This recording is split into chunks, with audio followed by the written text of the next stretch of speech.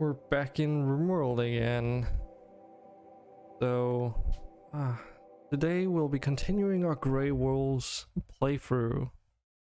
And some things have happened since last week. I got a new microphone. And already last session I think I already had the new lights in place. So hopefully this is a improvement to the stream.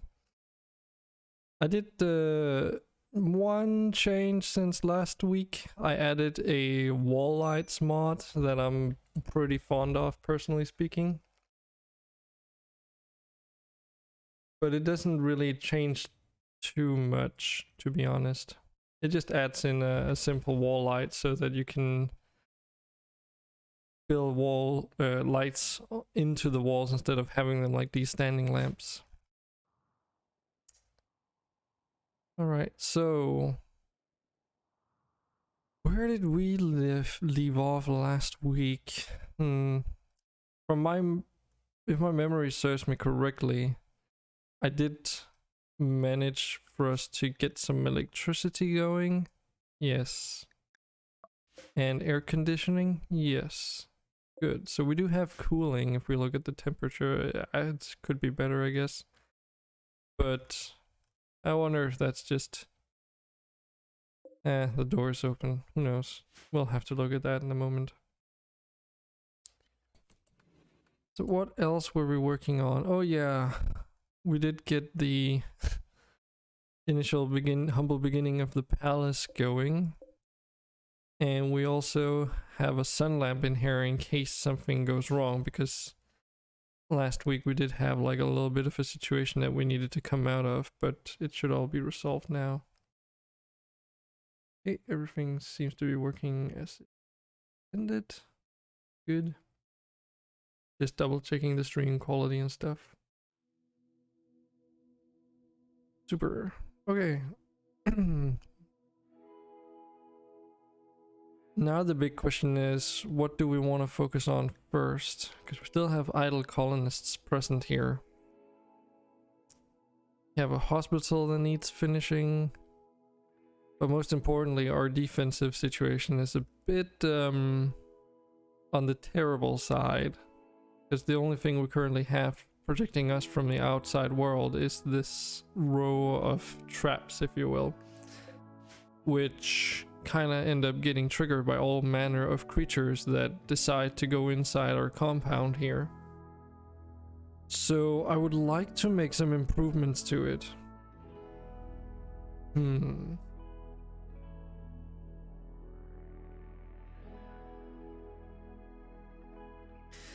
But the question is, what can we do?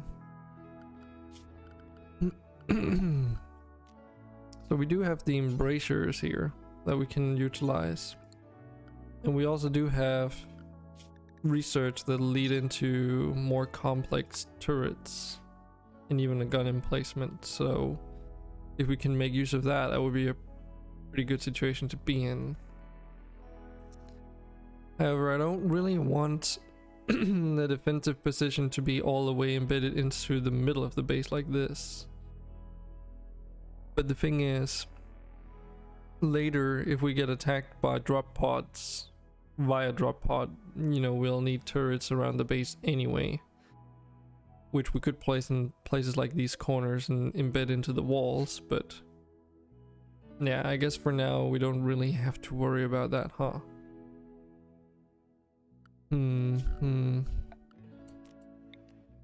I'll have to think a little bit. Because we want to keep this tree here for future uses. And I guess we could just carry on building the wall up here. So we get this geyser enclosed. Let's just mark that.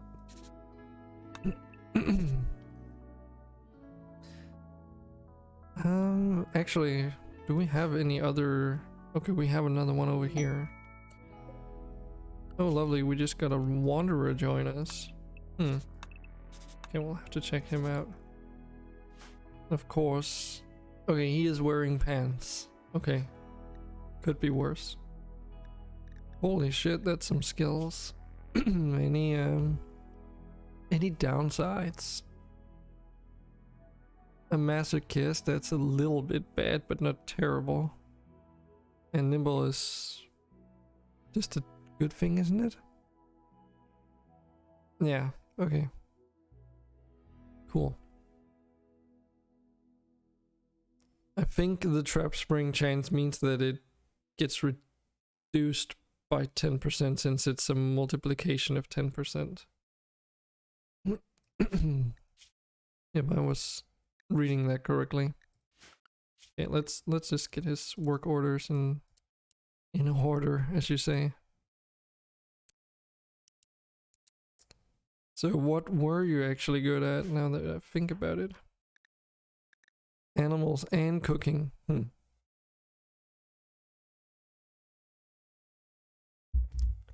My throat is a little bit fucked. My voice hasn't quite warmed up yet.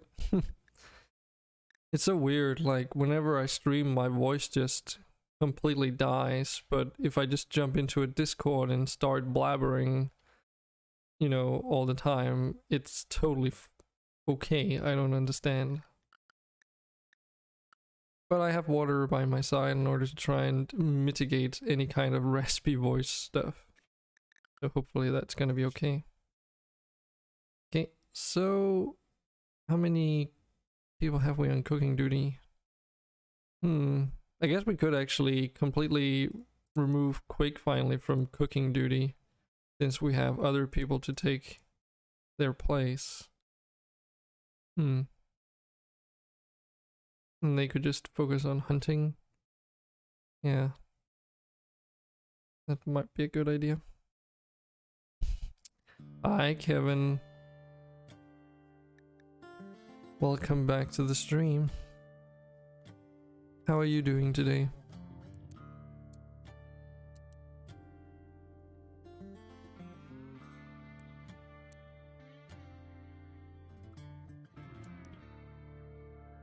Get some repair in here. I'm good, I'm good. It's been a pretty timid week, nothing too crazy happened.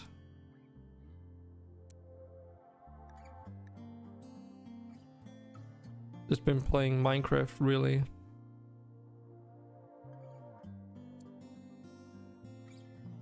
Okay, I think that about does it for what I want this guy to do.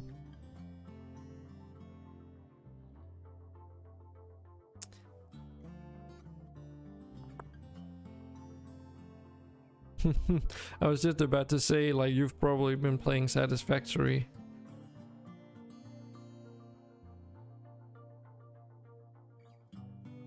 I think this is good enough. Anything interesting going on there? Like, I know they've added new content, but like in terms of game mechanics, but is there anything else in there that's like worth checking out?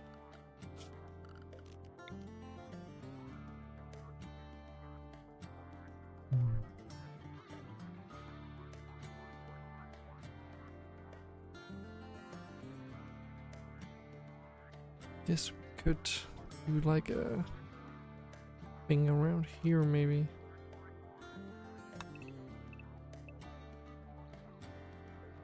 Game breaking new feature. Okay. How is it game breaking?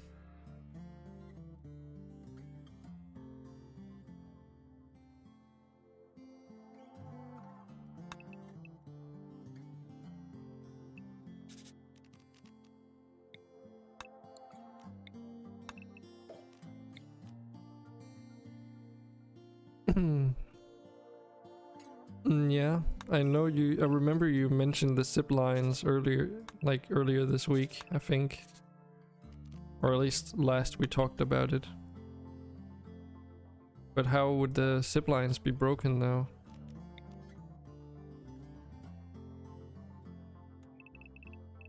Yeah, and power lines you have throughout your entire base. Yes.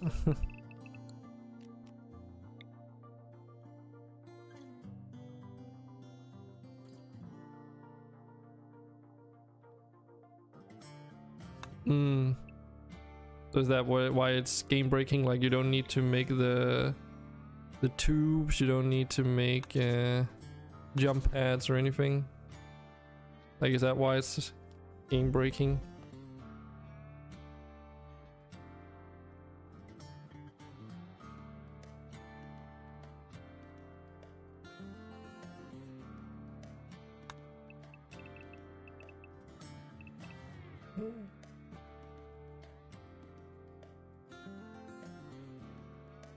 Hmm. Yeah, that like it sounds like a cool feature, but I can see why that would be kind of not, I don't think broken is the right word to use, but it's that thing where like why bother, you know? Why bother with the other mechanics in the game if you already have something that does exactly what the other things do, and you just get so used to using them that it's like, why even care? Like for instance, I remember when we played, for instance, I tend to like using the what were they calling it? The jump pads quite a lot.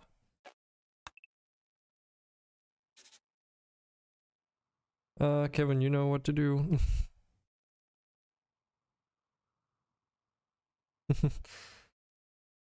Wow, they're really coming in today. Holy shit. Is that gonna like stop? Holy shit, is that normal? Do you know?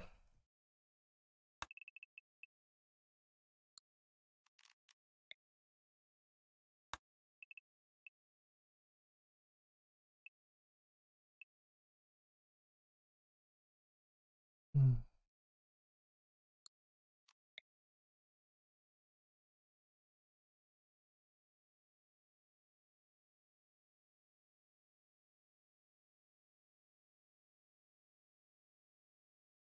Yeah, I mean, yeah, I know about the sometimes bots come in, but in like you know, sets of three like that, that seemed a bit extreme. But what do I know?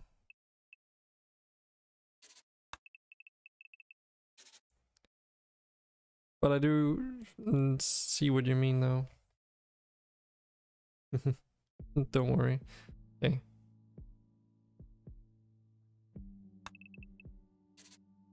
I'm just thinking though that, you know, it being normal is one thing, but surely there's a better way to deal with that kind of stuff than manually moderating it. If it's so predictable, if you know what I mean.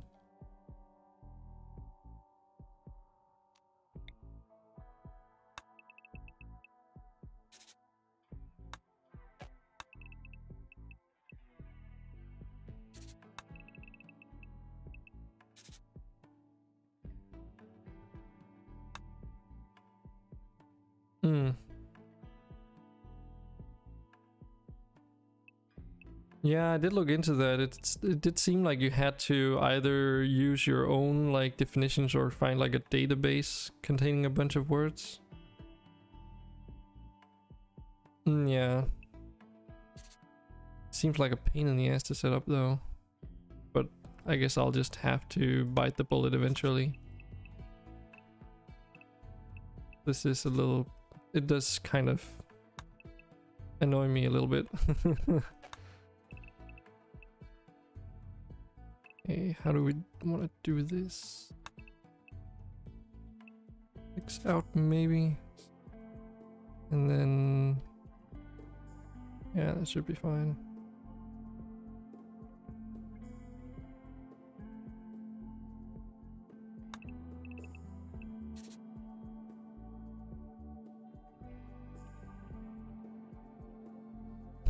Hi, Hawkeye. Yeah, I mean, I don't think it would be a problem, honestly, Hawkeye. I think it would just be... It wouldn't, like... be filtering out curse words, but more like filtering out specific like phrases that the bots use. But yeah, would have to look into that in detail.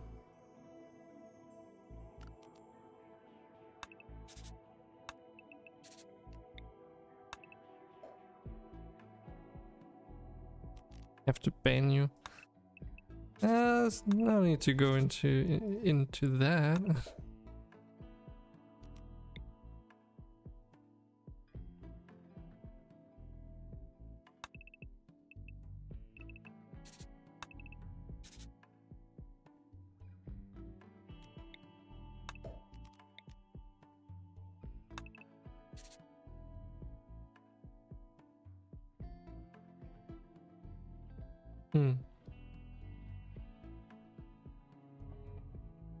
Okay, so let's see, how much space do we need for the turret area? 7 wide? 7 wide, let's stick with that.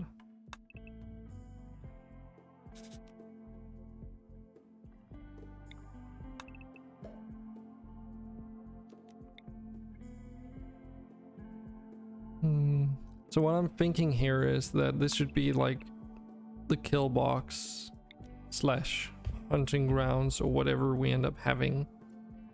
So the enemy will come like through here. And the reason why it's offset to the wall is that once we put down turrets down here and they can shoot into this distance, you don't want them to hit the walls as much in order to save time on having to do repairs. In case you were wondering. And then this little area here is going to be for turrets, setting up colonists with weapons to fire on the incoming enemies. I know this is a quite big kill box, but some of the turrets that we can research have quite a lot of range. Thanks, Kevin. That's a really good good idea.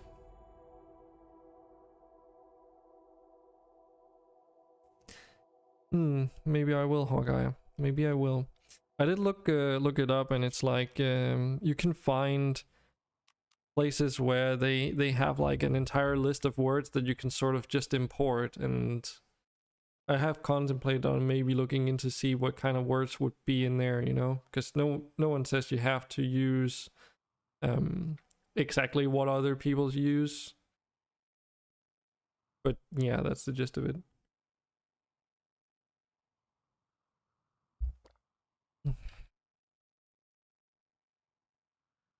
Okay, so the only thing left that I want to consider here is maybe to also implement some kind of trap setup. The only thing is that the palace is pretty close to this location, so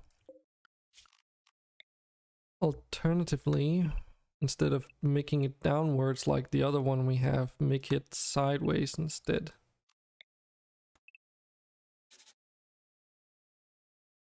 The reason why I'm marking a 3x3 is for future wall planning, just so that I don't forget that that's a thing.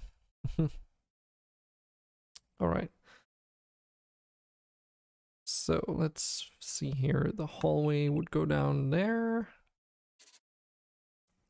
And then, yeah, actually let's start it a little bit in, because once the turrets start firing, you don't want them to accidentally break your access points and stuff. But we could make something like this. And then have the traps in here.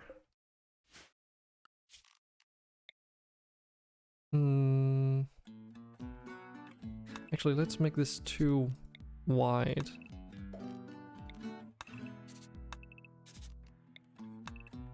Then move it up like so. Racial auto mod.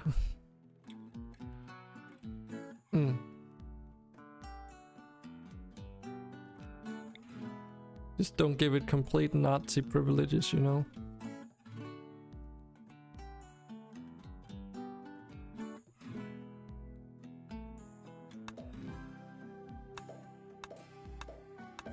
1, 2, 3, 4, 5, 6. And we can technically just continue this all the way across for as long as we want it to be. Almost.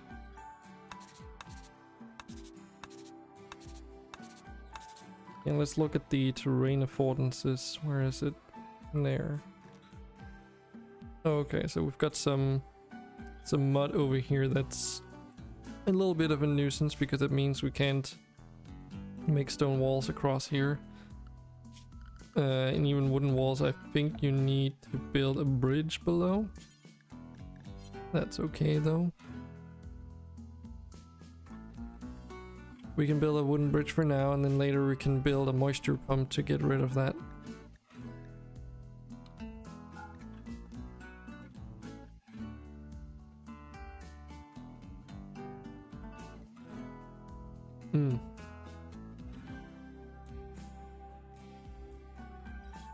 Yeah, so yeah, I did see that you could also do it so that it doesn't just outright start banning people left and right.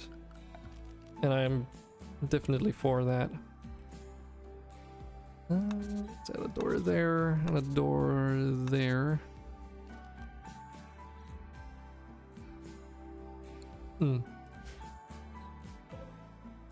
Like ever.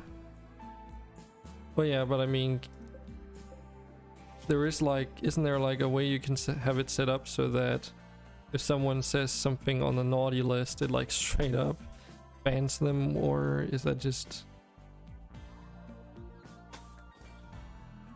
something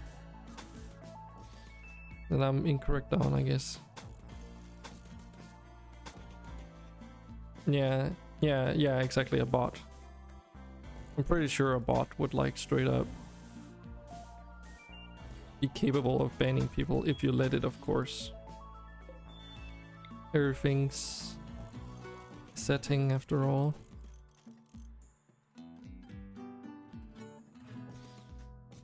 We'll need a lot of wood for this. Okay, let's do a little bit safe just for good measure.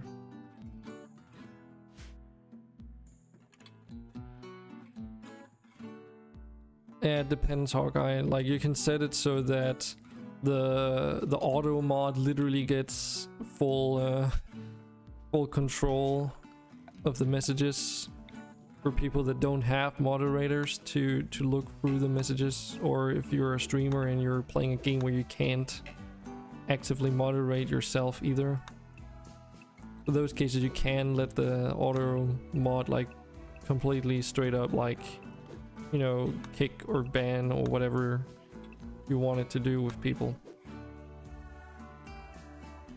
But if you have moderators, or if you have the capability to, like for instance playing Rimworld, it's probably a better idea to do what Kevin is talking about and moderate it yourself, so that it just withholds the message until someone can look it through. And that way, you know, even if you don't in case you don't allow it, right, it just doesn't get through. But if you're okay with it, it'll get through. And that's, I think that's basically good for cases where, like, okay, you might wanna, the bot might catch something that isn't inherently malicious to begin with, and in those cases it's kind of good that you can get the option to let it pass through if it catches something you didn't intend to. We researched the harp. Very nice, but not super useful. Oh yeah, right, we were still doing... Yeah, we were still doing medieval research. Let's see how much we need. So we need to research the Harper's Court and some stone road building, then we should be good.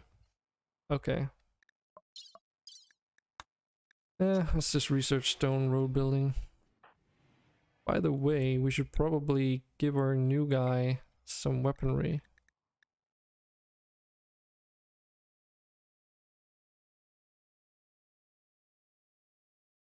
A ban stream like Amaranth? Mm, I have caught on to the fact that it seems to be a trend, and I can imagine the kind of moderation you would need for a stream like that. Let's say it like this. Let's give him a wait. What? Why can't he equip it?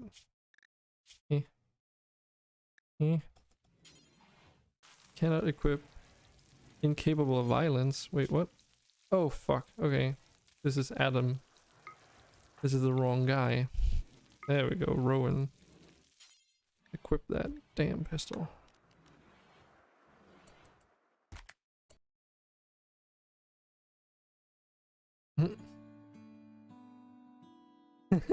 Me in a bikini.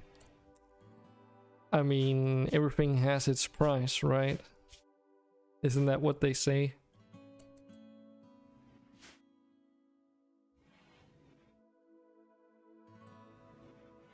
Term WIJF. What does WIJF stand for? Or why make that a blocked term?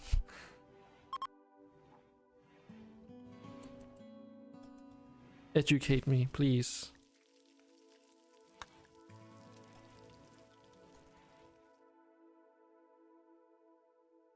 Not entirely sure what to do about... Why is she sleeping all the way out there? Oh, is it because we don't... it's because we don't have enough sleeping quarters. Right. Yeah, we also have these visitors right now. And we don't exactly have enough beds for all the people.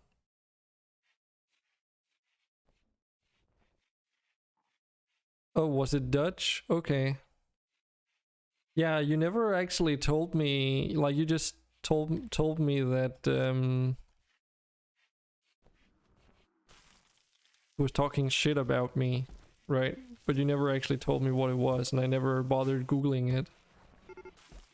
Because I had to go in and look through the blocked messages, if you can even do that. I don't know. I assume they're still archived. Wait, what? Excuse me? Oh, this grizzly bear. Okay, we need to take care of this. Hold on a second. Do not fire at will, though. That would probably be a bad idea. Oh, okay. I'll check it out in a moment. For now, let's see if we can take care of this bear without someone losing a limb in the process.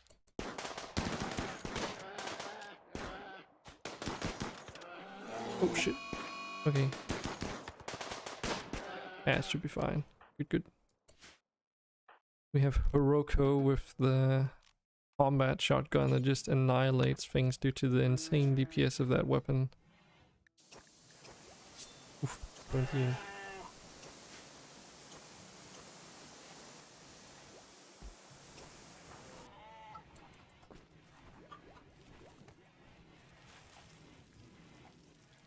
Wow, I just read the thing, Kevin. I assume it's just because of the translation being all fucked, but okay.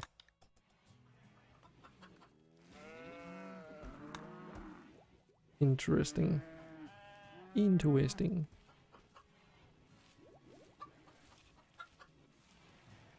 Yeah, I don't mess around with grizzly bears, Hawkeye.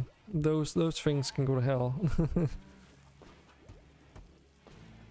But here's my next question though, like why do people just go into a random stream with 0 viewers just to write bullshit in chat?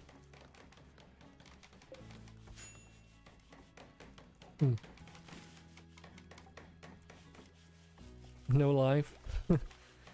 I guess so. I mean, I couldn't answer that question more appropriately myself.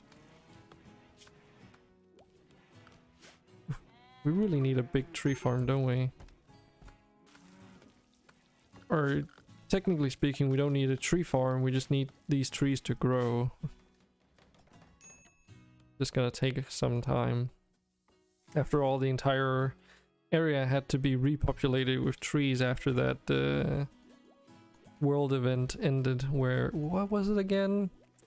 It wasn't nuclear winter, it was toxic fallout, that's the one. Kill off all the trees, and then came spring, like about a year later, and then we had a, what was it again? Cold snap on top of it in the beginning of spring, which just wiped out all remaining plants, really.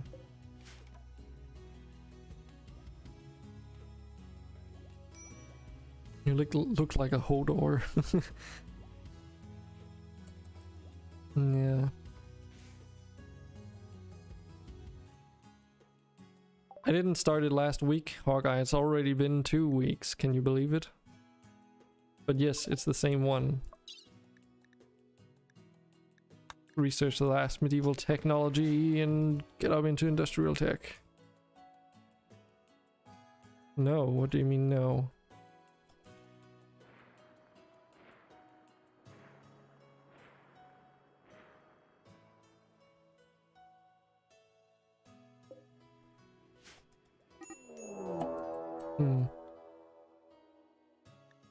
Yep, well, you did call out that we need to take care of the bear, and now it's taking care of us. Oh, shit.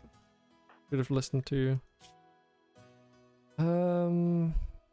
Well, little man, try and run if you can, but this is a grizzly bear. Crap. He might be a goner.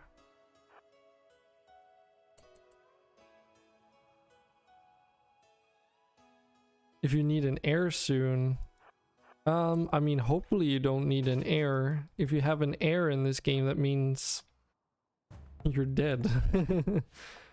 I don't think you can, or maybe you can renounce your title and get it passed on to an heir as well. So it might not have to do with people dying. Run, little guy, run.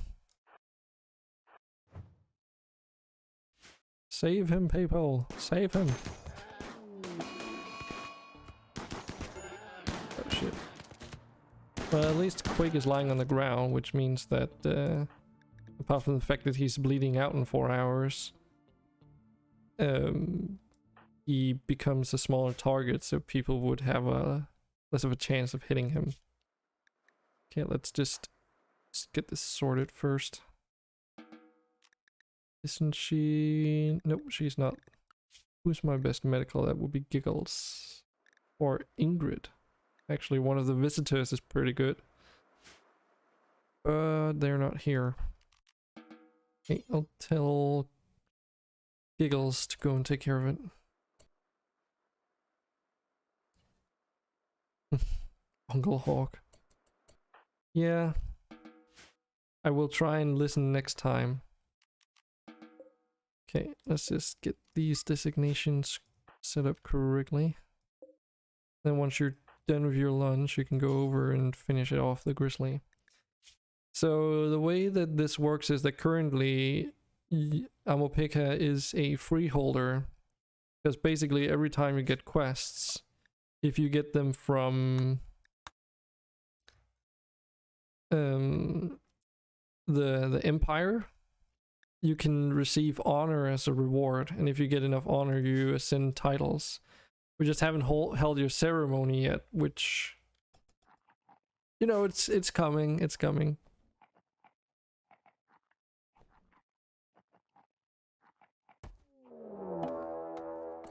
Politician. Wait, okay, so we didn't actually kill off the thing? Okay. Lie down, please. Is it dead now? No, it's still bleeding out. Okay. Damn resilient bastard.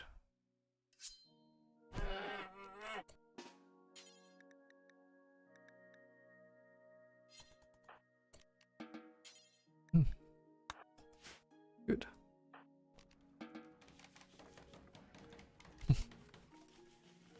I am already. Yeah. Okay, Neil's in a sad wonder, that's okay. Here are these. Let's focus on making sure Quake doesn't actually bleed out. Only 2 hours left. Okay, well, we have our medicine pretty close nearby, so it should be okay. Yeah, he'll be fine. It's just a bear attack, no biggie. But yeah, so basically, periodically we get this ceremony for your ascension to Geoman. I actually don't know how to pronounce that. But if we get you ascended to this point, you actually get special powers, to believe it or not, with this Psylink. Including the title, of course. I don't think there's any negative parts about having this title now. Let's see, what do I actually need in order to do this? If any throne room requirements are satisfied. Okay. Should be good. Actually, where did they land? Okay, they landed here. So, how does this actually work? I've never done this before.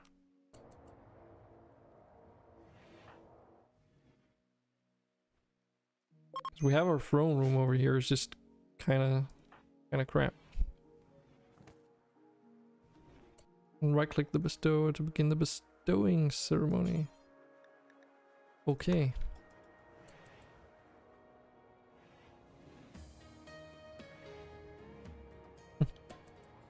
What, Darth Maul? What, this guy?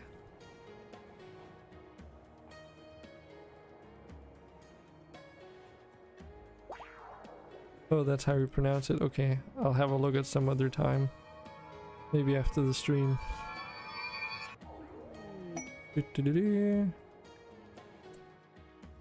Holy shit, that's a lot of text. Amopeka has gained his first level of Psylink. He is now a Psycaster. To use psychic powers, Amopeka must build up Psy focus through meditation. Yeah, okay, so I knew about that part. Yes, and you can build different objects depending on the type of meditation.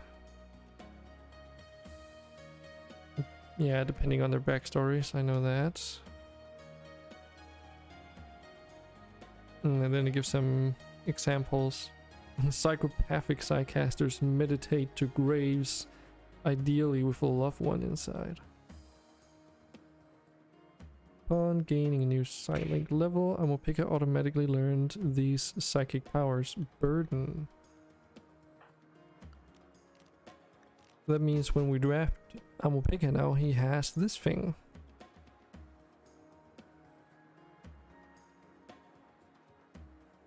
Oh.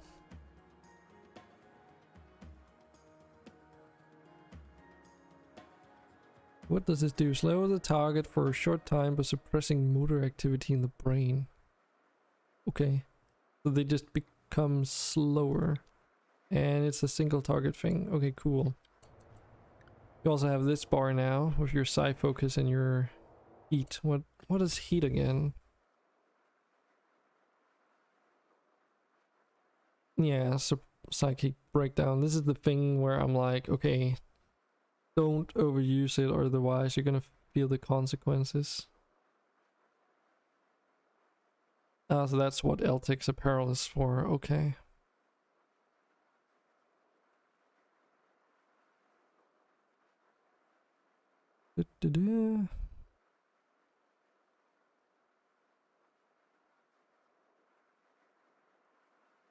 So I don't think there's like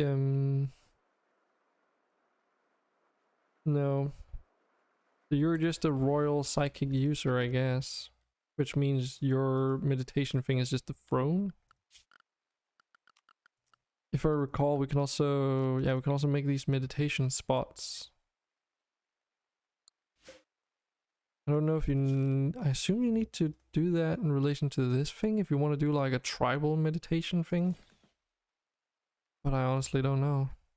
You can also build these natural shrines but oh well. Yeah, there's this anima tree, Hawkeye, but that's only if I recall, it's if you do tribal, if you're a tribal sidecaster or you need tribal meditation.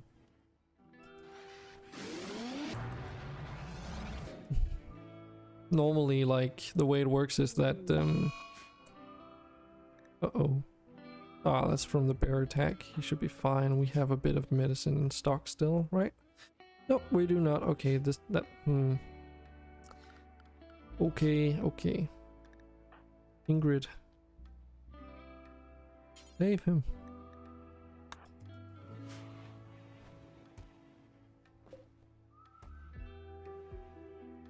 Yeah, I don't think we can... Yeah, need natural silent focus type. Okay, and then you link yourself to the tree, I guess. I honestly don't know how it works. Like, I've never messed with these silent powers because about the time when royalty came out, that's when we were messing around with Rimworld of Magic, and you know, it already does a lot of the same things, just in a different way. Yeah, probably.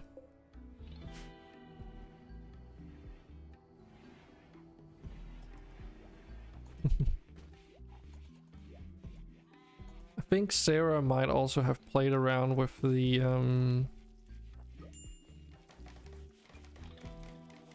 royalty DLC when it comes to that, at least.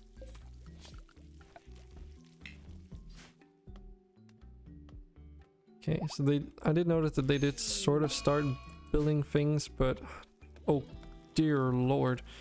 Okay, everyone into the hospital, I guess. Yes. Don't exactly have hospital beds for this many people yet. Malaria is not to be messed with, though. Oh boy. Could probably just make steel beds. Screw it.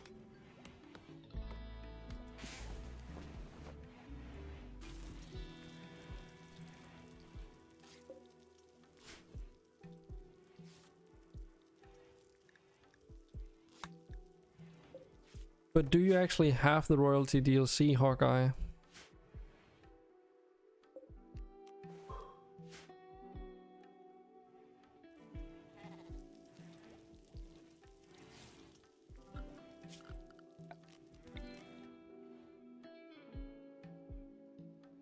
Question is, what steel should we mark? Because I don't think we have... No, I don't think we have sufficient steel in order to provide all these people with beds, unfortunately.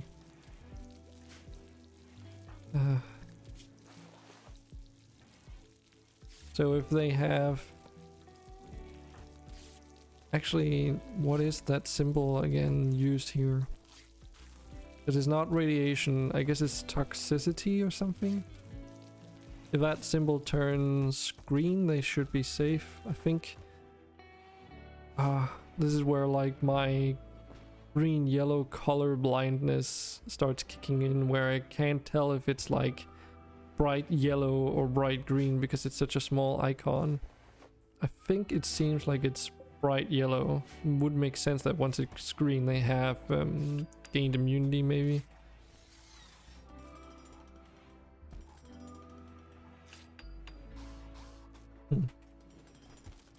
Are you drinking today, Hawkeye?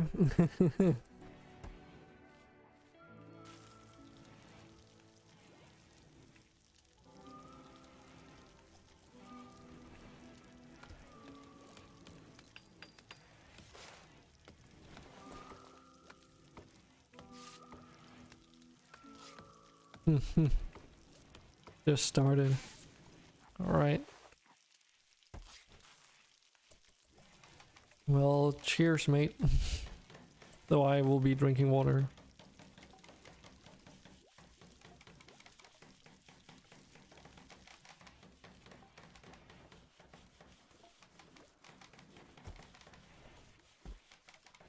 Black label beam? Is that a fish?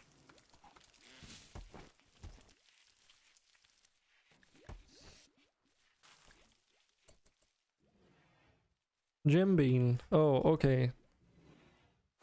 Now I know what you're talking about. That's like a local beer, isn't it? Ooh, harvest cord researched. So if everything is working correctly, should be industrial tech. Yeah, and it says there, resulting technology level industrial. Good. I always have to double check that mod. Sometimes I don't quite always understand these settings in the top, but it works out. That means that all the industrial tech research is cheaper for us to do. So geothermal power is no longer like 4,000 something research points. But then the question is, sterile materials would probably be a good idea. That would help out any future disease epidemics and such.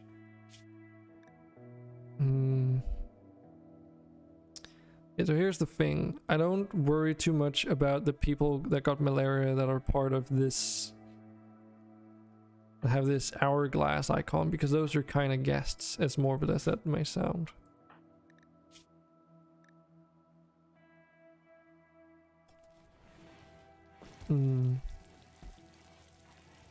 So Quake's icon looks green, Heroko's looks yellow, Jericho's looks green to me. So maybe it's just if they're like, their immunity is far ahead of their actual disease, I guess. That's my guess anyway. So it's like 5 or 6% ahead maybe.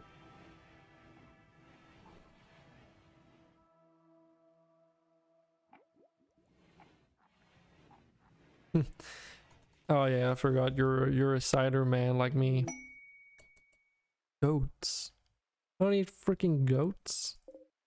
We should probably just slaughter these. Also nice that we have like outdoor beds here.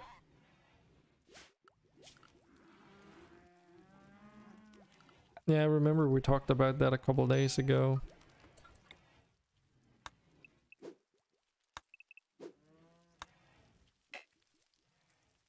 I can't drink beer either. I just can't stand the taste of it.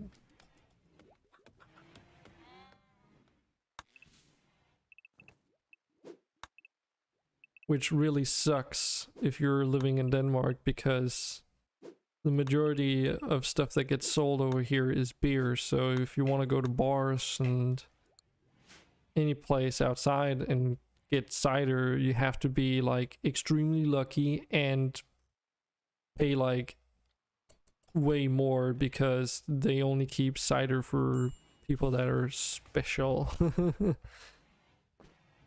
Which kind of sucks. I guess it's because it's expensive, more expensive for them to buy in ciders in larger quantities, since they can't sell it off otherwise. Man, I was like in London, oh no, sorry, just the UK generally speaking, a couple of years ago. And we went to London during our visit there, and it was just like, you want cider? That's the fucking place. Like, generally speaking, just the UK, that's the place to be. And you have so many options too, like, it was amazing. That's at least my experience anyway. We went to, we had one day where we went to London after like, can't remember how long it took. It was like by train, it was a pretty good distance.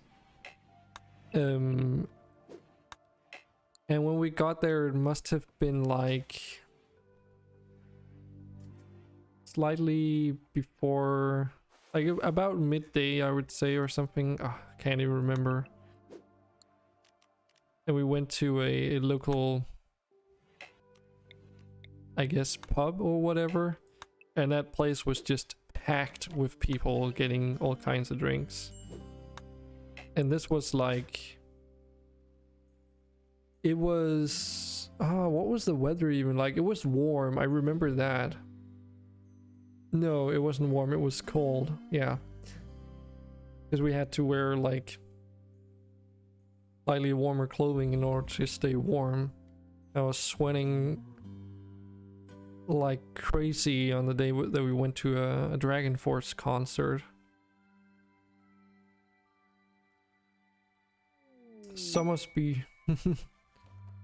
I guess Summersby is kind of found everywhere, but you know, the majority of ciders they sell over here, when they do, is just generic apple cider, and frankly, apple isn't my favorite. I'm more a pear kind of guy. Strawberry is also kind of nice.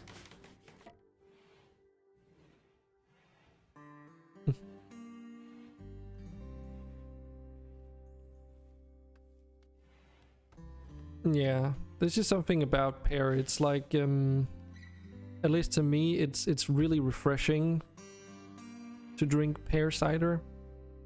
Where apple cider is like, you know, it's a bit more, it's not more warm, but you know, it's like, yeah, hard to say. But I definitely prefer pear. Yeah, I guess acidic. I mean, I don't know if you've tried them, but you can get like, you know, citrus cider as well.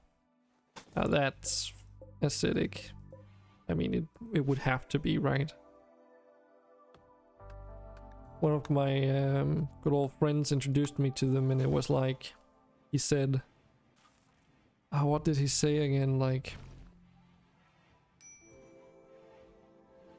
he had to keep drinking them in order to get drunk fast enough so that he wouldn't mind the acidity messing with his stomach much, or something along the lines of that was his strategy for drinking them, because it's like so acidic that if you're not used to it or drinking it on a semi-regular basis, you're just your stomach just gets turned upside down.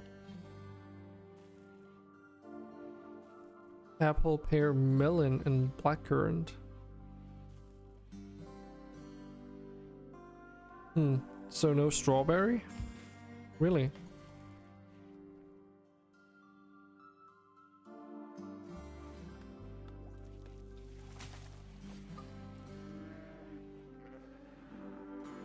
How are we doing on the wood situation? Actually, maybe we should look at some... yeah, okay, you know what? Actually, can't really do much as long as these people are lying down being immobile like this, because they can't work, so we can't chop down any trees. So we're kind of just stuck having to wait for these guys to feel better again. Oh, okay. Come on, I've had it with these diseases already. Doesn't she already? She already has malaria now. She's got the plague too? What? Come on. Give her a chance to live.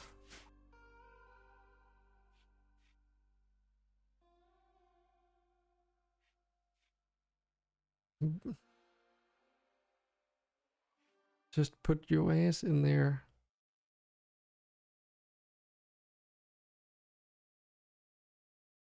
Okay, you're starting to like and now a why what their hell? What are you trying to say, Hawkeye? You definitely sound tired. No one's forcing you to write either.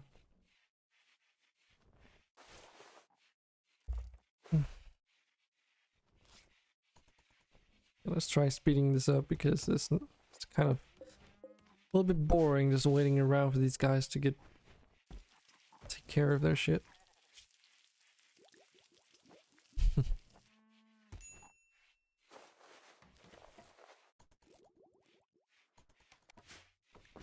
Yeah, don't worry about it, Hawkeye.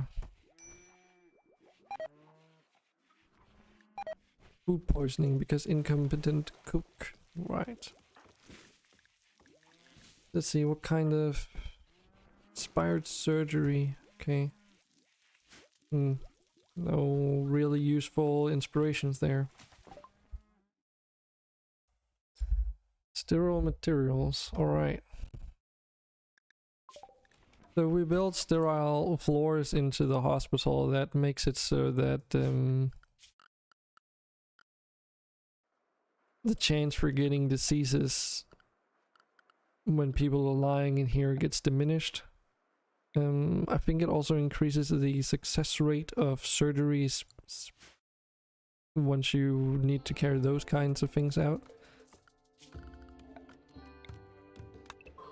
And I can't remember, but nah, probably doesn't affect disease, like getting healthy after disease.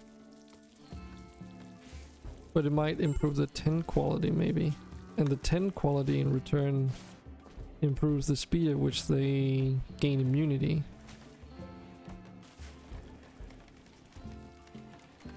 Alright, let's speed up a little bit again. But of course, right now we need steel in order to make all these beds. But I guess we still can't really get that until someone who wants to do mining gets free. Guess we could set Regina onto it, and maybe we should do Rowan as well. Roman, not Rowan.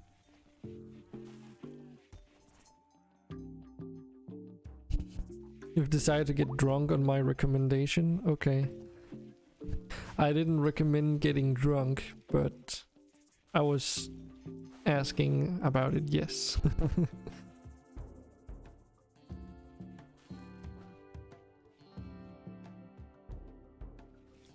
So optimally, eventually, we will also want to replace all these walls with stone, which currently is going to be a bit of a challenge since we're limited to the rock chunks that we have within this map to work with.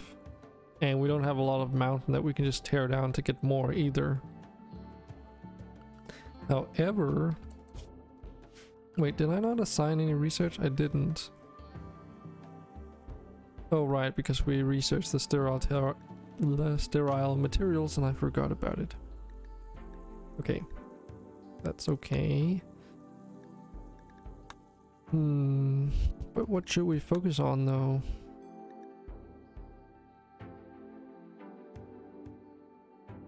We have stone cutting, so that's not an issue. If we research machinery, we can get up and get gun turrets, which is required in here in order to progress further. Like, we can research gun complex, which is just an emplacement for people that don't have fully automatic weapons. It's mostly useful when you're not using a mod that allows your colonists to have multiple weapons, because that means that you can have melee people mount the mounted turrets and then use those to shoot with. But then if the enemy comes behind your defenses, you can still use their melee weapons. So that way a melee equipped colonist can sort of use ranged weaponry. If we research machining though, isn't that also what leads to components, or is that something else?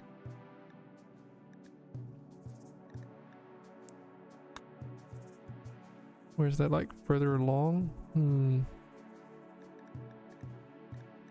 Because if we get microelectronics, we can also get the moisture pump, which we kinda also need eventually in order to get rid of the mud.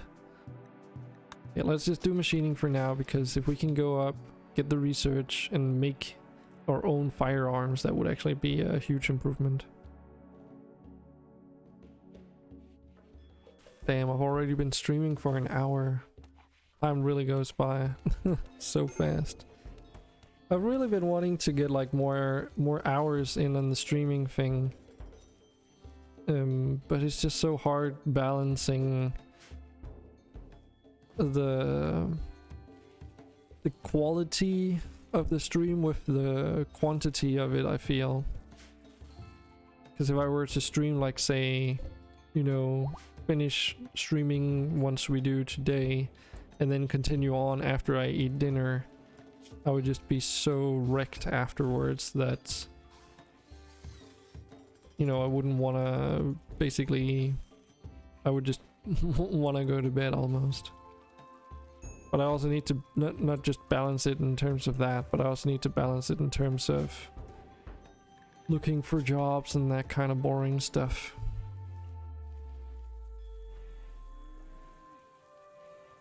But hey, it's helping me get motivated, so that's kind of nice. I think getting a routine in is definitely a positive thing for sure. Well, Trista, nice knowing you. But having 2 diseases, there wasn't really much we could do. And yeah, we're also gonna lose Poopy. Poopy poop. There's no way. Like, Roman, you might as well just not.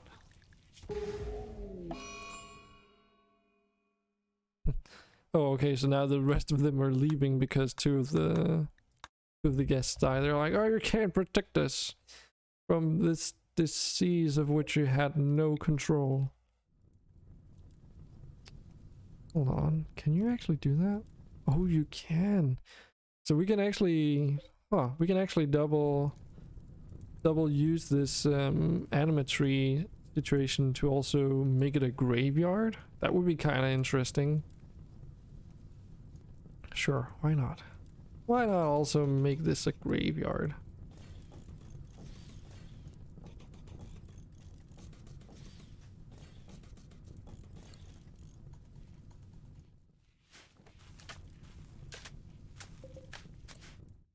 You need to like set up the settings though, because if I remember correctly, it's by default, yeah, allowing strangers' corpses. We do want to limit it only to our colonists though, because those are the only ones that really matter when it comes to mood debuffs, because they get this debuff since they're part of the colony but they're not buried. All the other people that like attack us and whatnot, we can just dump outside the walls somewhere, as long as our colonists don't happen to run into them. They should be fine. And the reason why I'm mentioning this is that some of these graves contain people that were not part of the colony at any stage. And unless you unbury them later and cremate them, these graves are gonna stay here permanently. And frankly, I'm not too big a fan of that. Because that's just gonna become a problem that's gonna accumulate over time. And eventually we'll just need to have a... So what happened, Hawkeye? What happened is that Trista had 2 diseases, both plague and malaria, and she couldn't cope.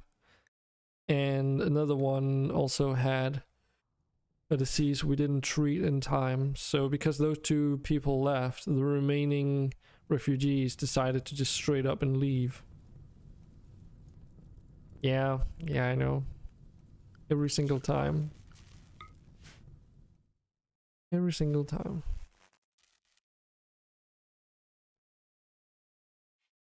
So something I want to hear your people's thoughts on is that in the top of the screen I put in a URL reference to the stream on Twitch, because I'm using Restream to reach out to like Facebook, Steam, and other places as well. Is it like distracting, or is the way that I've done it okay, or what are your thoughts?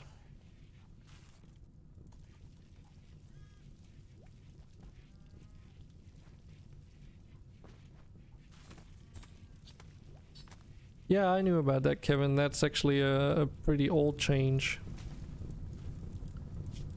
It happened around the same time that they implemented it so that you could actually destroy the mast as well. Including the steering wheel. Yeah, that was a pretty significant change, because before that it was actually, you know, and you know that of course, like it was a pretty big deal, like having to hit as many different locations on the enemy ship as possible, and you didn't always know if you actually did that. Well, it's not as much as if it's smooth Hawkeye, it's more like, is the URL on the top of the screen distracting, or is it okay?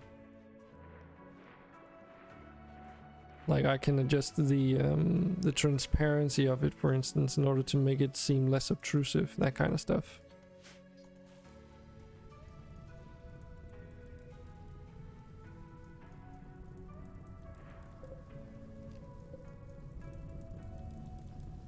Okay.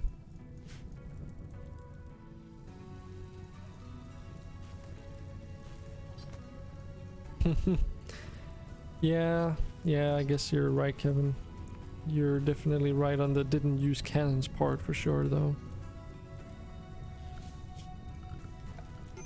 What else did they actually change back then? Because I think they did something else. They changed the arcing of the cannonballs as well, as part of the same changes, so that it would go more like in a curve, and it, I don't know how to explain it, like it didn't shoot as far or something if you didn't aim further up. So my whole like aim sight in the game was completely screwed for like a couple days.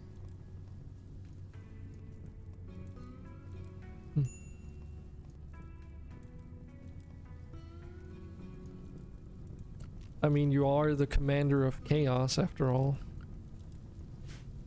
Speaking of chaos though.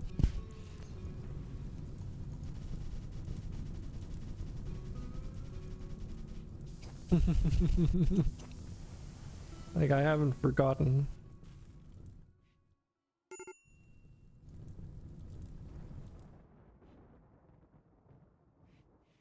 Quest expires in 20 hours. Where are you, big man? Goddamn Frenchy boys. And then that was like the funniest like in-game comms like ever.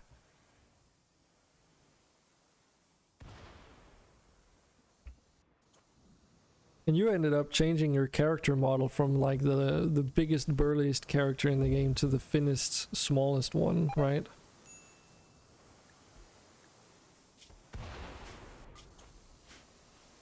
God damn it, they are spawn killing us.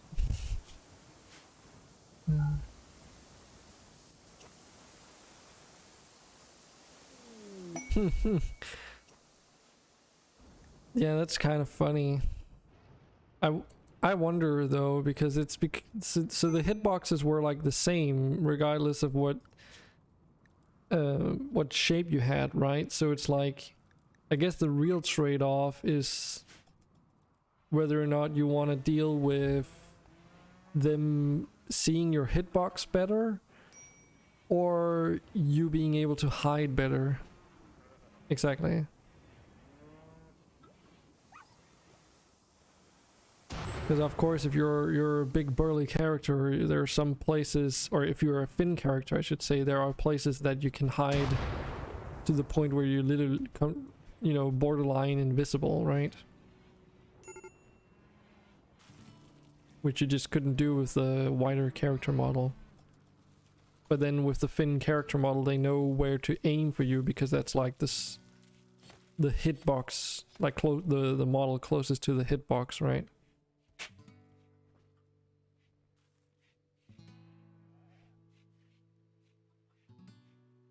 Yeah, that was like such a fucking pain in the ass. It was the what was it called again? Was it the Forsaken Fortress they were called?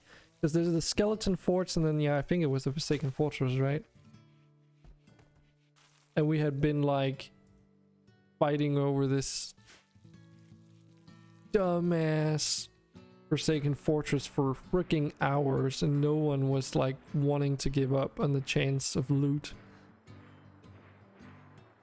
Yeah, and then we had like stolen the key in the fight, or you had, and then tried to swim away with it, but got killed by a shark or something in the water, and while they were like returning to the thing to retrieve, or we were returning there to with a new ship to help you out or whatever, right? Port of the Damned, is that the small ones, or is the because this was the one where you needed to put in all the different colored flames. But yeah, they were like so freaking mad because they thought we still had the key, but we knew just as well as they did where the key was actually located, because for some reason you'd lost it, or we couldn't find it after you dropped it in the water, I should say.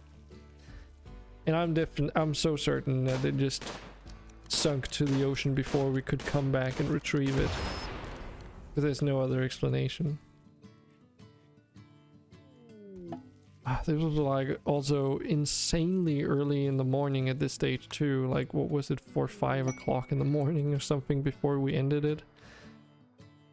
We were just also wasted.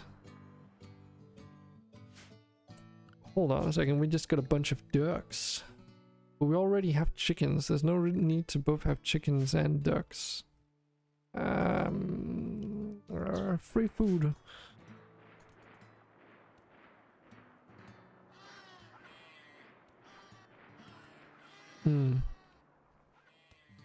But it was still pretty funny that we managed to convince them that we actually still had the key. And they were just... you could just feel the frustration from their end. It was glorious.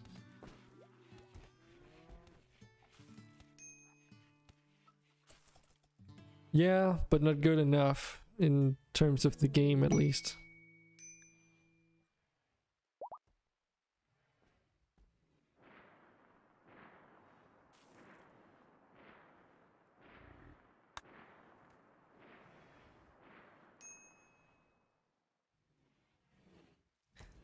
But yeah, they definitely whooped our ass in the actual combat part, but we still managed to outsmart them, I guess. I mean, also being good in combat, they were pretty crap at hide and seek.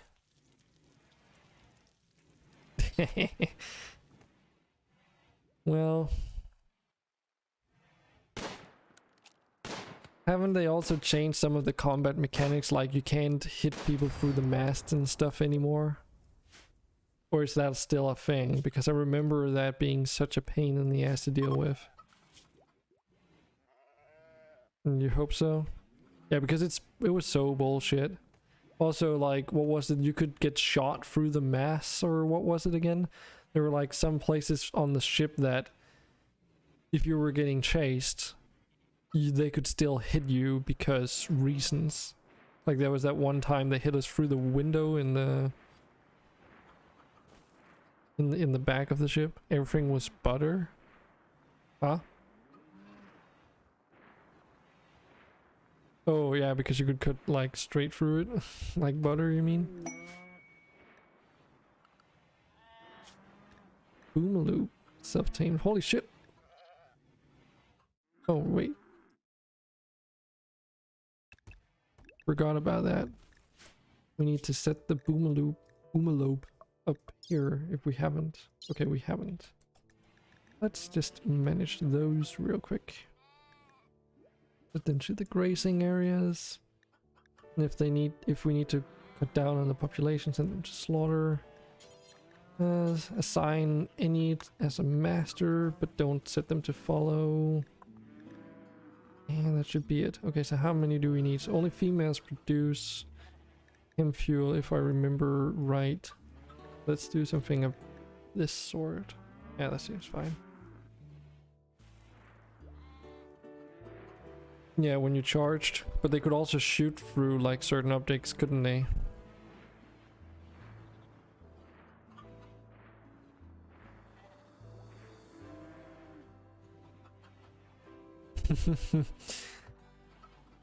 Can't catch one because they're free-legged, they run too fast. Is that the joke?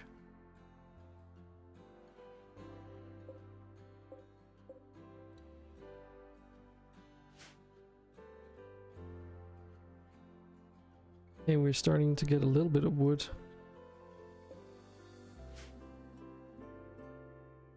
Not the best, but it's something.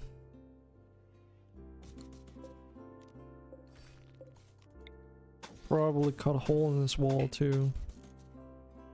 Well, actually, let's wait with that until we have all of this dismantled and moved over to this new location.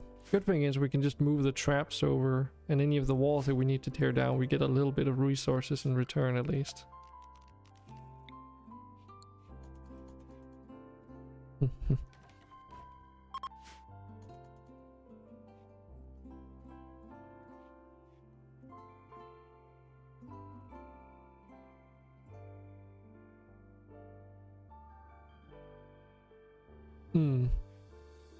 I mean, our group was also structured in a very role-specific way.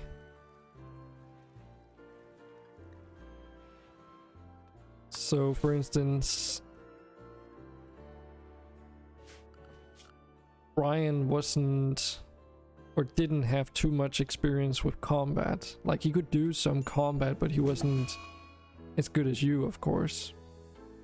And the same with me, like, spending most of the time helping out Brian with navigation, setting sails, and manning the cannons meant that I was kind of crap at the melee combat part. But who knows, like, it's possible that these people that we were up against that day were also the kind that enjoys the other game mode, the Battle Royale game mode. Whatever it is again. Can't even remember. Is it even a Battle Royale? I remember you need to like gather treasure and all that stuff, but yeah.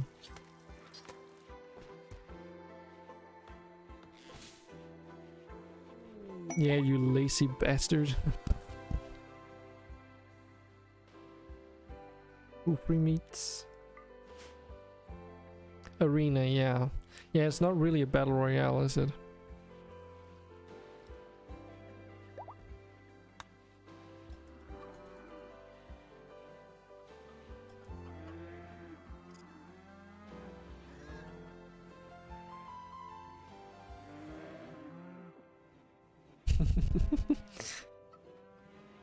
True.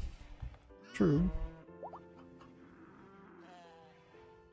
But that doesn't protect you from being called lazy, though.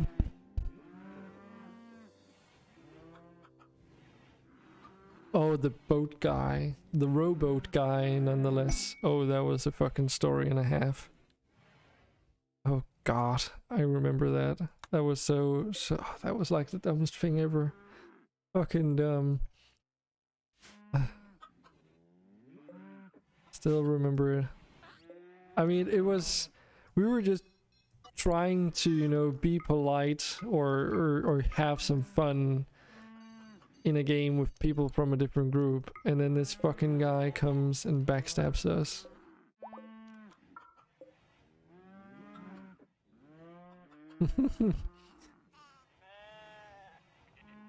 I'll get around to that. But yeah, so how was the story again? So we were out sailing and we were on a galleon, right? So we were 4 people. Or was it a brigantine? It was one of those two, at least. I think it was a galleon. And we had a rowboat full of loot. No, we didn't have a rowboat full of loot. Now I remember, yeah. So we were out sailing in our ship. And then we met some guy on a different ship. Yeah. So we were out sailing and we came upon a different, another ship that was just anchored, full of people that were AFK. And on that day in particular, we weren't like in the war hungry mood.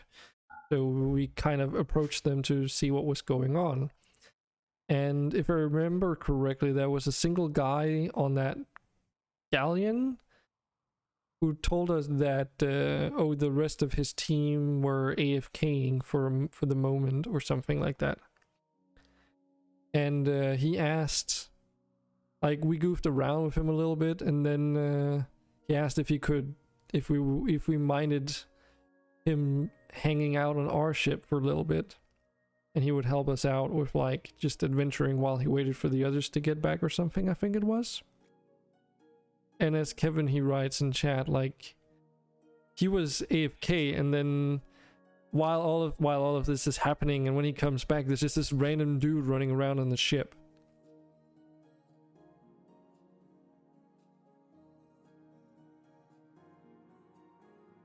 Yeah, kinda. I mean, what was it again? It was something to do with the grappling hooks in the game. That's on the rowboat and on the different ships.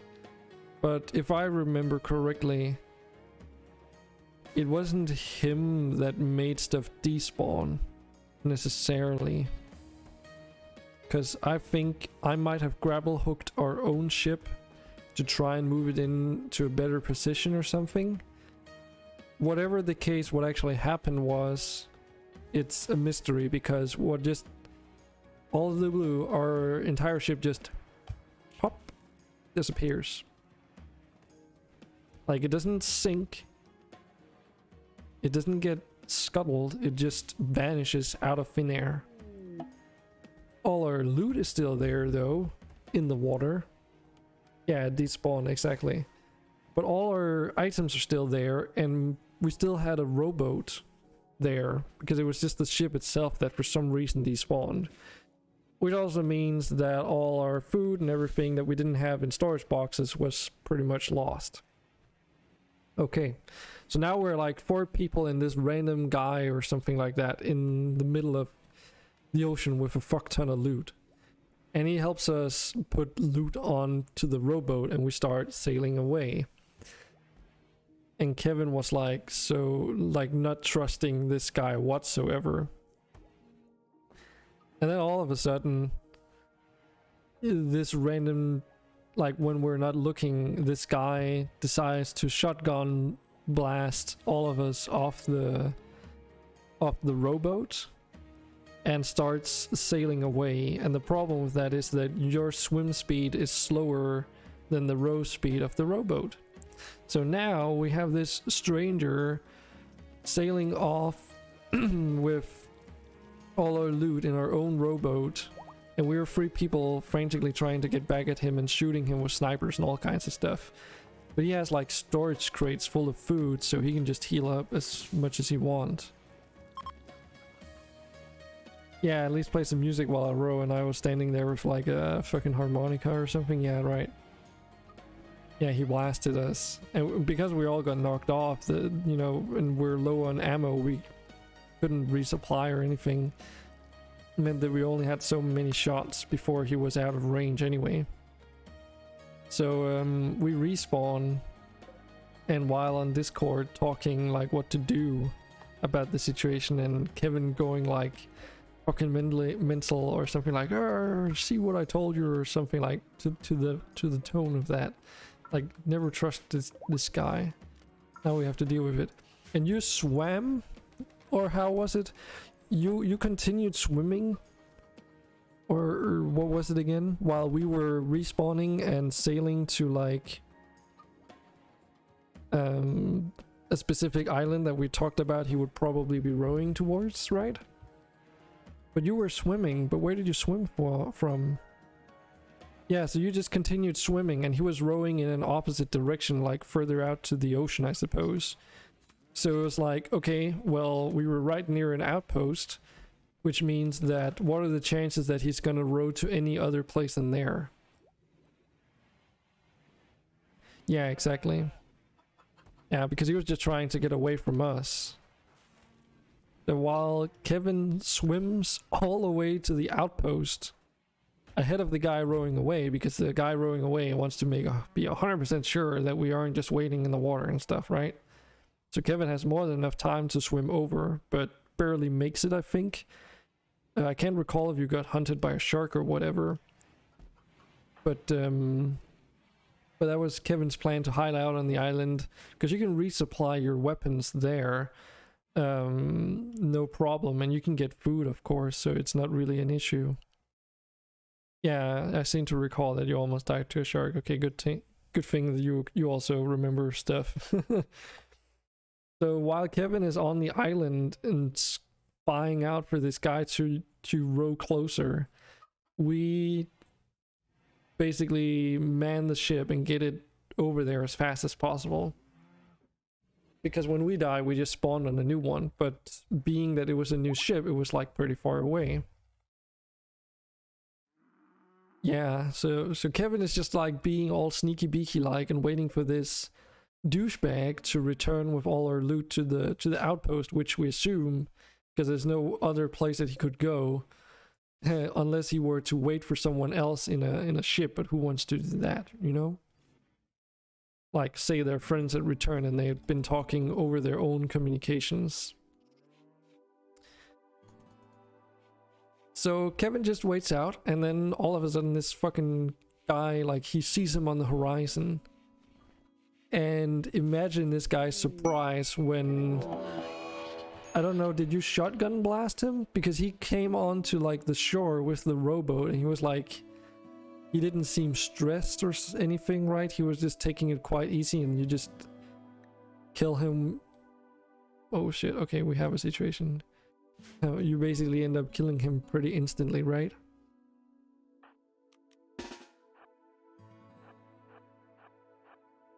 Because although he were on a rowboat with all our resources and everything, chances are he probably was running out of ammunition too.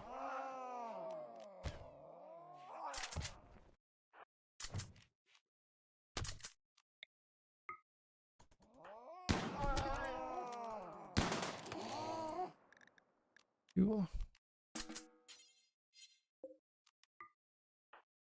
Making sure we're avoiding a crisis here. Nothing too crazy happened.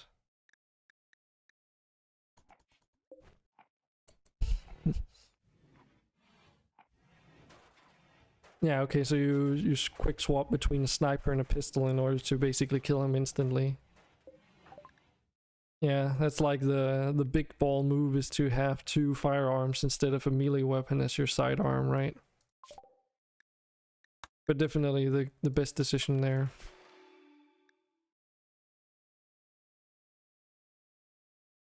Yeah, no reaction time on his end either. I can just imagine, like, you know, he really thinks he's tough shit because he just outsmarted us, because our freaking ship despawned for some reason. And he probably thought opportunistic and wanting to have all this loot to himself or something. Because we weren't in an alliance with him. I think it was a thing at that time, but he didn't go in an alliance with us. If he'd done that, he would have gotten... Or was he? I can't remember. Because if he would have done that, he would still have gotten 50% of all the rewards for practically no work. Other than just sticking around, really.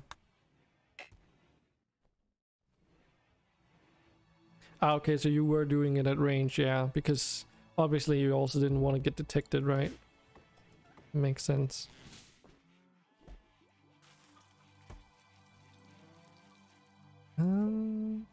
Okay, so all the animals are kind of just eating up the hay grass as it grows. They don't... It doesn't really grow enough to the point where they can actually harvest this stuff.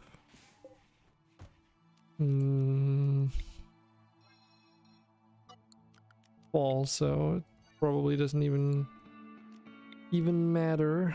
But I think it's probably a better idea to have all this designated for hay grass as well.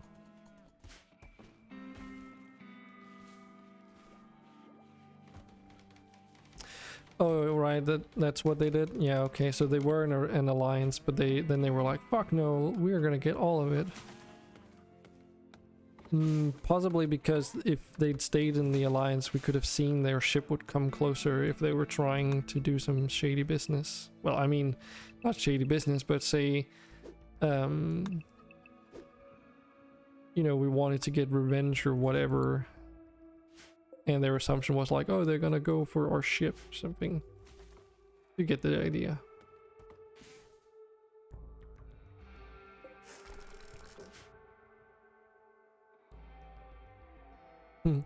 No, they didn't. They definitely didn't take the Commander of Chaos into account. That's true.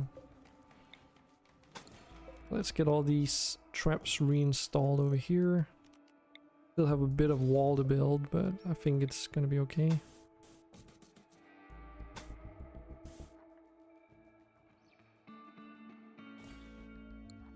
Since we'll also dismantle these old ones. I was about to say old walls, but then that became a mix of old ones and walls. And get that moved over here. Where was the freaking diseases already? Jeez. Who's it this time? Giggles. Gotten sick from an infection. Wee, what a surprise. Okay. Yeah, it's because the cougar. It's like the thing that I was told where, you know, stuff like being bitten by animal teeth or getting scratches from their claws and such. I guess actually mostly just their bites are highly infection prone in this game. Which is where it's like different from a gunshot wound, you know? But so... who's currently... Yeah, I guess it would have to be Adam taking care of Giggles, since Giggles is otherwise the best one. Always down for a surprise, yeah. Man, like, I can only imagine the frustration on his part being like, what just happened? Getting insta-gipped like that all of a sudden. And then thinking he really had us. Oh man, like... Plague. Really? I'm pretty sure we're in a temperate... Yeah, we are in a temperate forest, so no... Not that high average disease frequency.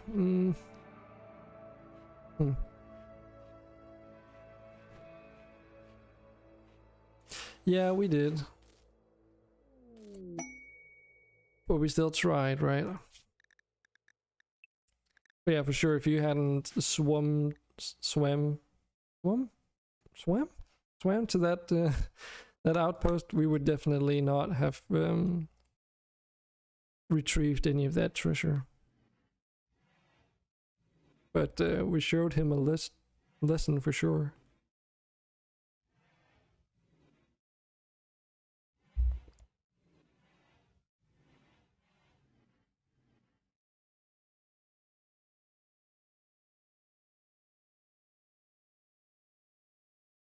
And then he turned back what actually was his biggest mistake? Like, what do you mean? Like he turned around? Like he turned his back to you?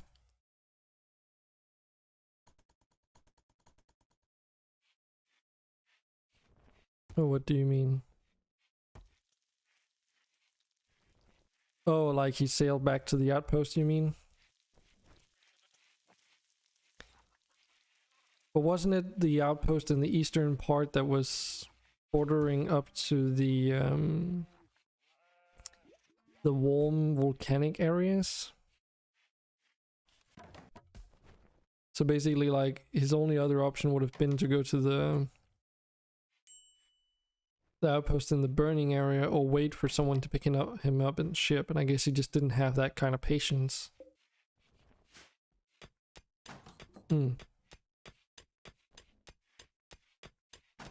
Yeah, if you would have rowed to any other outpost, he would have been good, but that would have been so damn far away. And who knows what kind of shit can happen in a rowboat on the distance like that. Like, can you have skeleton ships spawn around you? What about the Kraken or the Megalodon? Like, you know, there's a plethora of events that can just randomly generate that could really screw you over in a situation like that. And maybe he wanted to avoid that, is my guess.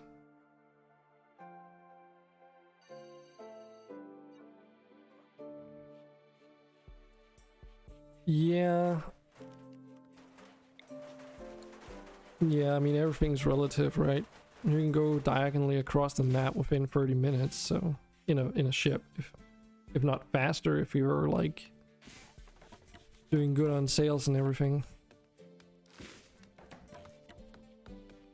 Yeah, he didn't assume that anyone would survive it, or bother swimming all the way, or, you know, there's so many things to that too, right?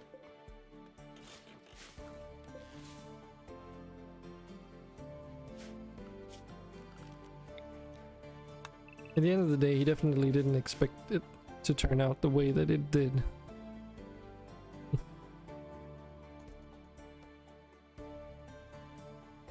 Alright, so we've finally gotten some of these traps moved over. Well, we have moved all the traps over. And some wall built. That means we can get started on this whole situation here. Let's do the embrasures first, then we can always worry about yeah, we have the mud here. Until we clear out the mud, we have to be a little bit creative with our structure, I think. But that's fine, we can just build like a small divot in. So we can make guns now if we make a machining table. Maybe we should actually also try and see if we can't get that done. Just to get some bolt action rifles. Because range is your friend. And instead of doing more... Actually, we should just go up and get turrets, shouldn't we? Just about to say, instead of doing more of that, we should do something else, but... having automated turrets is a really good thing.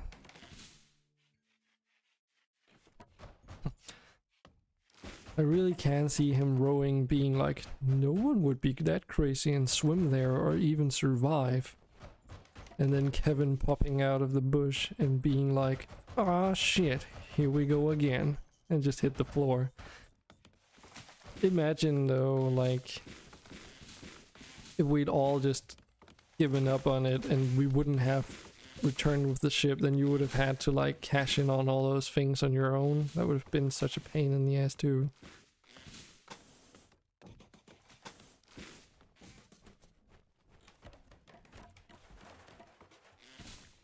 Can't even remember who we were playing with, because weren't people like pretty much ready to give up that day?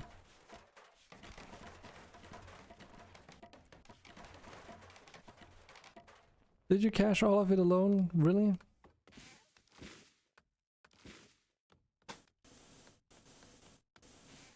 I thought we did manage to get there before you'd cashed in all of it at least. Oh. But wait, if that's the case, then what the fuck were we doing then?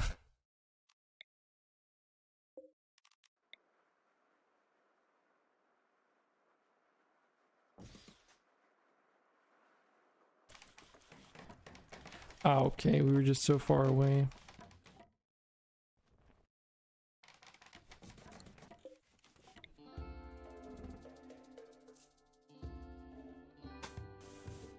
Yeah, that's something that's always bugged me in that game, is the fucking respawn placement sometimes. It's like, oh, your ship just sank. Well, let's just place you like at the completely opposite side of the map and let you sail all the way back.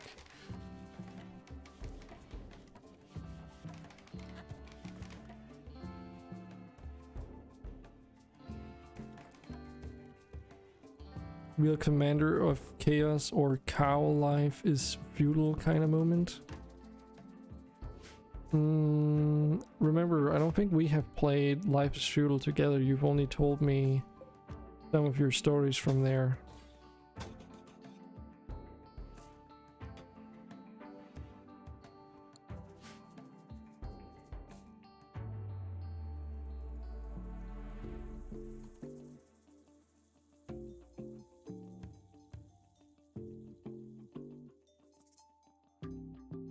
What was I thinking of this thing here? That to... oh, that was to continue the wall from over here. Just mark that down.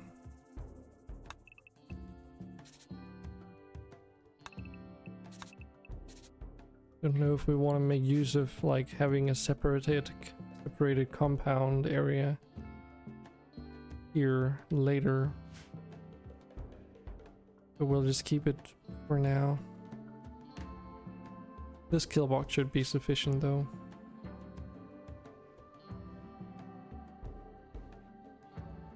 Oh yeah, we did play it together, but when we did that, I don't remember we did anything crazy though.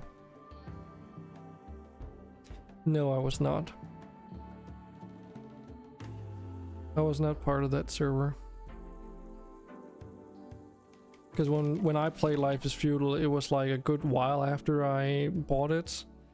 And I can't remember how we even got into talking about it, but we just ended up playing it together. But you'd already played it for quite a while at that point. Okay, so it's a raid. We don't have all our walls up. Should be fine though, because this area is actually closed off. We have an opening here, so they should actually be going for this opening and down, unless they'll prepare for a while and then attack. Very nice.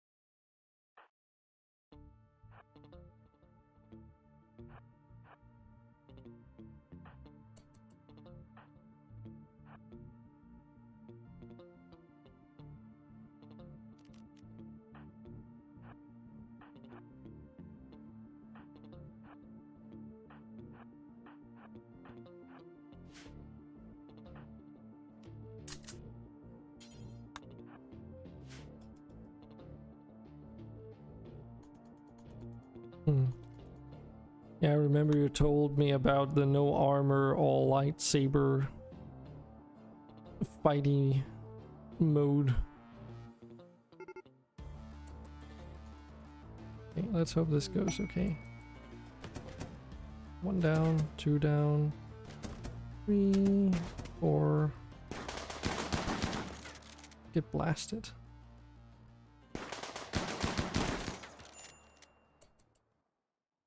Okay. Was that really all of them? Huh.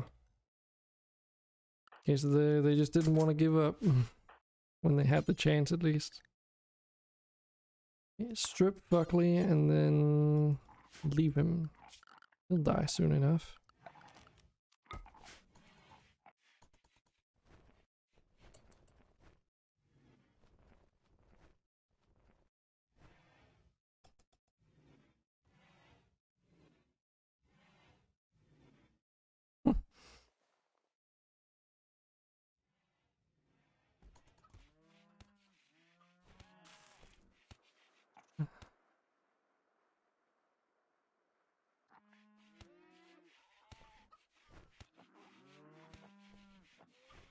Savage, Kevin.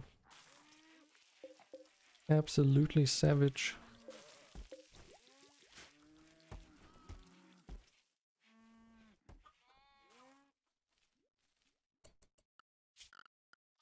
What's our grazing zone actually looking like now? Oh, okay. Now let's expand this a little bit, shall we? No need for them to have such a sparse area to graze on, really.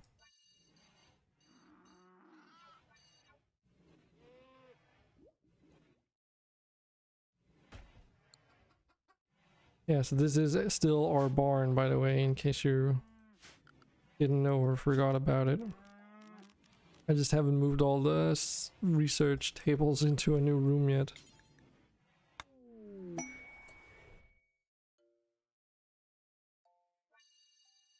Should be able to make this grazing area no problem as well.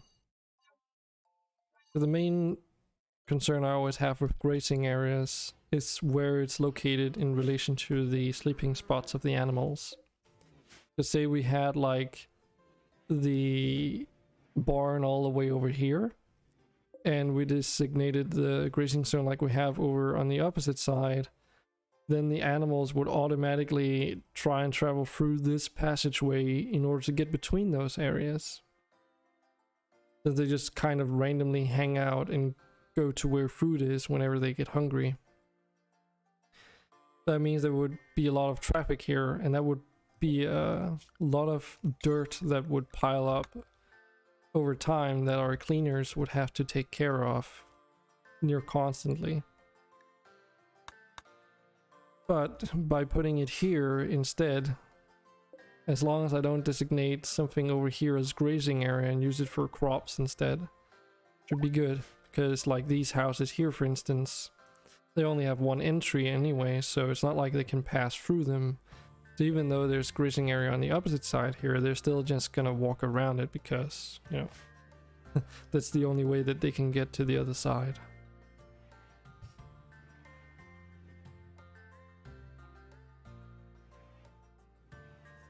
You raided 13 people off the server by yourself? Holy shit. That's insane.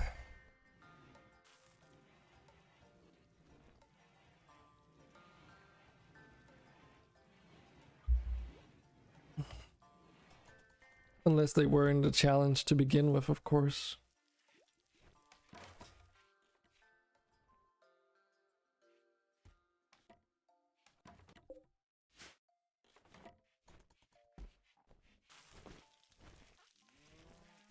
Does that mean that you haven't played Rimworld, by the way, since you bought it, pretty much? Like you've only played it that one day with me? Granted, Satisfactory is probably really distracting too.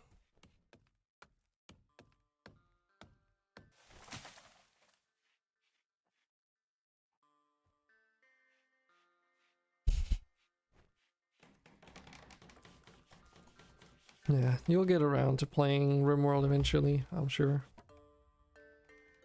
It's like Oxygen Not Included, you can pretty much pick that up at any point in time and have a new experience, right?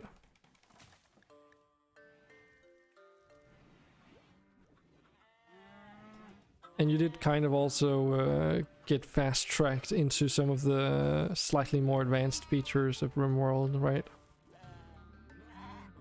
So I could also imagine it might have been a little bit overwhelming, maybe. But you could clarify on that, I guess.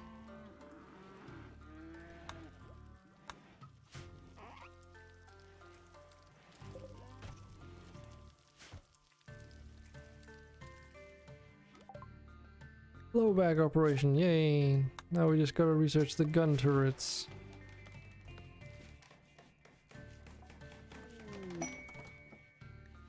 Fired recruitment, not really that useful. Something else we should also look into, how much silver do we have? If we have any.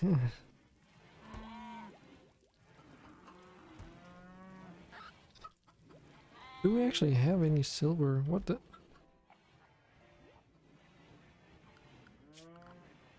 Hmm?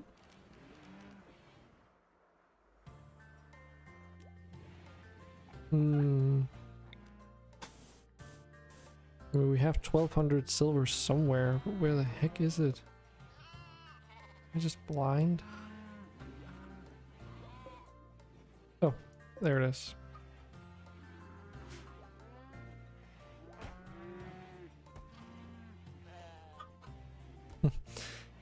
We will, as you always do. Okay, we can actually afford this if we get a bit more steel, so that's good. Could also get the other personal rooms fitted out with lighting. We'll also need to get some heating, all kinds of things sorted out.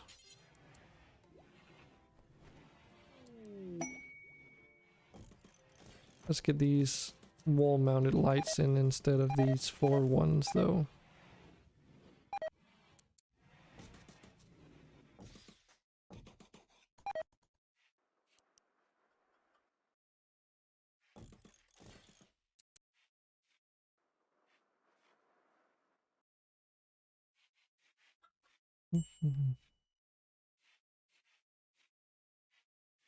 Might keep the 4 ones in this room, though, simply because it's so big. It doesn't have a lot of pillars you can stick these things onto.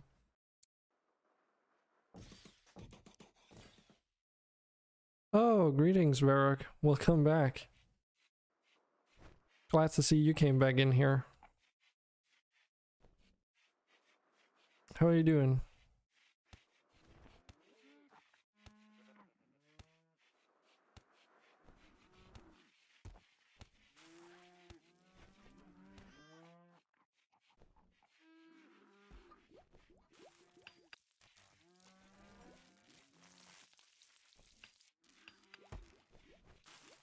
Okay, where do we want to put the lighting in here?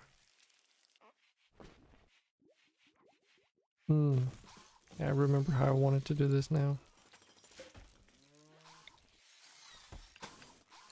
Do we even have the wood to do it now? Kinda.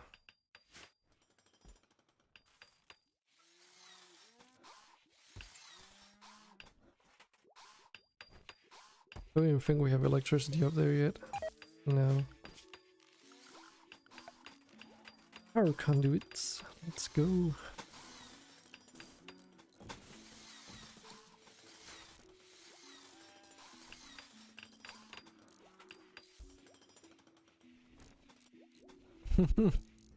Genetic Rim. I haven't actually messed with that mod. I only read into it very briefly to try and figure out what it was actually about. But it's about, like, as you say, making hybrid creatures through, like, genetics, right?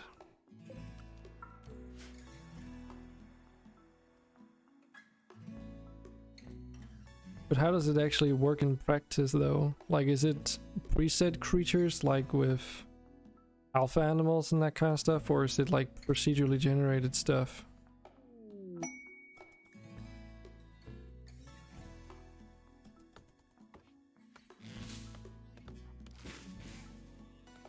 Old goods trader. Maybe we can get some more silver this way.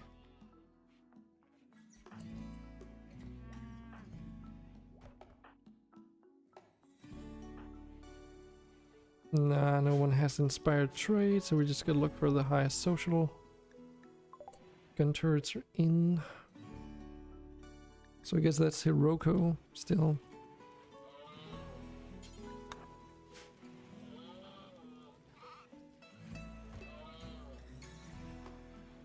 Oh, okay, but what I mean, like, what I meant is, like, how does it work?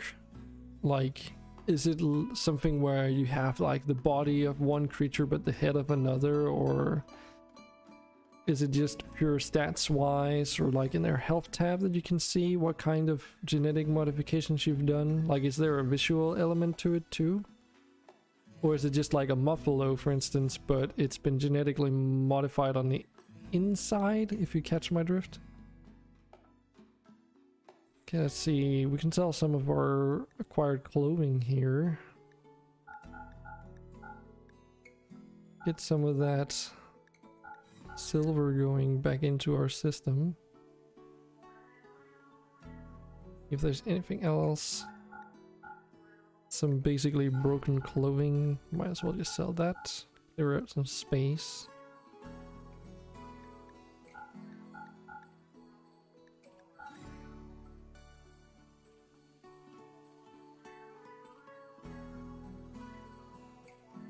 Oh, okay. So they're like predetermined creatures that you sort of make, if you will. Is that how it works? I think we need to buy any steel. We really just need some silver. Might as well sell some chem fuel. It's free silver after all. And they don't really have anything of particular interest that I want to buy. We could invest into some components, but we have so many space chunks lying around anyway that we might as well not bother with it. Okay. Oh, okay.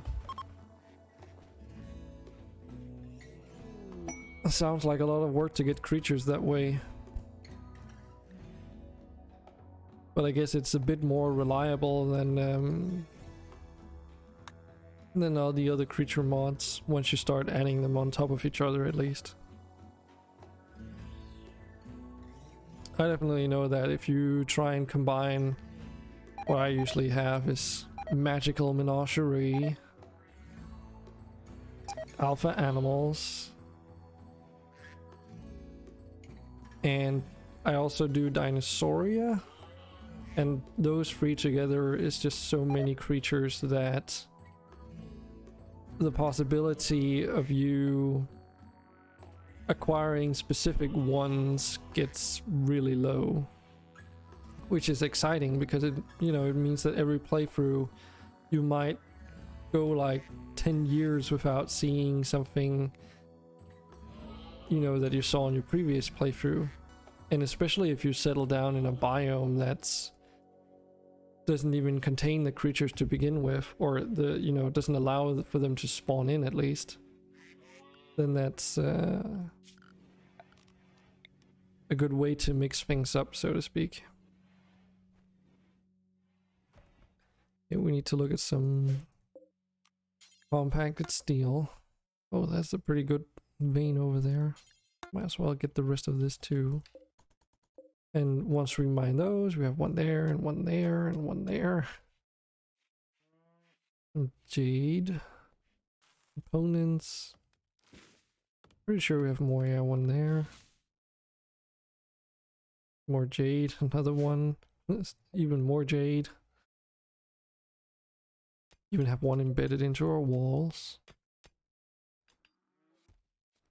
And then we even have plasteel right here. And gold.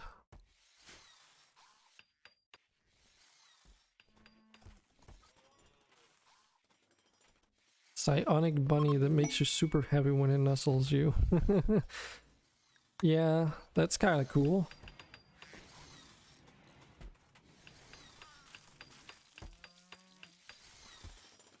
The whole mood buff thing though is, I don't know. It's like getting to that point in Rimworld now with modding at least where I feel that getting mood buffs isn't that interesting anymore, because there's so many different ways that you can do it now, and they all stack on top of each other. So at least in my playthroughs, once the colony gets stabilized, I rarely ever have any mental breakdowns unless it's because I'm out and about doing things outside the colony.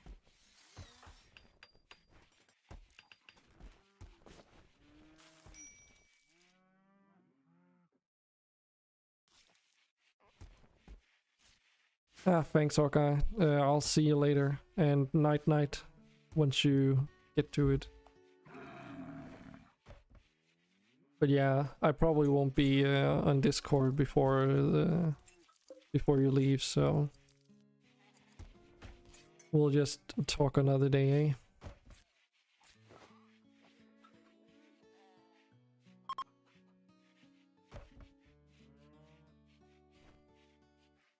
Kind of wanna put an electrical cable across here so that in case it gets severed down there, there's like a backup line. Stream empty.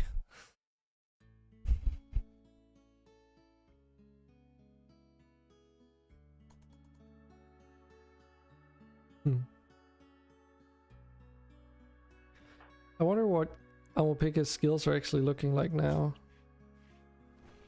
I mean, considering he started with just zeros, ones, and maybe even a two, one or two places, he's gone places. Only too bad that once he becomes a royal person, like a truly royal person, he'll want to not do all these things anymore anyway, so yeah, that's okay. You're a builder. Medical assistant, livestock farmer builder, who is staggeringly ugly and a slowpoke and slothful.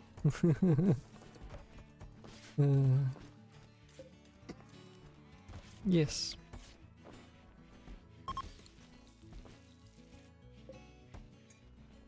Oh yeah, I also updated my mod load order graphic on the stream, so in case you're curious on the exact setup that I currently have, then there you go.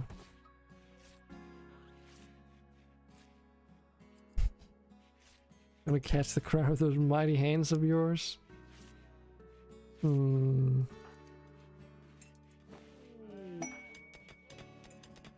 I mean, with a hairstyle like that, it's just gonna slide right off again.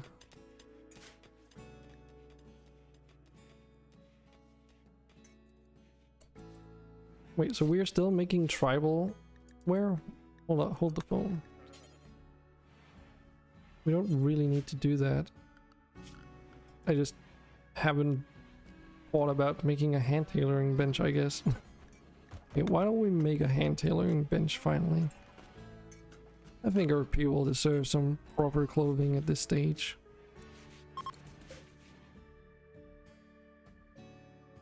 To be fair though, there's a lot of things that they kind of deserve, but yeah, let's not worry too much about that for now.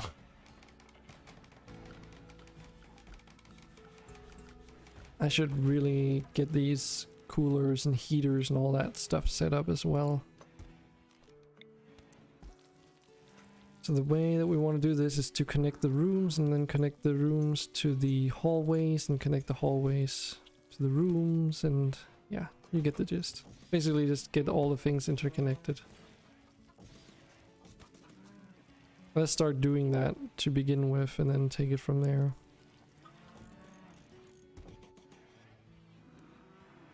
Don't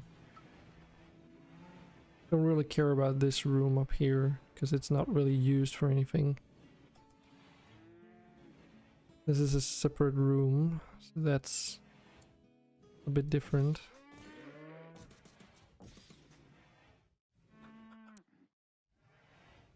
Let's do like this. We'll also have to make separate heating for the barns, and that's again a separate building.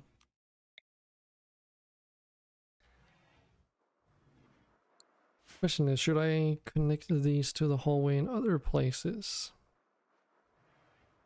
Because they are kind of connected to the rooms on the opposite side through this intermediate room as a proxy, but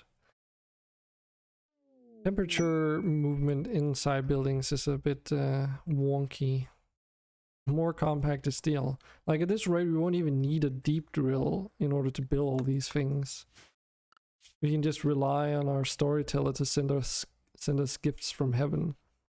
And hey, when that runs out, I can just ask you guys for stuff, right? Isn't that how this works?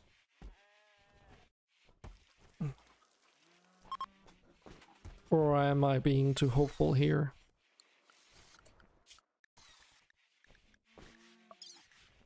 Let's research that gun complex finally. Because as much as I like the vanilla turrets, they aren't really the greatest.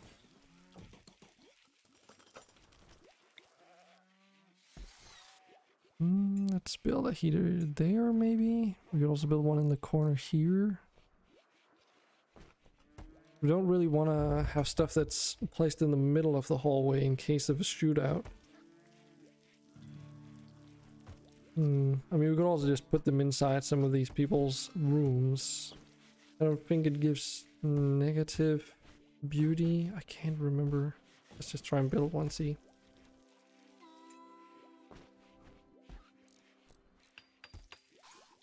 You went broke quite quick. Yeah, I can only imagine.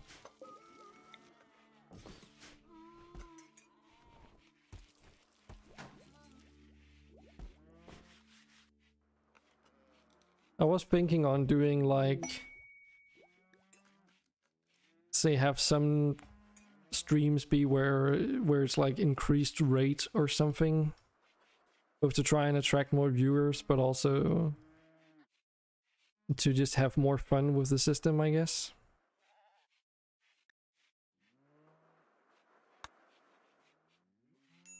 Hold on, why are they holding their... Oh, because we don't have a party spot. Well, to be honest, the recreation room is kind of crappy to begin with. Do we have enough marble? Yes, we do. Furniture. Get some chairs in here. I don't know if we can afford armchairs though, they're pretty spicy. If we make them out of buffalo wool, we should be okay.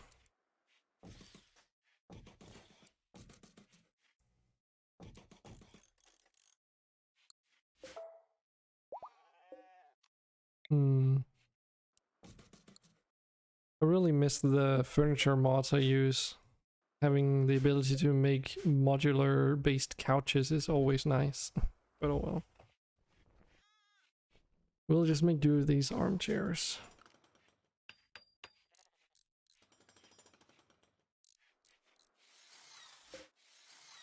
Oh shit. I forgot how much work it takes to make one of these. It's gonna take a hot minute. Could also get some lighting in the other rooms now that they've built one side. And we could tear down those.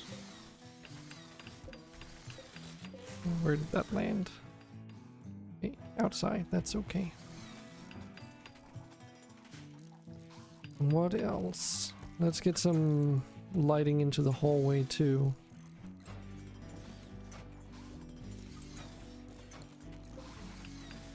Or I say that we have it, but you know, replace it.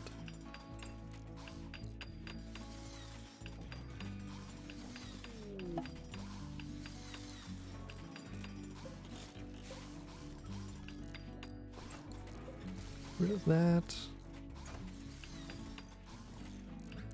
Also get some lighting into our cold storage. Since lighting does affect how fast your colonists move around, that's kind of important.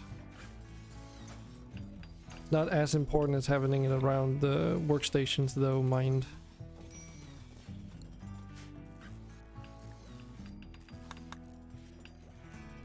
That's something I've always kind of wondered. I've never really tested it, but like say you place lighting outside, for instance. I wonder if that makes it, like say your colonists are standing in a lit area and they're being shot at from enemies that are basically outside your colony walls or whatever, hiding in the darkness.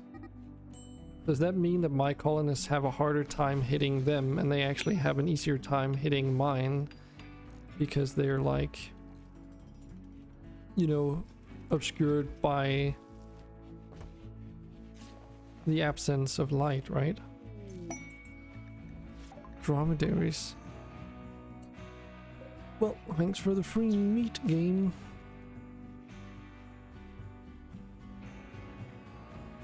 So it's like the question then is, do you,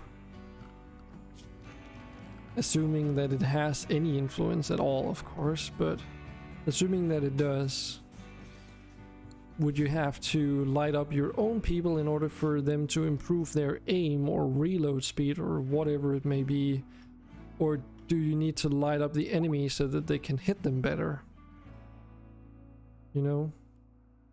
Because it's like if you put down roads, like stone floors, it's not only your colonists that benefit from that, it also affects, you know, people who are trying to raid you. So sometimes making those paths not paved, if you will, can be a good idea.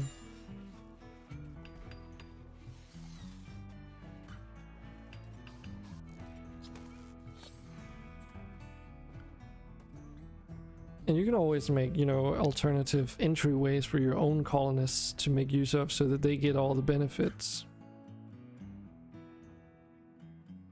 There is actually one tidbit about that too, where I read some strategies that you could utilize where because your colonists move at a faster speed on the, you know, stone tiles, you can sort of coax the enemy AI into moving in on certain, like in certain areas of your base by changing the terrain affordance through the different floors. Especially if you have mods that allow you to do something like this mud mode. This mud mode has like a 25% movement speed. So, you know, moving at a quarter of the regular speed makes the enemies kind of try and avoid that tile in particular. So you can kind of make a path with stone where you want the enemies to move towards, and you can actually use it like to try and direct them around your base to your main entrance instead of them, you know, heading for your walls, so to speak. For some reason, that's like a valid strategy that you can use.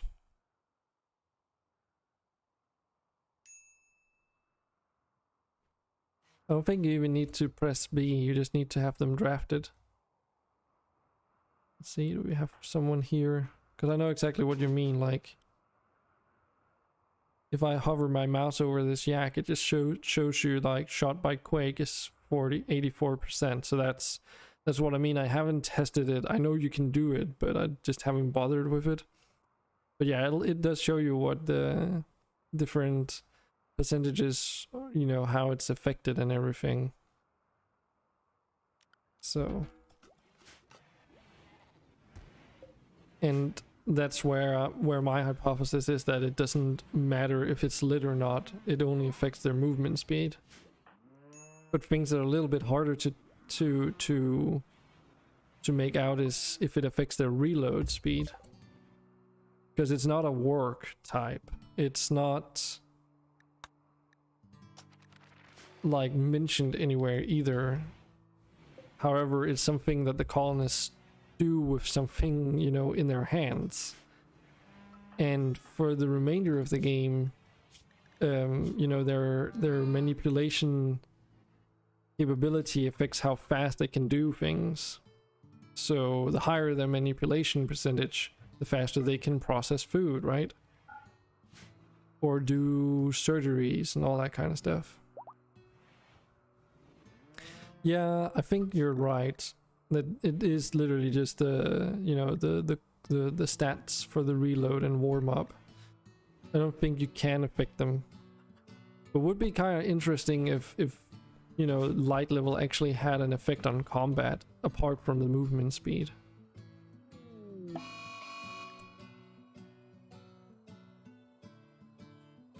I'm just gonna assume that this Boomalope is gonna get itself killed, or just stop becoming a manhunter because no one's gonna bother with it. We'll see.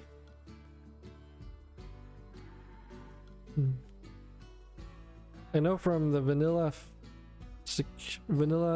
furniture expanded security mod, I'm pretty sure it's in, you can build a floodlight or a searchlight, and if you place those down, they're basically going to target any hostile entity with a light cone so that they get dazzled and it affects their movement speed. That's the only case in which, you know, a mod of any kind, to my knowledge, has actually used light as a straight up combat mechanic in that way.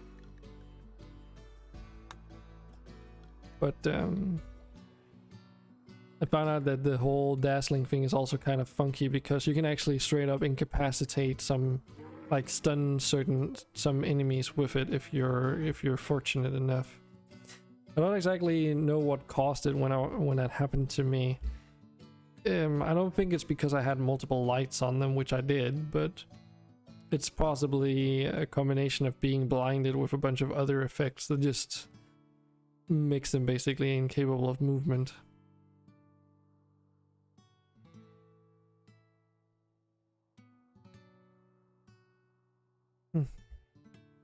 Yeah, health debuff.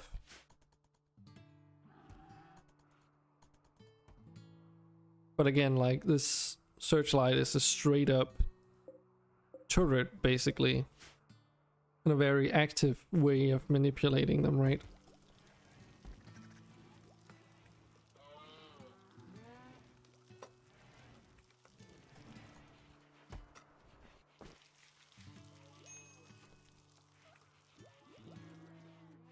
I've never really used any of those really funky one-shot items either, where it's like, here's an item that you have that has a single use, you can use it across the entire map area, and if you use it on another colonist, they will immediately enter a psychotic state or whatever. Like, I get it's cool because you can force the enemy to start fighting amongst themselves, and it has infinite range, or what I think. Or at least a very long one, so you're pretty safe when using it, but I don't know. They would kind of have to, like, you would have to be fortunate that they do exactly what you expect them to do. Otherwise, it's just a waste of a one-shot item, I guess.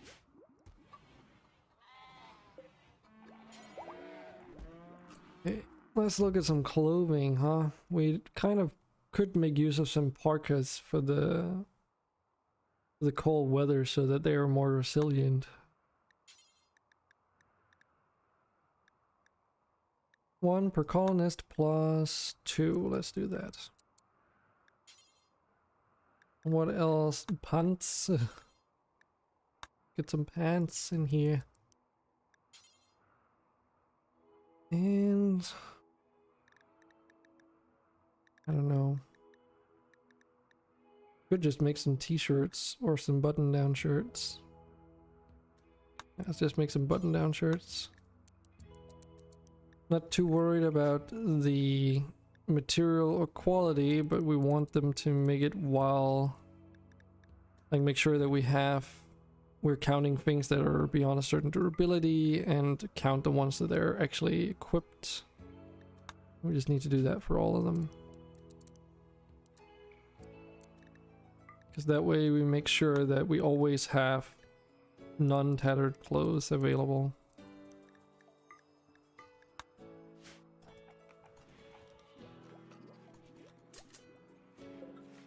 We don't really need this recurve bow. Actually, do we even need this crafting spot at all? No. Very good. Only if we actually wanted to sell some of the weaponry. Wait, isn't that it is a bolt action rifle. Where did that come from? Oh, maybe the people who attacked us. But who should we give that to?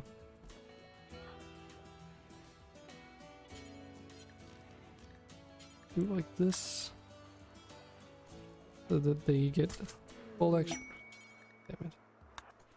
Keep that as a sidearm, please. Thank you. That Boomalope is still mad, or maybe it's not mad. No, it's not mad anymore. That's like a fun thing that I sometimes forget, is that you don't have to like go out of your way to take care of man-hunting animals. Because as long as you stay inside, they will just like hang out until they eventually become non-mad. This thus automatically resolving the issue all on its own. God damn it, stop giving me free stuff. Don't need those.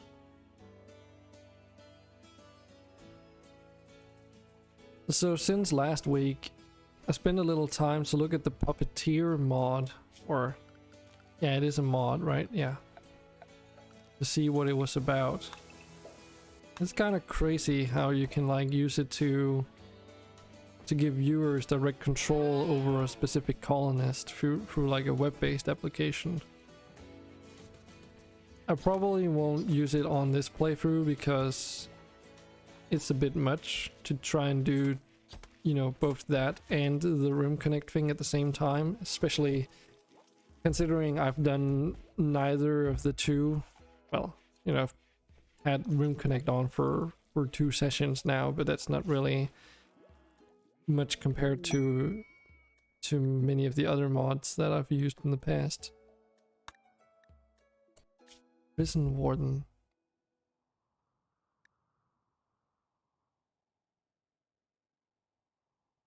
"23 days.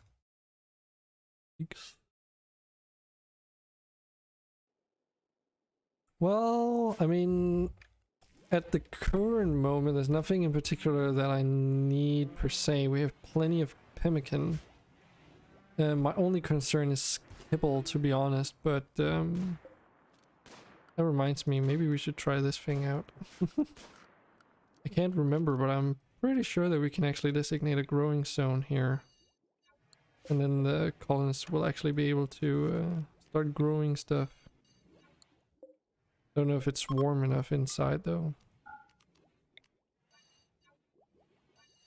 But yeah, if this fails, might have a food shortage issue at some point, but for now we're good.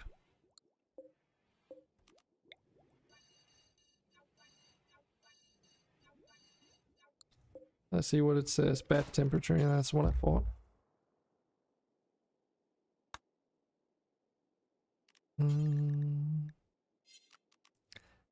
Wait, now that I think about it. Do like that. This. Then we have 2 different growing zones instead. Then designate this for hay grass, I would say. However, we'll also have to put in a heating unit over here because of the temperature being too low.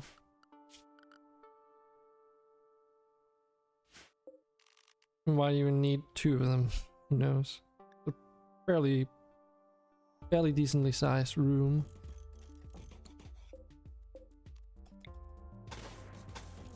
Is that? Oh dear God. Okay, Varric. I mean, I don't complain. You can always use those. Definitely always use those. Yeah, these things are probably gonna be okay when they're running at full steam, but yeah. This is definitely gonna help out major time. Yeah, I still need to research the power.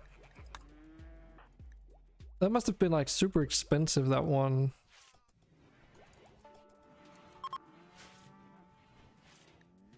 How is the temperature inside though? 7 degrees. Oof.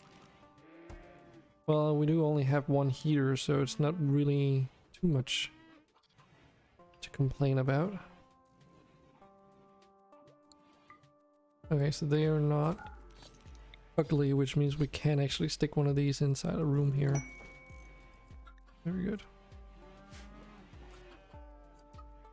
Yeah, because this one is so fucking expensive. 2900 watts.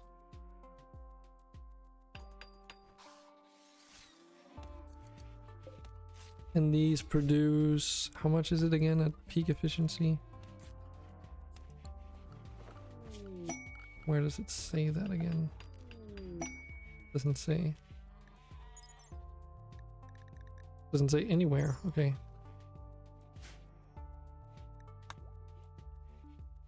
Killer beasts. 4-man hunting dromedaries. That's so easy though. 8 hours after we accept. I mean, we can do that for a gunling and some goodwill. They'll probably even kill themselves from the traps alone. Oh, you actually have a good point. I didn't even think about that. I did even notice. I did notice that ship chunk, but I just never thought about it. It wasn't here when I built the wind turbines either, I'm pretty sure. But good call.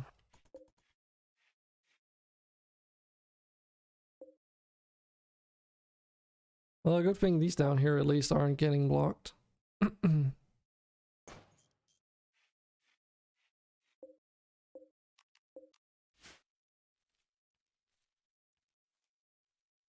Maybe it's also time to figure out where I want to put the science lab. Because I haven't quite figured out where I want to put it yet. Maybe like here or something? Manhunter pack. That's the dromedaries. Okay, no problem. I welcome the food.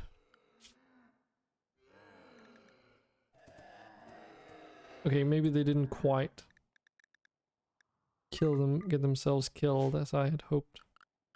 Wait, was that even a dromedary? No, that's a boomaloop. Boomaloop, boomaloop.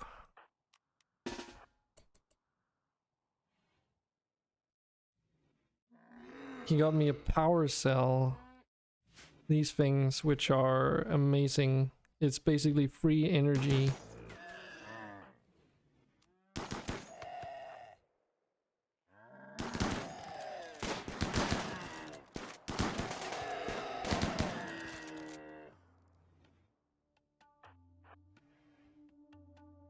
I mean, it's still the same as it was last time.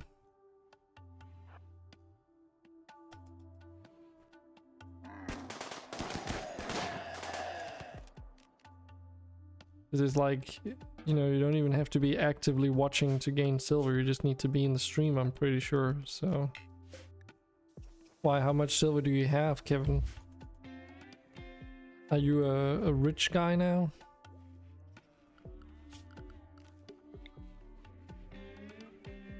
$3.1k. I see. And we got the gun link. Yay. Shooting accuracy plus 3%. The question is, who should we give this to? I mean, preferably the hunter, right? So, Quake. Let's force wear this.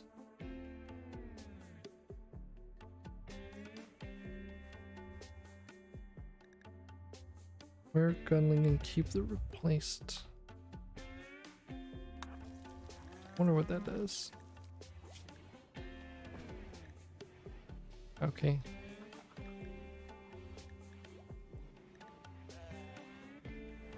Cool.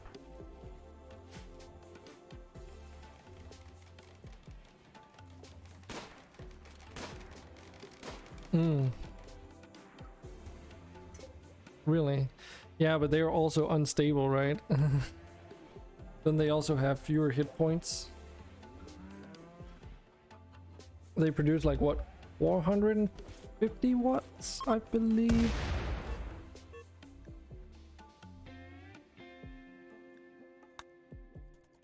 Also, wait, can they actually even break down? Like, I don't think so.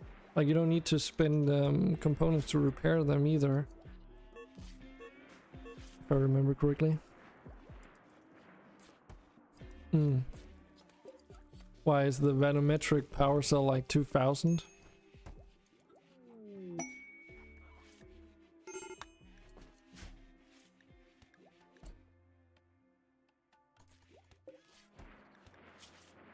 Yeah, we have some malnutrition going on here. We didn't really gather enough hay grass in the spring season. Because of all the diseases, I guess.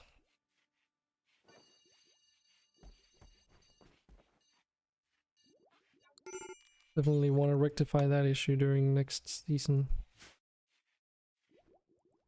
Hmm.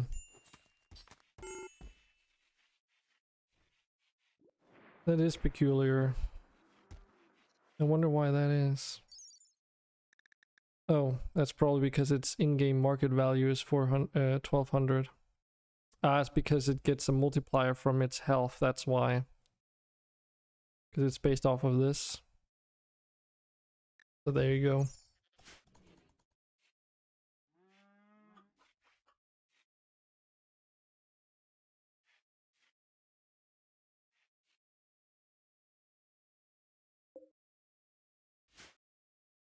What are the temperatures over here like now?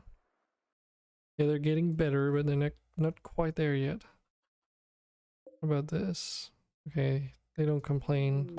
Good. God damn it, I've had it with these diseases already. They need to get the heck out of here. 3 unstable, holy shit. Crap, okay. Where do I put these?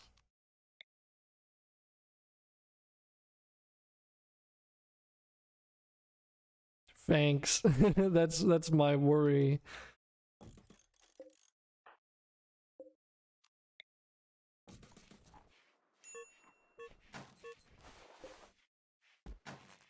Large explosion of damage. Yeah, this whole fucking area is just gonna like explode if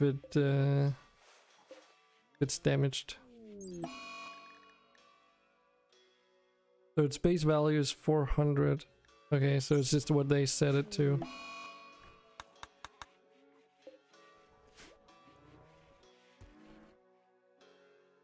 Grow faster, goddammit. Well, at least Amopika is feeling at home now. His throne room's been turned into a growth area.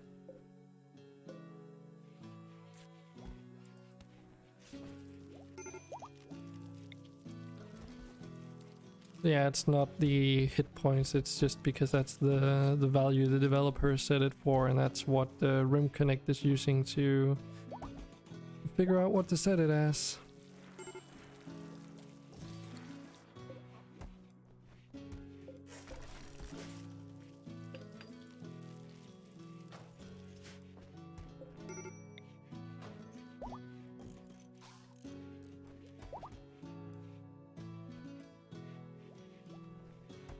But yeah, in my opinion, I think the architect generators are like the best thing possibly that you can get out of any of the quest rewards, generally speaking.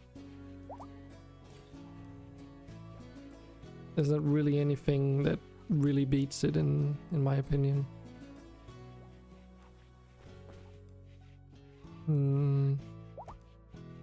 Temperature fluctuates a little bit here. It's probably because this one generator in here is trying to heat up into 2 directions.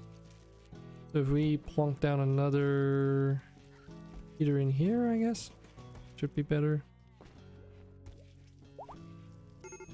Also really need to get some over here.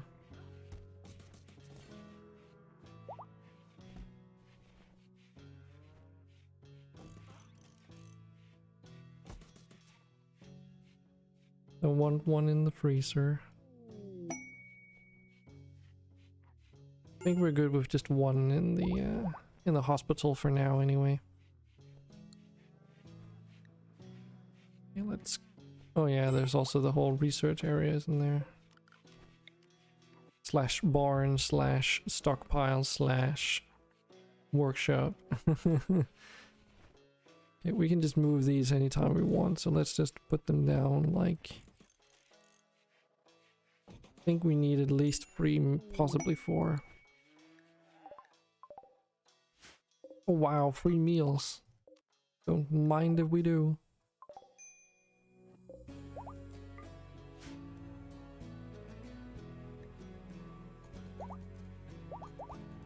But yeah, we'll have to make like a safety deposit area for these things at some point.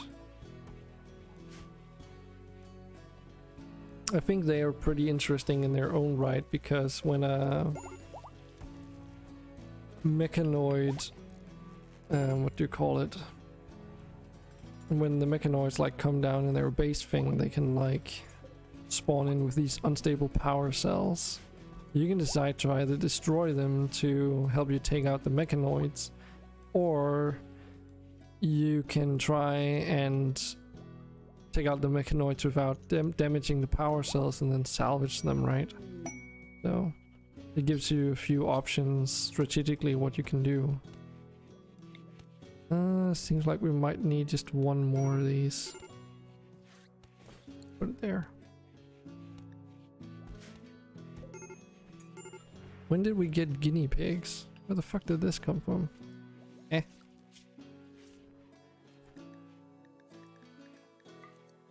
Get out of here. Just a stash? No. Okay, so Kelly, we can get Kelly to our colony, but they are getting hunted by something and they won't say what. Psychopathic wimp? Capable of carrying animals.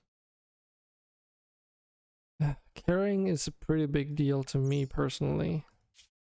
Because not being able to do any hospital work is kind of terrible.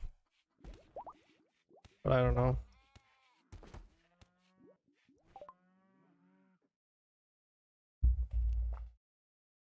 Okay, military grade turrets. That's a nice upgrade. So why is this one locked again? Oh, it's because we need a high-tech research bench for that one. I see.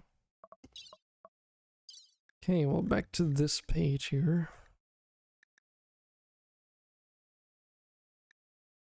I mean, we could research geothermal power. That's a pretty hefty amount you get from one of those.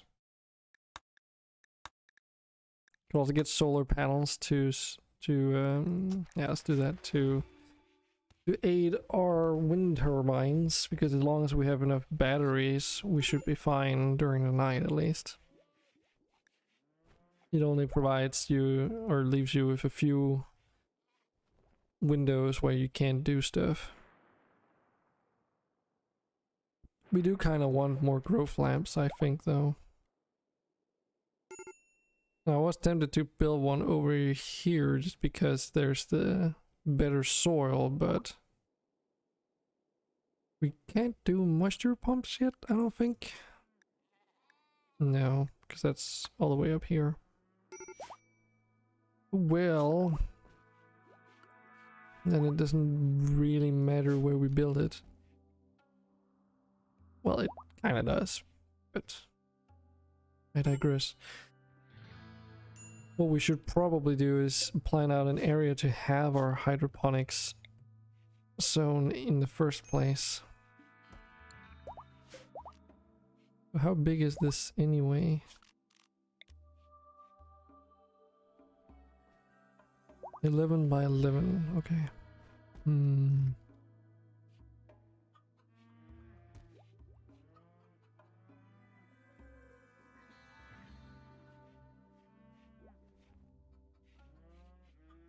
What if we take this wall here,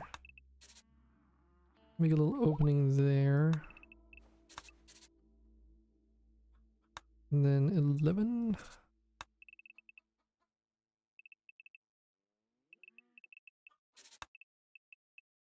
And then just like this.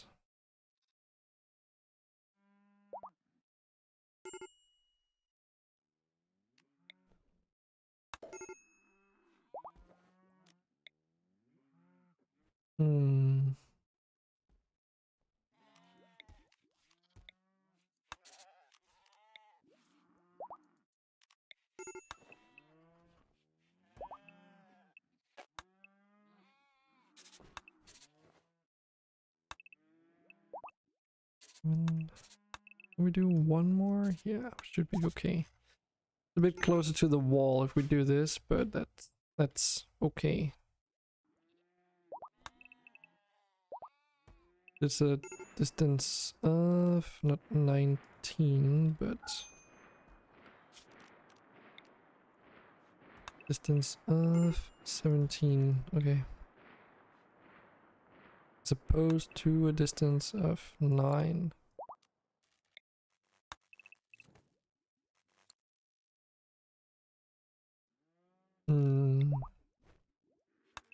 Could also just do like this. Do another 11 by 11.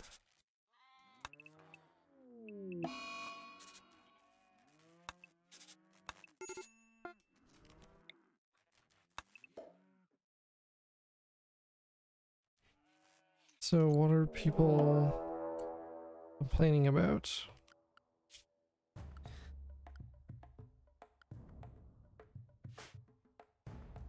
Let's see. Haven't slept in a while. It's hard to keep focus. Okay.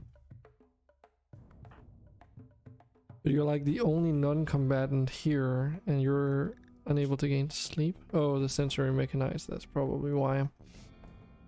Fair enough. So we're getting attacked by these guys. And they're gonna use sappers. How lovely.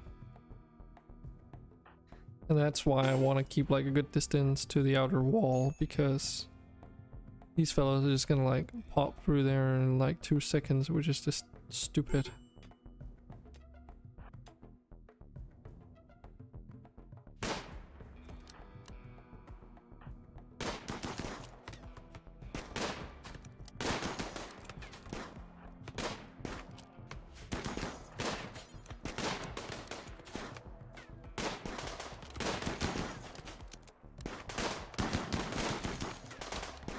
At least these guys are tribes people, so I'm not too worried.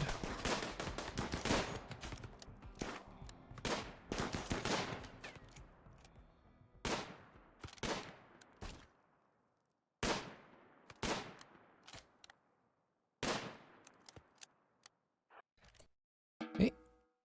Danger averted. Strip her. And this one, and this one.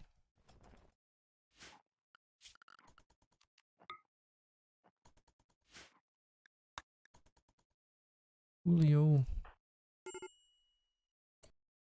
Wait, what? I told you to go strip this one. Thank you. Just so that we can make use of their clothing before it becomes painted.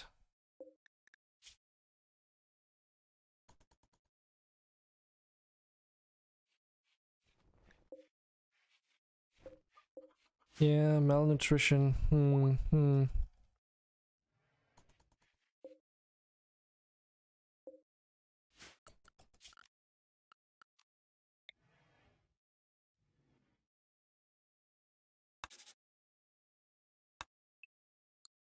like that. Just continue it up like so. So this should give us room for like at least 4 growing lamps in here. Is the idea anyway.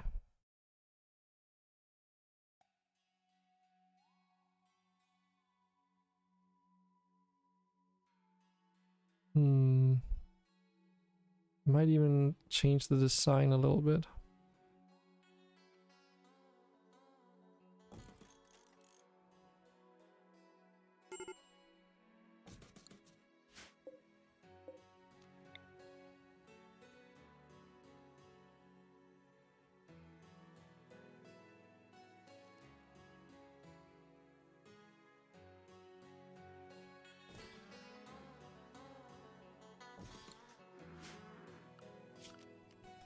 Yeah, let's change the design a little bit.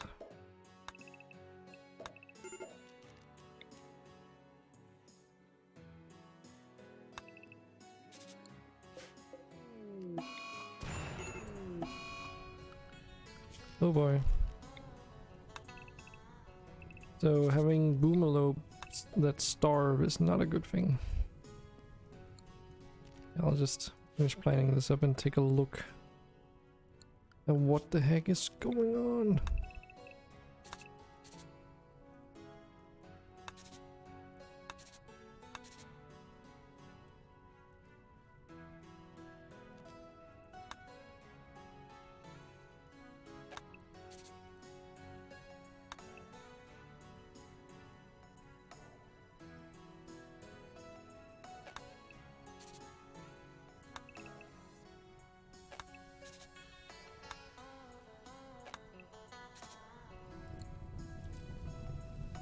Oh no. Oh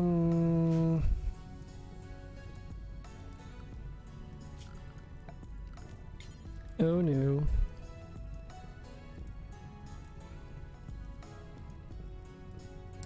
Thinking.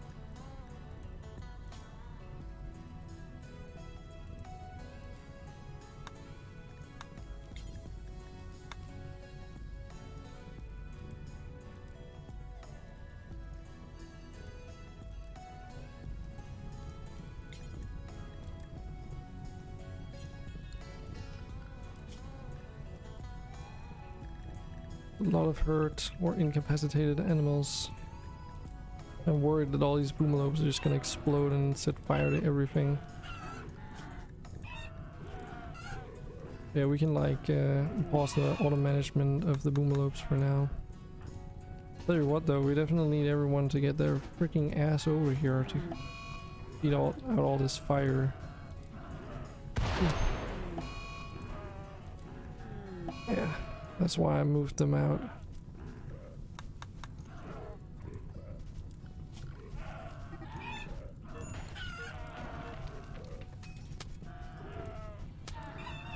Well, we're gonna get some damaged goods and stuff here now. There's not really much I can do about it. So warm in here. Hope it's gonna work if we keep these doors open at least.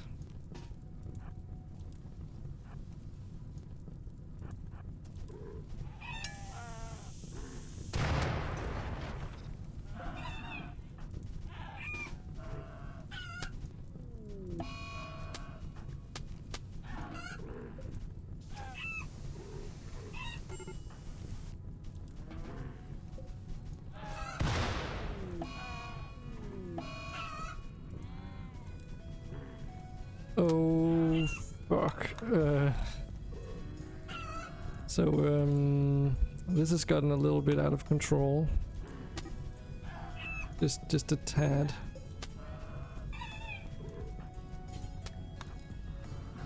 Can't really do much about it anymore.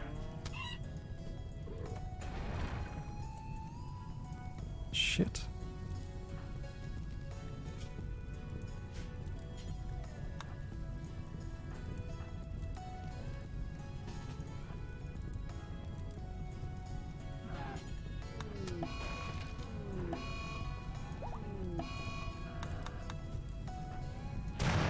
Oh, this is not good.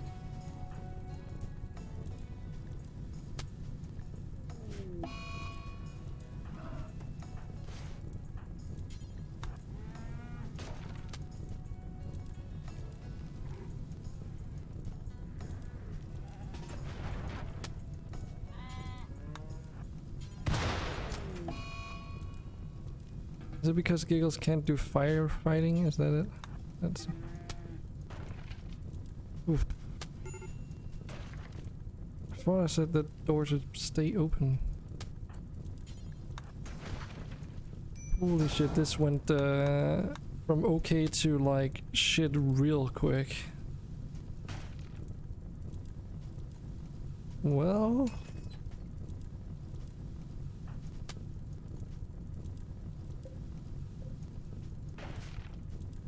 Oh boy.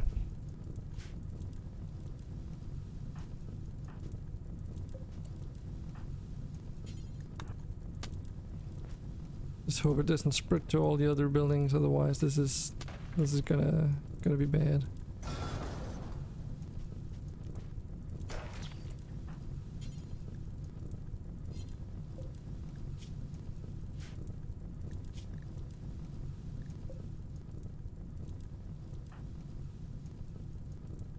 Why is there things on fire in here?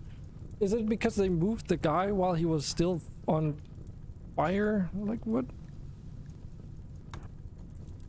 What the heck is going on here?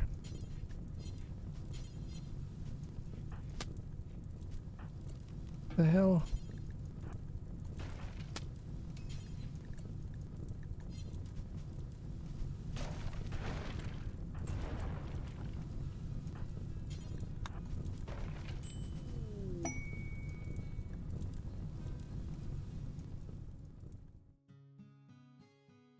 Yeah, I don't really have the time for you, Mike. We're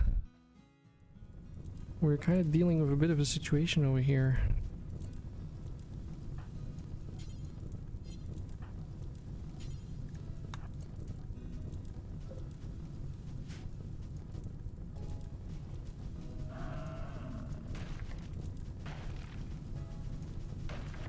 Oh boy.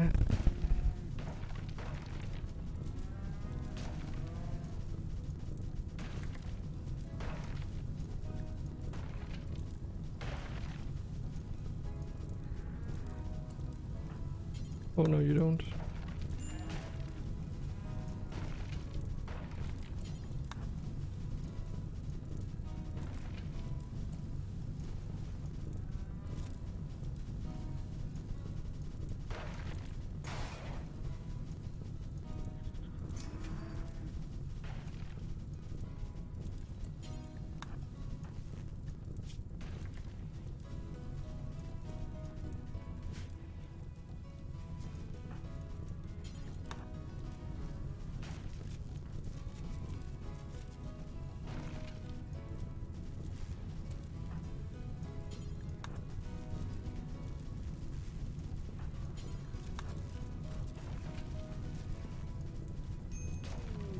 Not looking too great, to be honest. Now, Ammo Pick has gotten an infection because of the burn, probably. Oh, oh boy. Oh boy.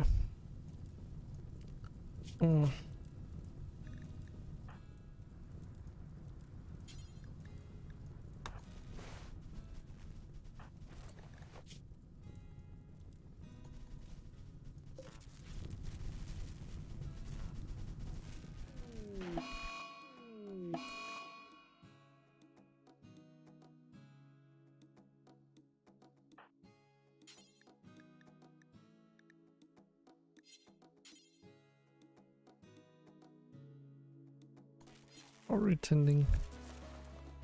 Oh, jeez.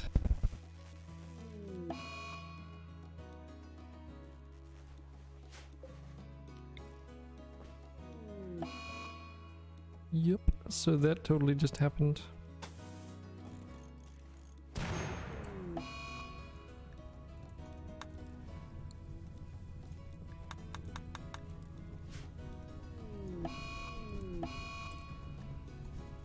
Come on, Giggles, I don't need you to go on an insulting spree while we have people that need your help.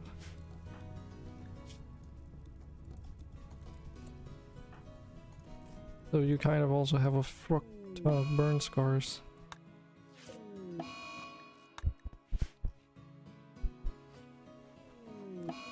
Oh man, okay.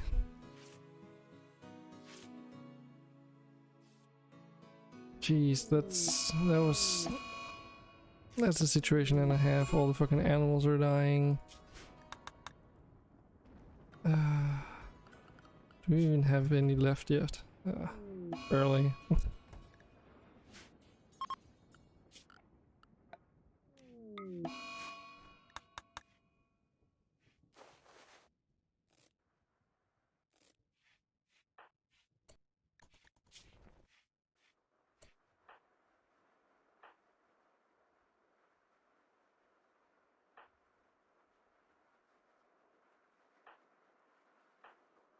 So, anyone wanna supply some medicine for this situation? Just regular medicine, not herbal medicine?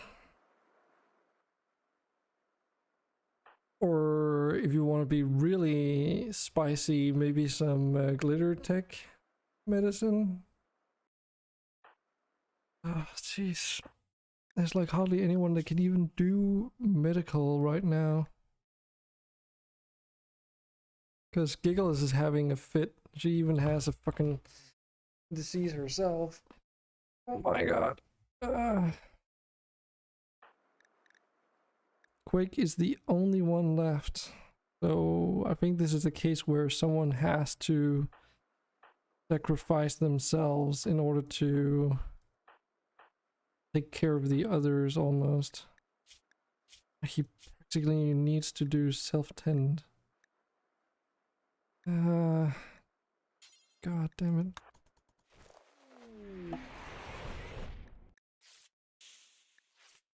Okay, calm down, calm down.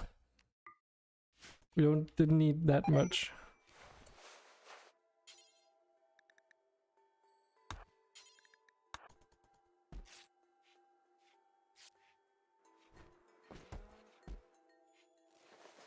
Do you like store this shit, please? Thanks.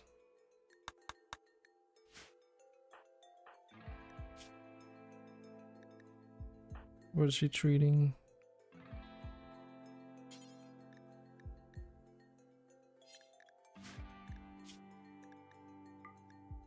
He also needs to self-tend.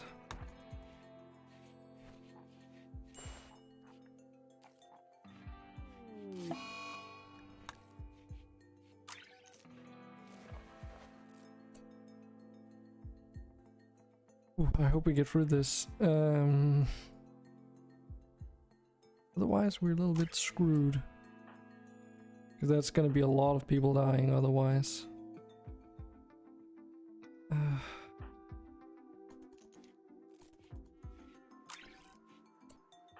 Who else?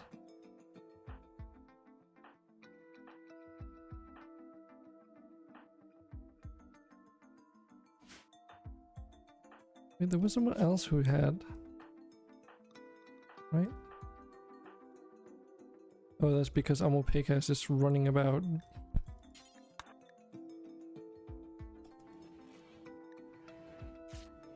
Because he feels okay, I guess.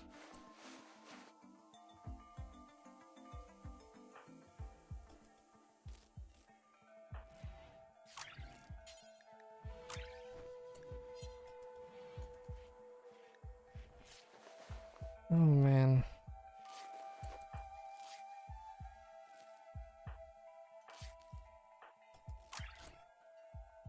This Giggles here, who isn't doing too great to begin with.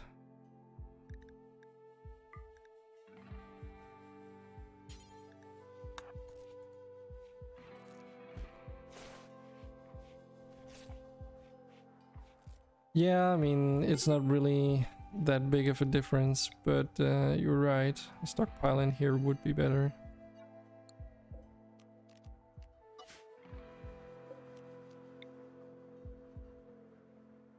Just that when I made the other one, we didn't have a hospital yet.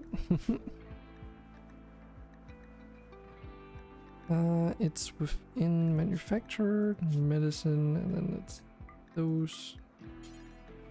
My priority. I just intake them here.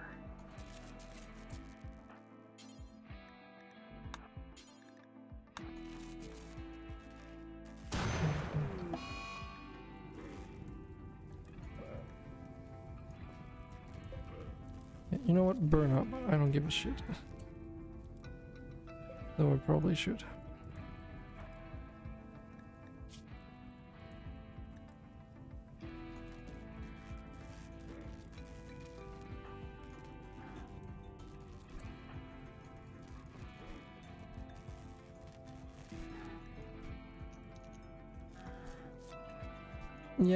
Yeah, that's probably more important, the dirt part. No, I don't think.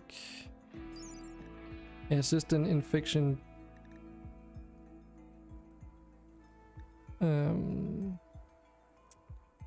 Infection chance multiplier from the room. It's not. I don't think it affects the immunity gain factor, does it?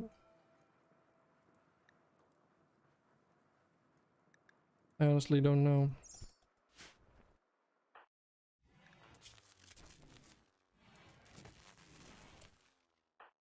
What I do know though is that this is a pretty bad situation.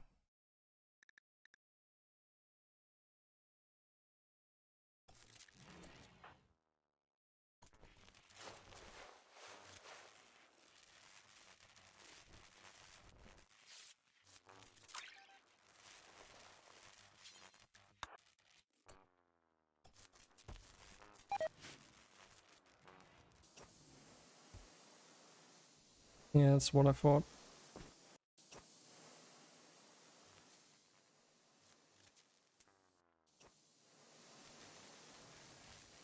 Yeah, all these heating units are also causing strain on the power, I think.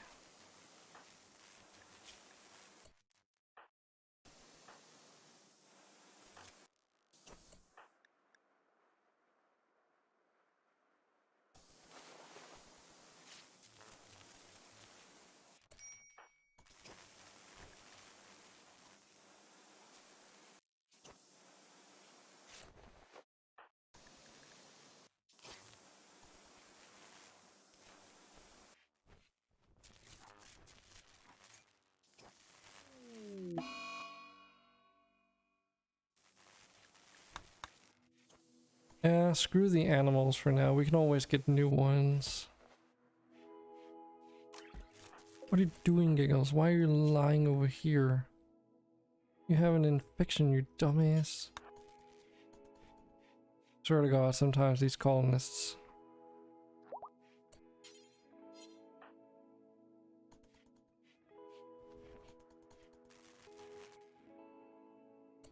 Hey. Assuming something unexpected doesn't happen, we should be good, except Adam is the only one who is not close to being okay.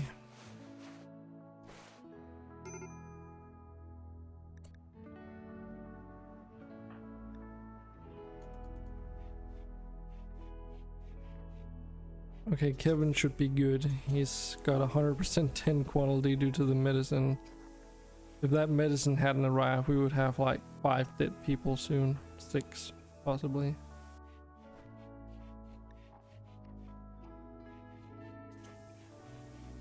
Oof. This fucking game. I just think I need to really make like a Boomerlope strong box. Actually, we really just need to get these freaking walls replaced with stone. Now all these crafting tables and stuff are kind of screwed.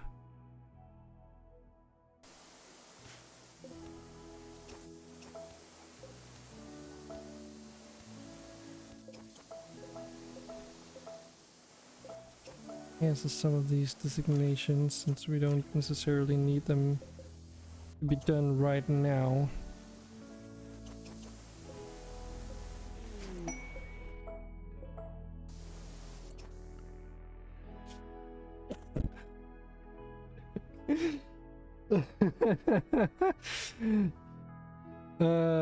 I just thought about it because it burns so much of our stuff, like the fucking value just like just dipped because of all the animals dying and all of our stockpile just evaporating into the air, I guess. Like the only things that really survive somehow is like the steel and a bit of stone, silver, and gold. Everything else is completely screwed.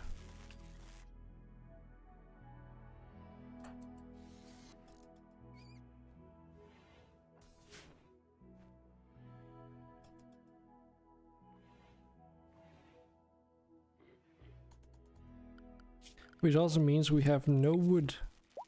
Absolutely no wood.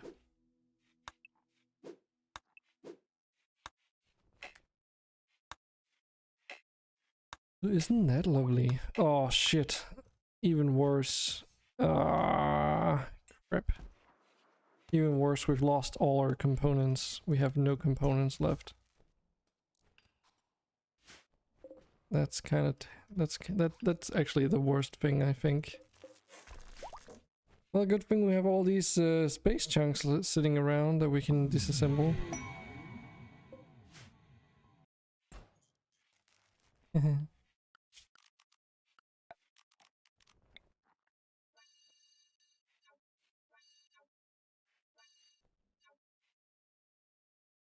Yikes.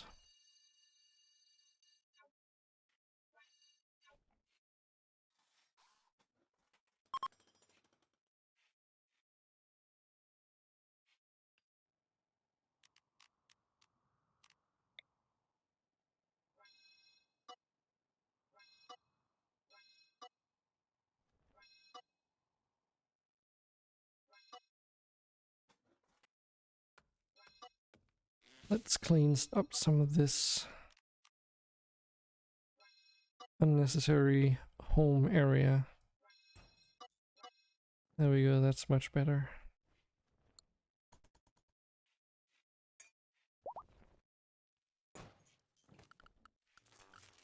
Wow, we have a single muffalo and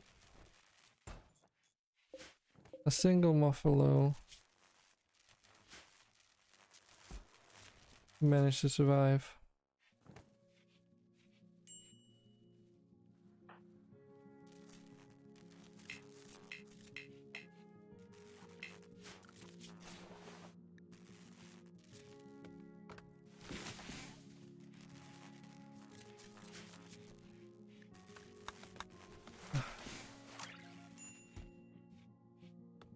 Well, there's not really much we can do right now other than wait for spring to come around so that we can get some replacement wood, or we could also look into making a stonecutter's table. But let's make it out of steel this time just because we have so much of it. I guess we'll just have to pause research for now since I don't really have any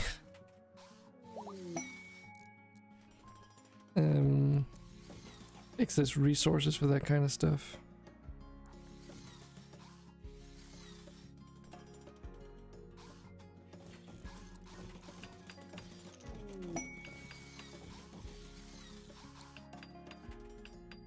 Frigging raccoon self-tame. Okay, sure. Free food. Towering structure. What's the rewards like? More honor.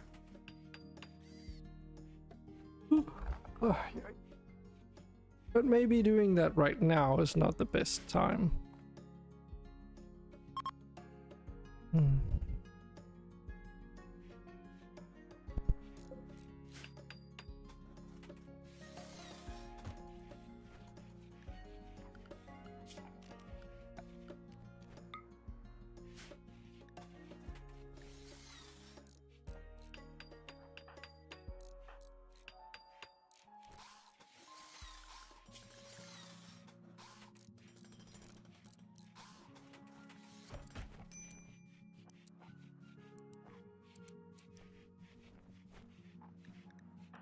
Who was this Mike guy anyway? Oh,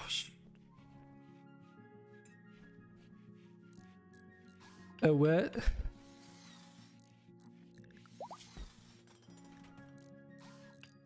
Ah, jeez. Okay.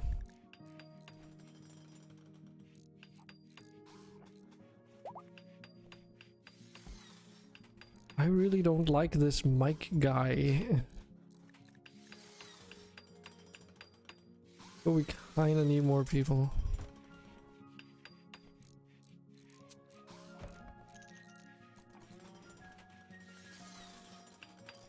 Okay, let's look at some stone cutting. What do we actually have the most of? Limestone? Limestone and slate?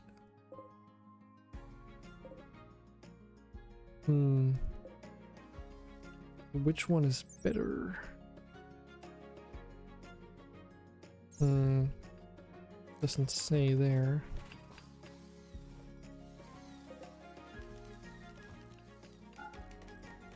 Probably. I can't remember if slate is better than limestone. Oh, we happen to have some. Okay, 130 hit points. And this is 155. Okay, so definitely making the walls out of limestone, not slate.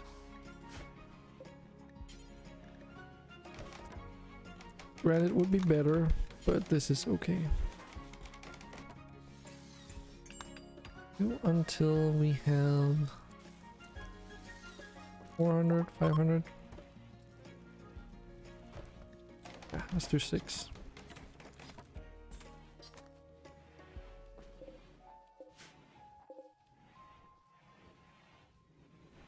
Well, these guys are going to be busy for a while.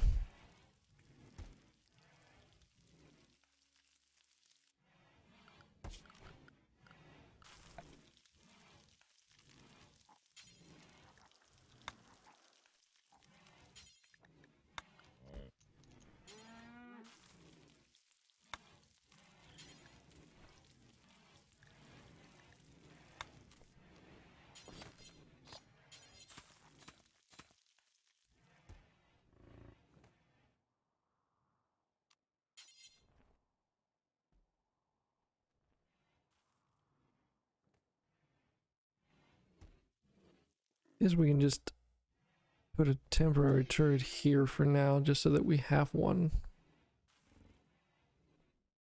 Or, you know, a few at least.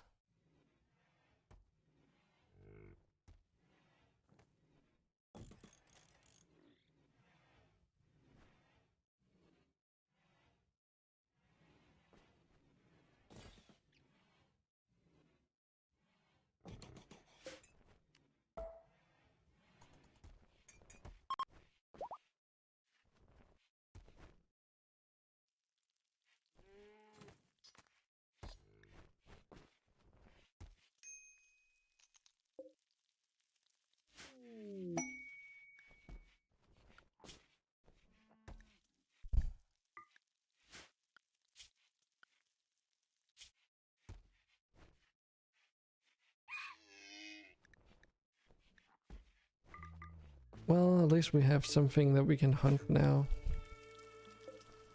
Though I highly doubt we're gonna need that with all the pemmican and food we have in general. Meals, I mean.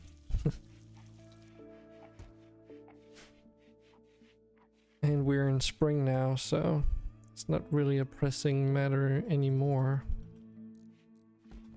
It's a bit unfortunate we lost all those animals though, because that was a pretty good source of income to have. But even that, like all the fucking stuff that we had accumulated just went up in smoke. It is what it is, I guess.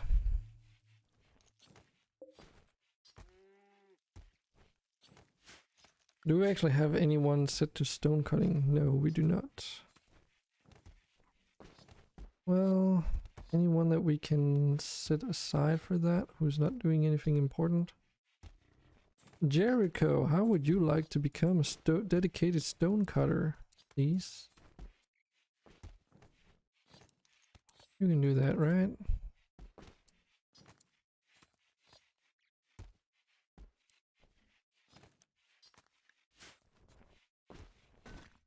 So many people that don't have anything to do either.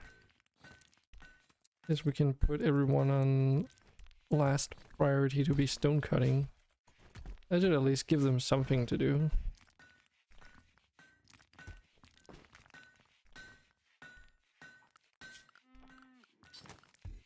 Now the question is, what building should we convert into a stone one first? I mean, we don't even have floors in all the buildings yet. And now that all the cloth's gone, that's gonna be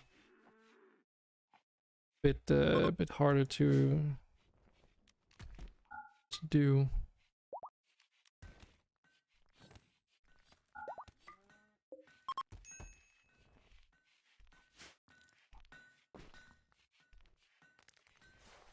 But hey, we at least have a marble poker table now. Yay.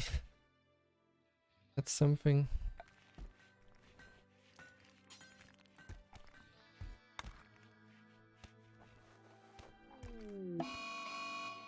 Made squirrel. Okay. This yeah, that was a bad decision, my friend.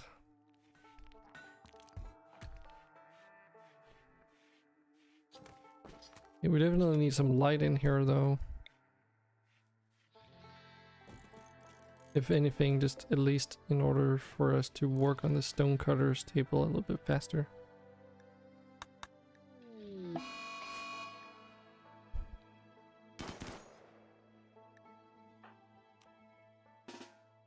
Please don't miss your shots, Giggles. Oh, we also have a turret. And Giggles totally missed. Nice.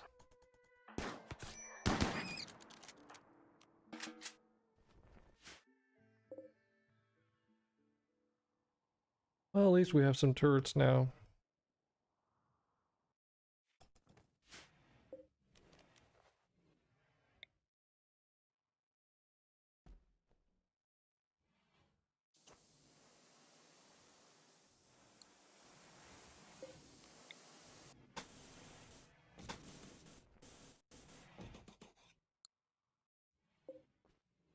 How much steel do we have?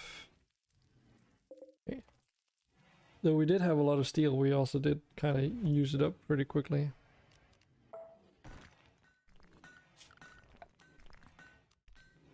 At least all our clothing and weaponry was stored separately, so we didn't lose any of those items. Which I suppose is always a plus. Marble blocks. Why marble blocks? What do you want me to build out of marble?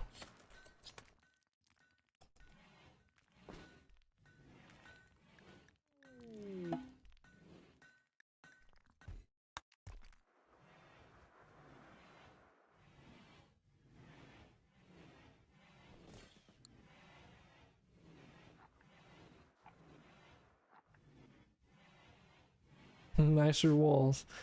I mean, yes, you're not wrong. The only thing is that their health statistic is lower than limestone. They do get a beauty bonus though.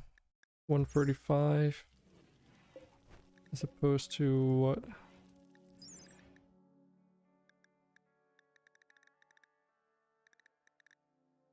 Nothing? As opposed to literally nothing.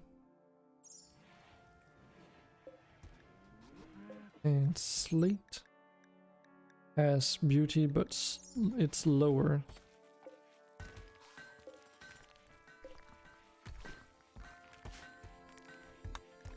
But we can use it to make some other things too.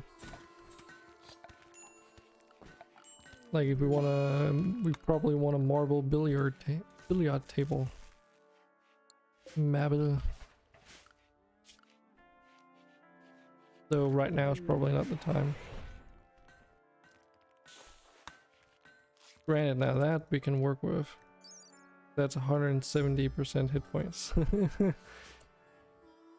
But I would actually want to use those for the outer wall more, I think. Until we can get a steady supply. For the time being, however, we really just need to get this building up.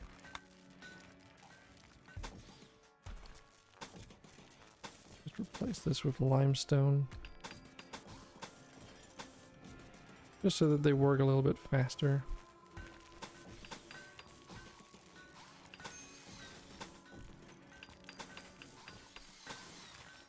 And if we replace the wood, we can use that for the doors.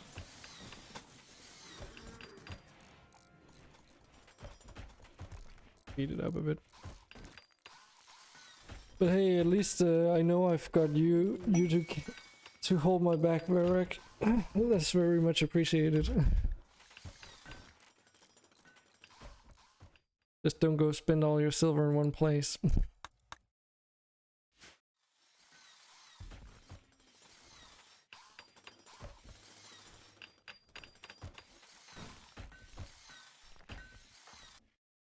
Let's see. Penalty because outdoors. That should be remedied once they build these walls up again. Sheep join. Oh, nice. Replacement animals. That's good. We also need a manager's desk again.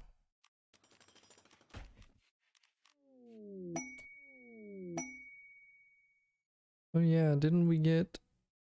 Or maybe not. No, you don't. Okay.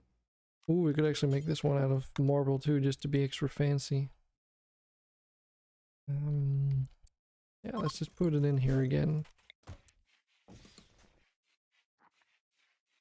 Our trade? Nah, we're not in a position to do any questing. Why Nicole is so happy? Let's see.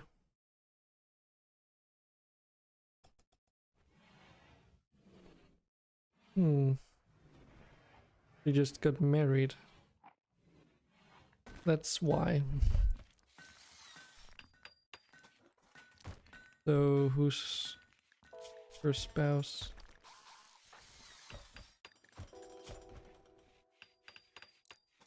Yeah, so Quake's also really in a really good mood.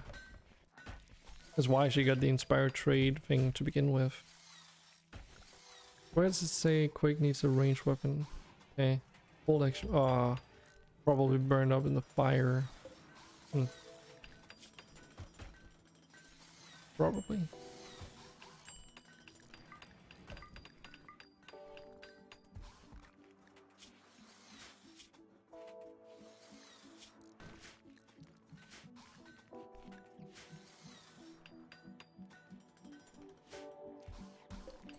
Actually, no, wait, let's not use the storage locker for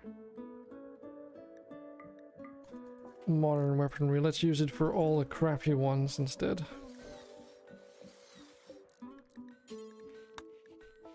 Just to clear out some rooms, because we have all these steel Iquas, for instance. All these clubs. We can put those in this thing just so that they don't take up as much room.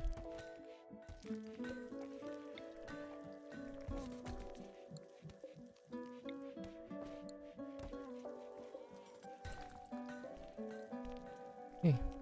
Now that this room is finished, let's have a look at this one.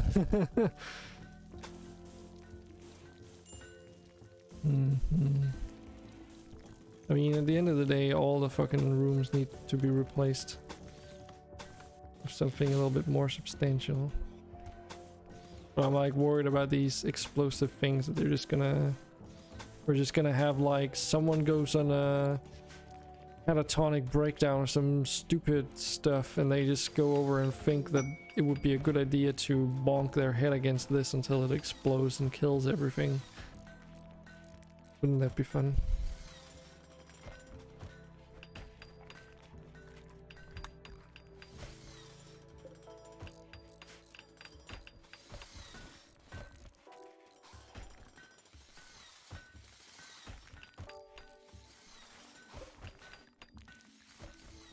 Set it up to 1,000.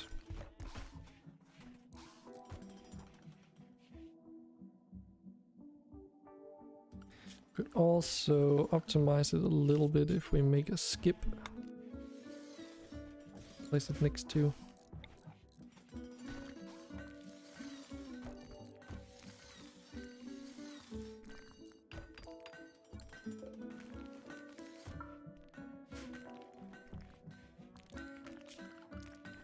We could also make do with an electric smelter, though I can't remember if you can move those after they've been placed, but let's try and see anyway. Wait, why is it still counting as outdoors? Do we not have a roof over the whole thing? Oh, it's because of the pillars, that's why. Let's replace that with actual stone wall though.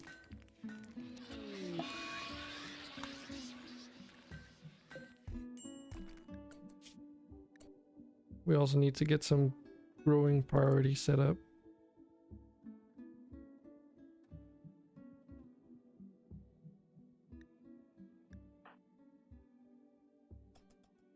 Oh yeah, you're right. The doors. Yeah, I thought they would get wooden return from replacing the other ones, but I guess they didn't. They used the replace feature thingy. Well, no biggie.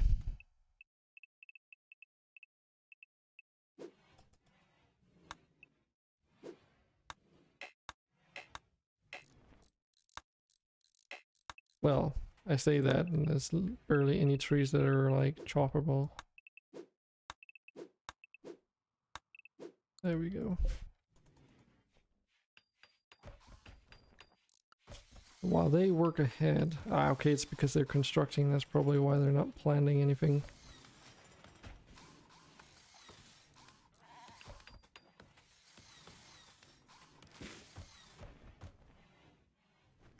Yeah, I have been contemplating the same thing, but because I usually do that as well, but wood is eventually not gonna be an issue anymore. So when that, like, they'll get there eventually. Right now it's just oh yeah, everything is deteriorating in here too.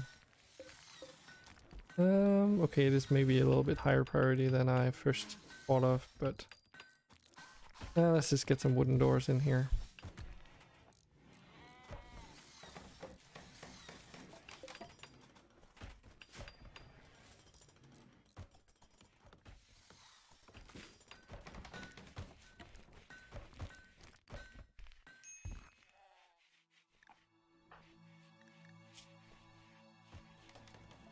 He's just really having a bad day, this guy.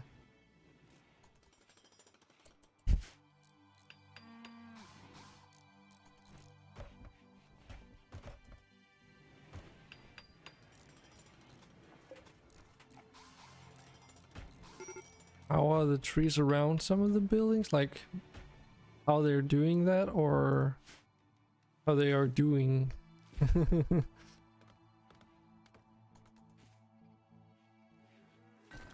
I mean, these trees are around here because of the growing zones.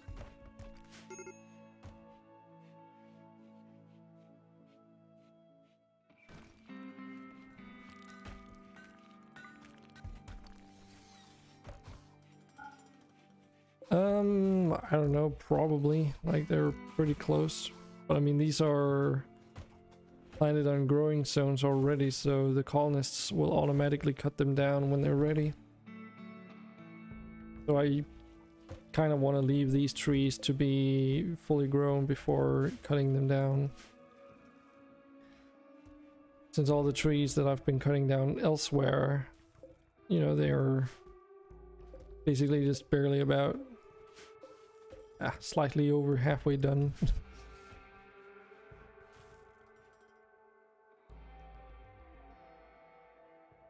And that's of course because, like, oh, then all the trees burn down, or you have a cold snap and all the saplings die out, or, you know, all the trees that haven't fully grown just die from other causes. So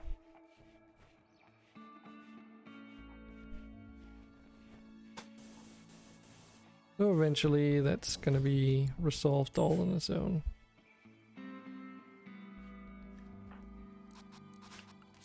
Yeah, we still have colonists that don't even have sidearms. Probably because they burned up in the fire.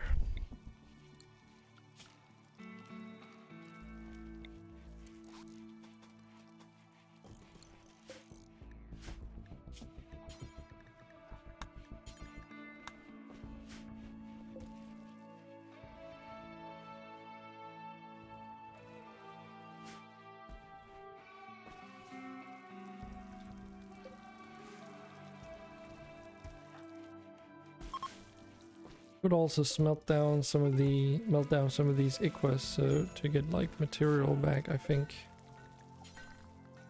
Yes, good. We could like say like this, do forever And then because I've modified how everything in the game gets sorted, we can literally just say like melt down any Neolithic or medieval item. Because that leaves out all the firearms. Way easier than having it in the vanilla way where it's all like jumbled together.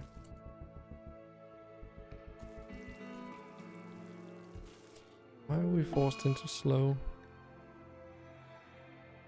Oh. There it is. That's the message I missed.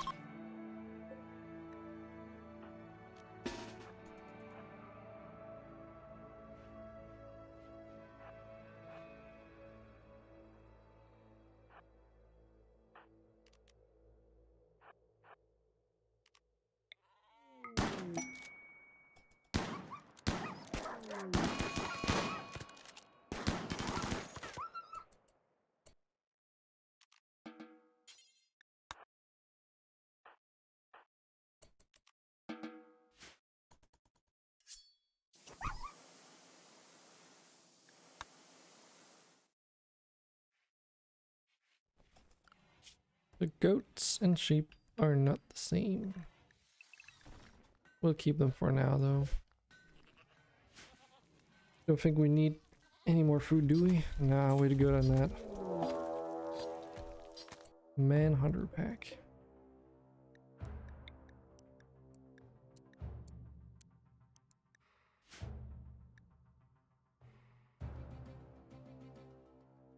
Oh boy, okay.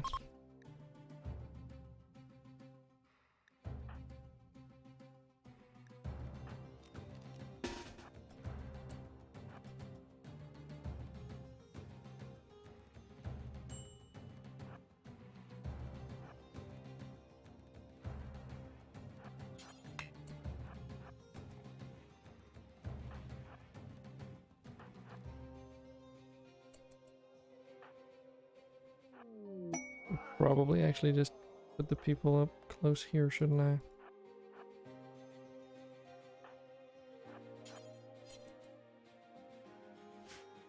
Now that I think... Oh, wait. Oh, this door's blocked. Okay. Well, screw that plan.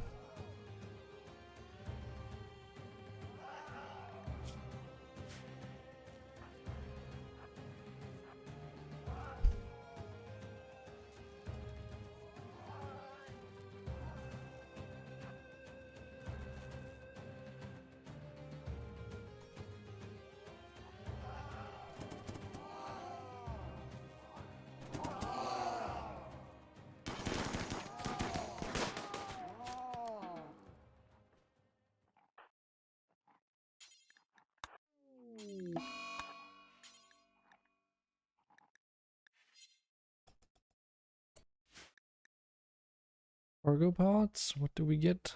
Ooh, some fine meals. Yeah. An assault rifle. I mean, that's definitely gonna...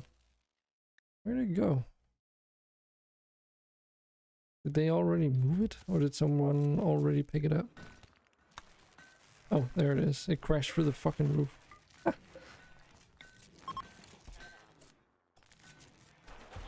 So it was... Who was missing a firearm? Yeah, they managed to get one, but...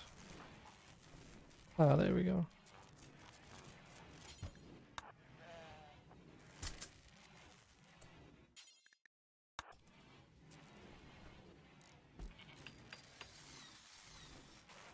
Pretty good.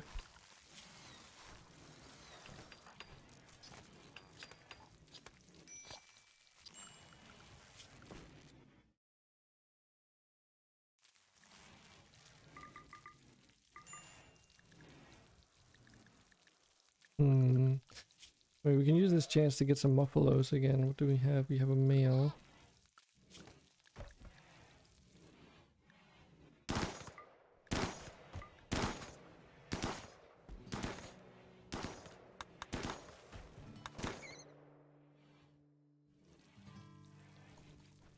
Hunting with an assault rifle is a little bit extreme, but well, if it works, it works.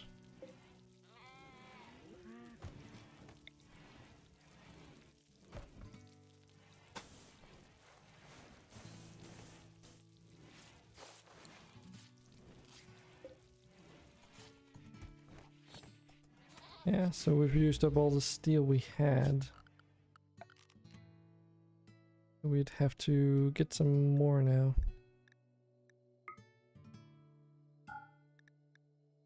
Where is it? There we go. Okay, so we can actually get infestations in this tiny segment here. Not too worried about that right now, but later on we want to do something against that for sure.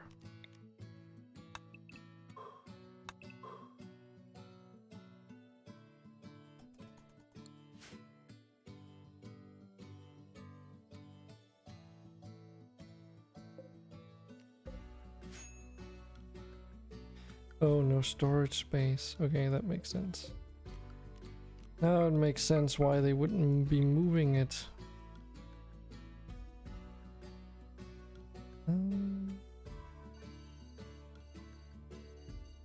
Like that.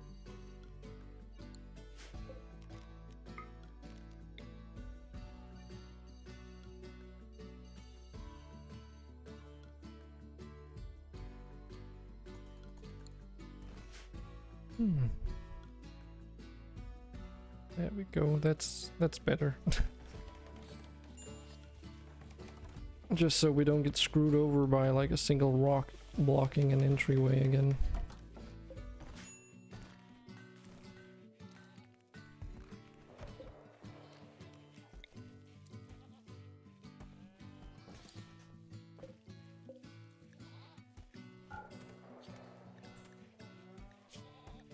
Let's see.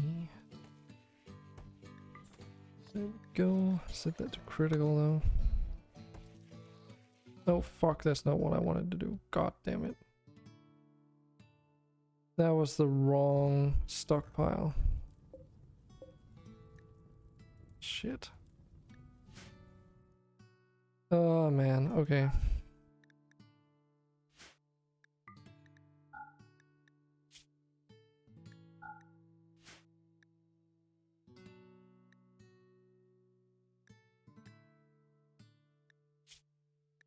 Plant matter.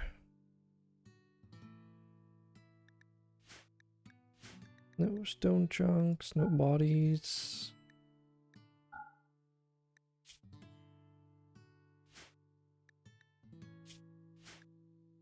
No weapons, no apparel. What about items though? Let's keep that in for now. Okay, here we go. This one isn't even set to all right, it was set to important, was it? So that way we can actually have weapons here still. Good, good. So we set this to the limestone chunks. This one to steel slag. Thank you.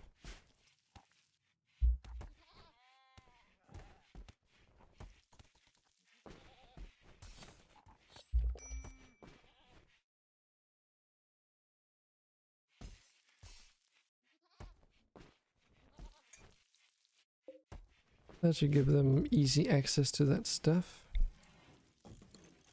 Well, the question is, do we even... Yeah, we don't.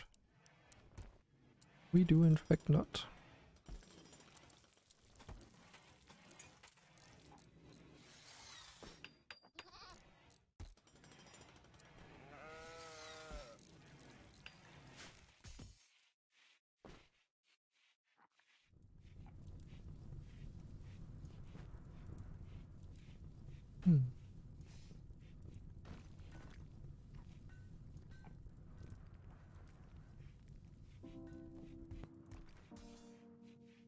Very good. Yes.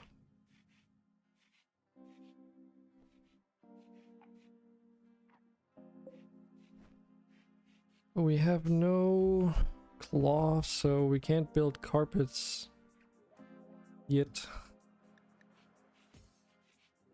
Still in spring, so it's mildly temperatured, but preferably we would also get some coolers to replace these passive coolers. We would kind of also want to get some floors in here soon, since it does not only affect walking speed, but it also affects stuff like temperature, insulation, and that kind of thing.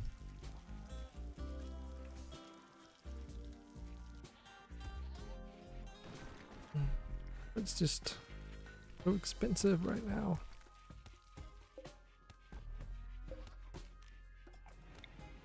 Can extend our limestone structures though. The only question is, where should we begin? Because there's so many places we need to look at. Limestone doesn't give a negative impact beauty-wise, neither does wood, so that's not super important for the recreational room. Could also use some of it for flooring, of course. So I guess you would actually want to use the marble for that. And we don't really have enough to cover our base with footpaths just yet.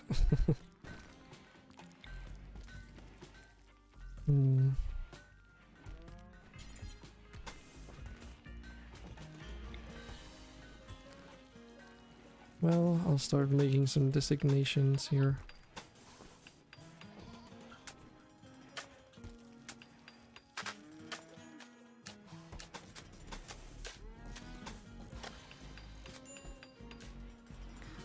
Mostly because I think it's about time we did something about this situation.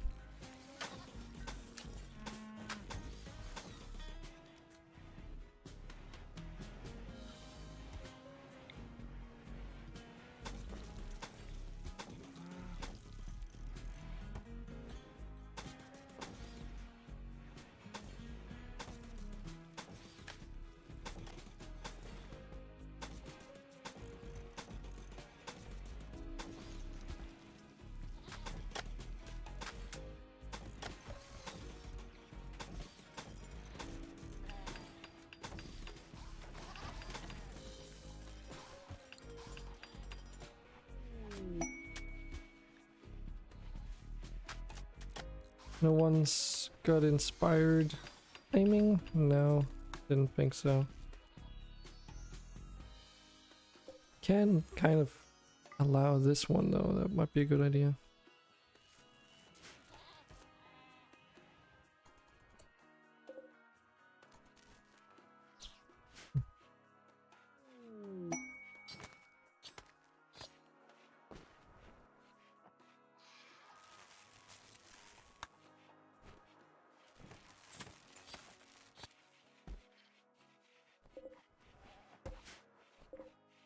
Have plenty of food, it seems, just not for the animals.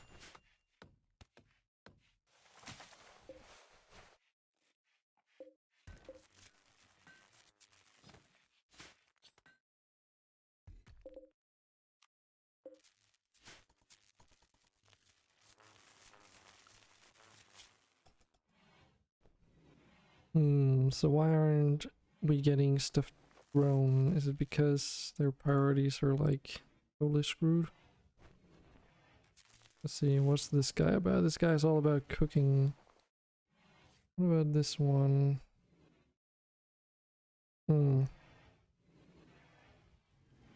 Adam was set to prioritize cleaning, which is equally important.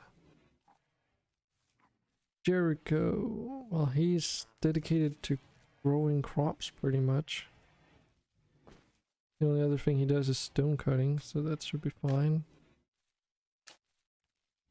Same for Nicole, she doesn't really do much else. Because construction and repair jobs are only like situational things, right? We have another cooking person.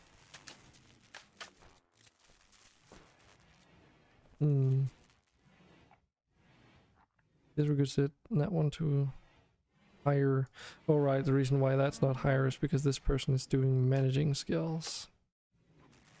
That's how all of the hunting designations are automatically being applied.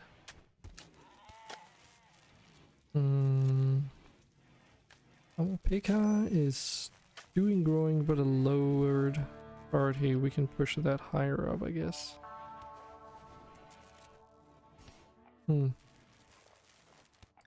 Well.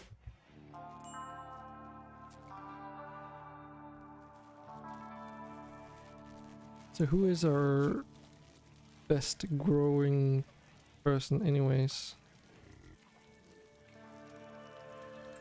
Who do we want to improve? I guess we could do Nicole. Have a small passion for it, so it's not completely whack of a situation or a thing to consider.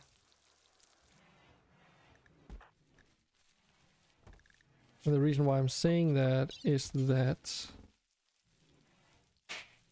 Never mind, we don't. I forgot, it must have burned up in the fire. We used to have a... oh no, that was actually a mining drill too, so it wouldn't have helped. But we used to have a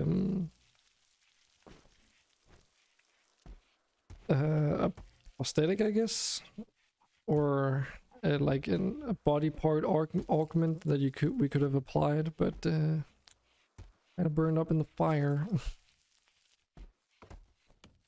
So we'll just have to deal with that.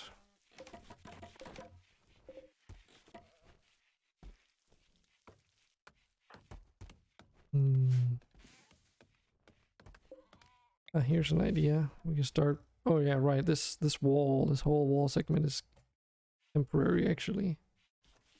Now that I think about it.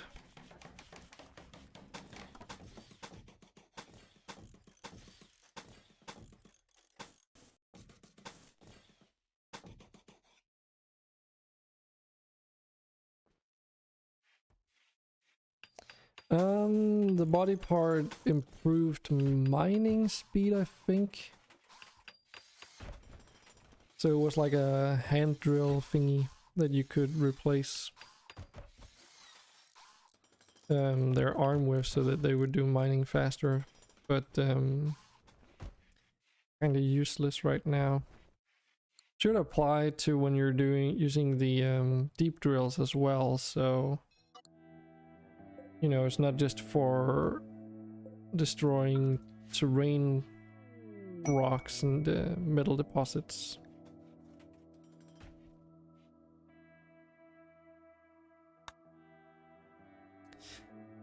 But nothing too crazy. It does have a negative impact on them as well as a trade-off, though. Can't quite remember what it was, however. Yeah, exactly. I can't remember if it was all other working speed or if it was negative beauty. Yeah. Exactly. Exactly.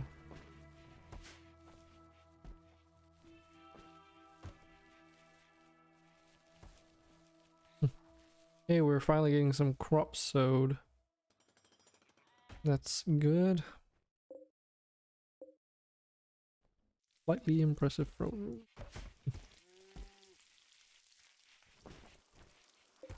Somewhat impressive dining room. Somewhat impressive rec room. It's pretty good because that all gives you mood buffs when they utilize the spaces.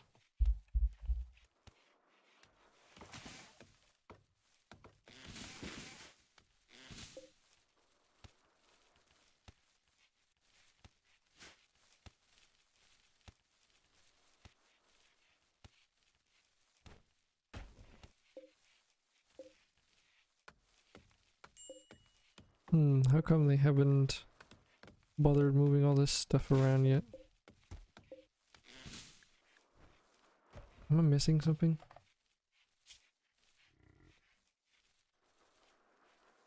Oh, it's because all of those weren't ticked. There we go.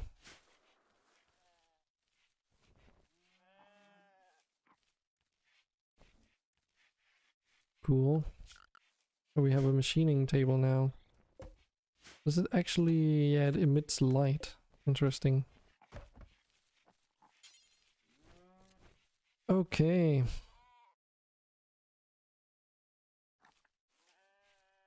I don't want to make some bolt action rifles.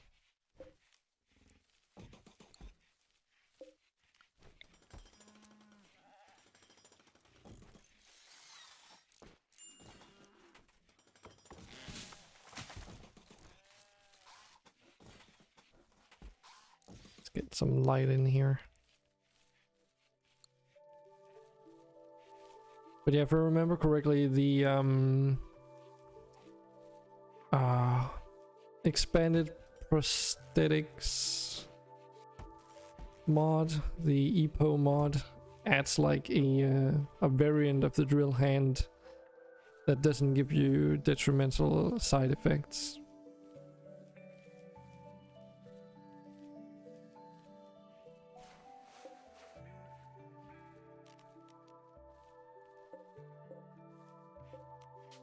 Okay, let's bump the priority of these fields a little higher, shall we?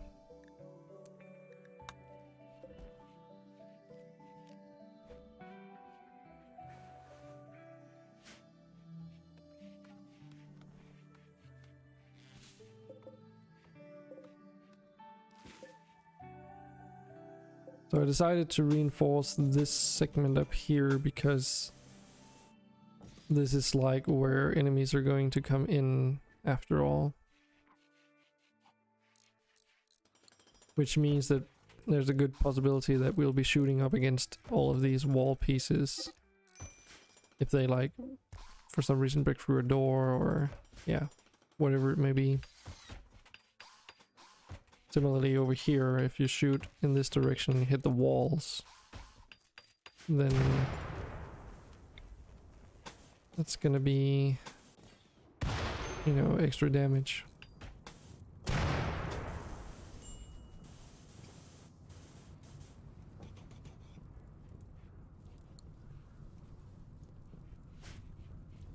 Also mine all of this stuff up so that we have clear shot at any enemies coming through. But I don't know if that's so important right now. What's the growing priority on this one? Normal. Because we kind of just lost it all, we should probably bump that up. What else do we have? I mean, we have all the potatoes growing over there, so we're doing okay. What I really wanted to do though is get the cooler thingies set up.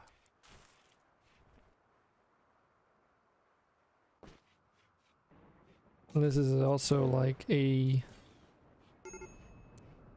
fairly good reason why you might want to make a more open base design. Otherwise, I mean, you can get around it through cheesy tactics, but I kind of like the added challenge. Normally I play with a mod that allows you to build windows into the game as well,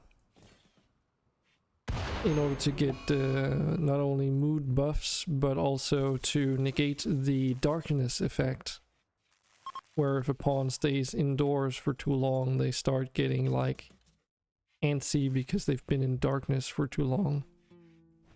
Almost sounds like a Kingdom Hearts reference, but it's not.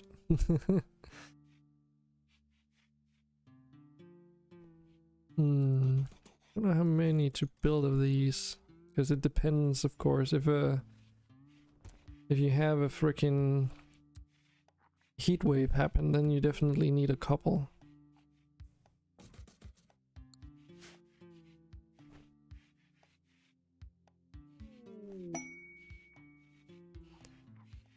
Yeah, the outside need, if you will.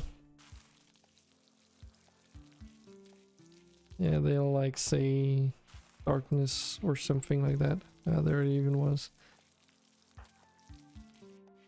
If they have the... Oh, what's it called again? There's a trait they can have. Undergrounder? Is that what it's called? which basically makes it so that they're not affected by being indoors for too long. Alright, yeah, darkness might be something else, it's just that they're in a dark room. I think the other effect is a different thing. What's it called again? Like they feel cramped or however?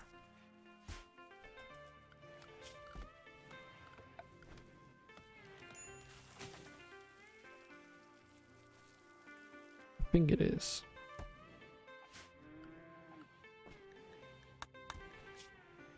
The care of a prisoner for some honor. 23 days. No thanks.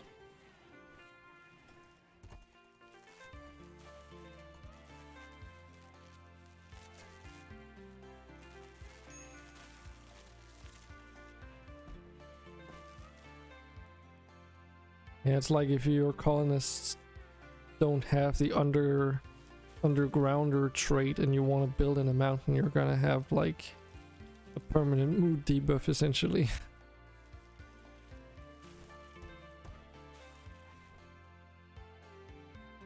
Since you can't remove overhead mountain in vanilla after all.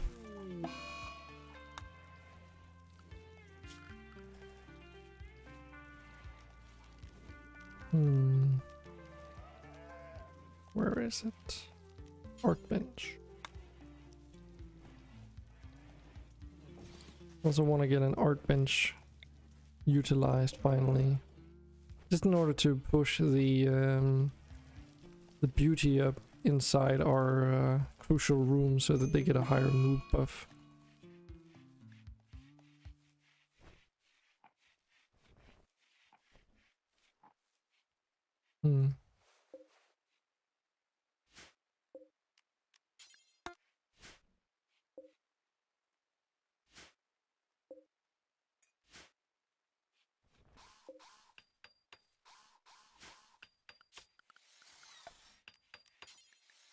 Limestone embrasures. We can build those over here, right? Yeah. I should probably do this even if it's temporary.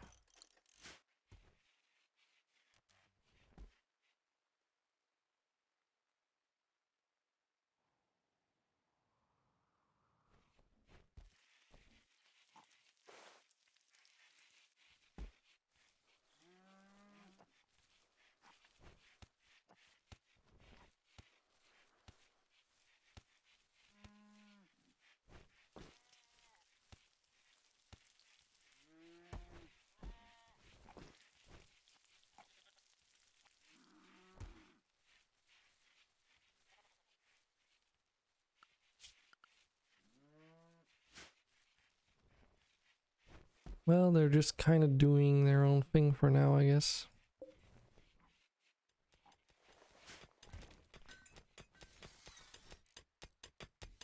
If we're going to have the growing zone here,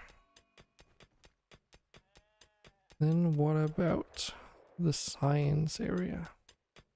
Because the laboratory doesn't usually take up that much space anyway. Oh, okay, we have a grizzly bear that we need to take care of. See.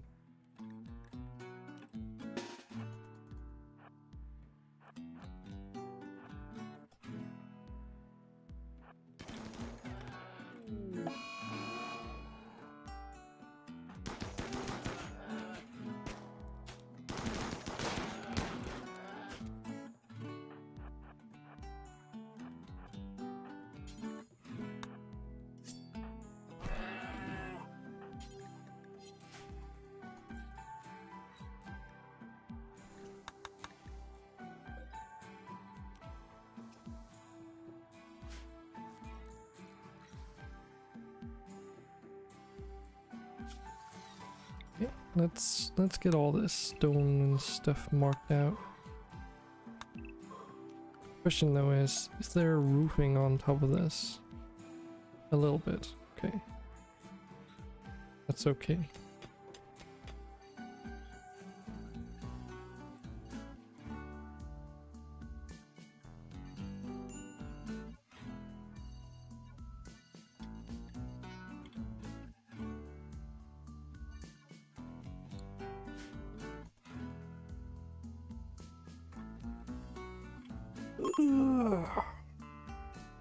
Thanks. We are quickly approaching the end of the stream today, though. Just another 30 odd minutes is what I've got planned for today. And time just goes by so fast.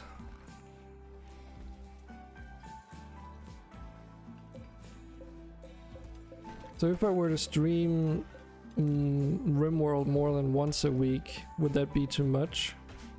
And if yes, then what days of the week would seem the most fitting? Because I've been... So here's the thing, like I've been contemplating. Because right now I'm like streaming in the... you know, basically up until evening, which, you know, not a lot of people are home at that point anyway, so it might be better to start streaming like after dinner maybe, I don't know, just to get some more people in here and hang out, because the more people the merrier.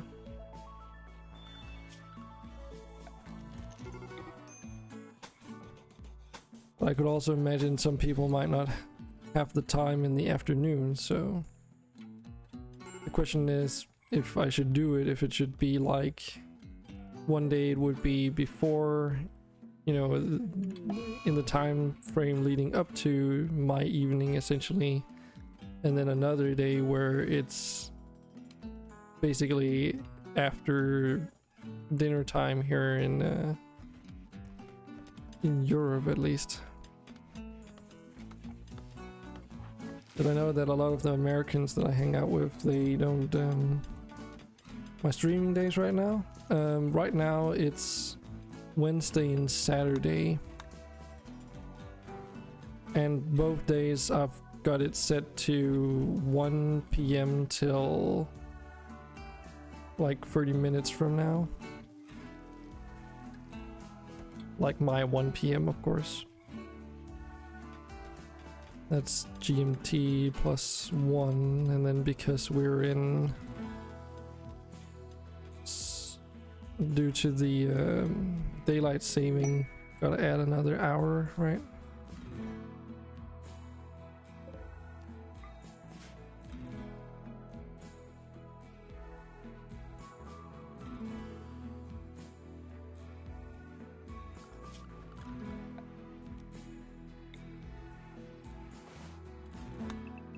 Yeah, I think you're correct. So far, like my experience streaming Horizon Zero Dawn this last Wednesday was like people came in, but my guess is that because it was a weekday and it's already a very niche game, not many people stop by to say hi. Which is okay, because that game is mostly also like, it has so much dialogue and focus you need to put into playing the game anyways, that it might be a bit hard to keep track with a lot of chat interactions, I guess, but I don't know. Yeah, why not? I mean, the why not is 4 days streaming like right after each other.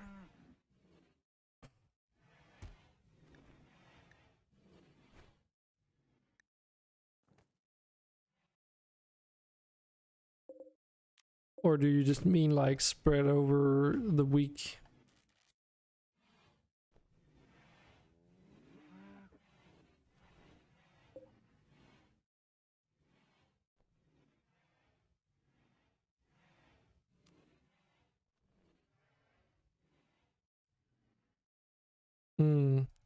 See, the thing about Horizon Zero Dawn though is that just like Rimworld, it takes a lot of hours to get far into it. Because even though Horizon is a single player game, if you want to do like the game justice, you need to pump at least another like a full 60 hours into it just to beat it. On normal difficulty, mind you.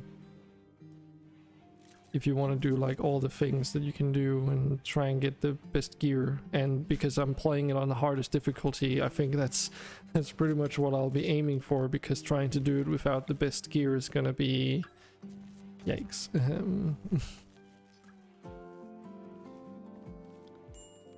But I could move Rimworld to Wednesday still.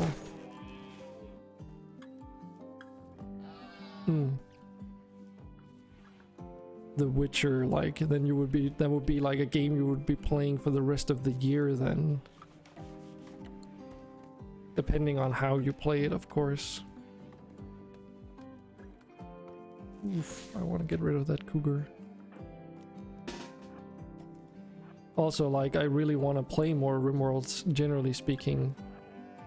But I don't want to have like 2 saves going on at the same time. So like, for me personally, only playing it for a few hours a week is already like a bit of a stretch.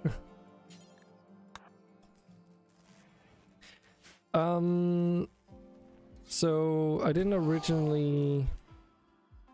So here's the thing, like...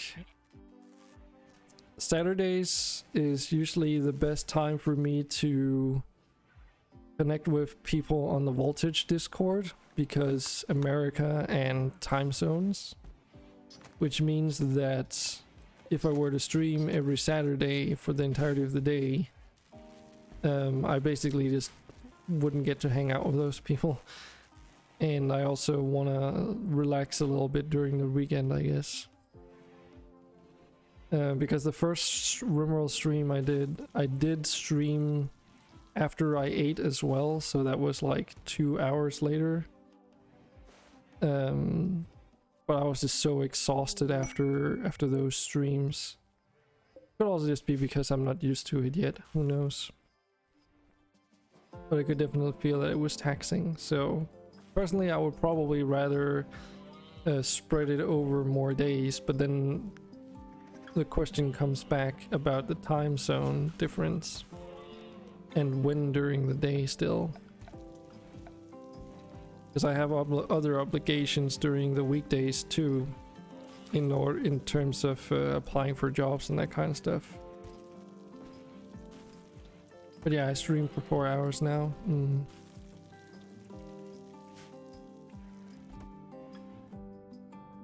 Well, the thing is, would you consider 4 hours of streaming long or short? That's subjective, isn't it? But a little bit of a leading question too, I guess.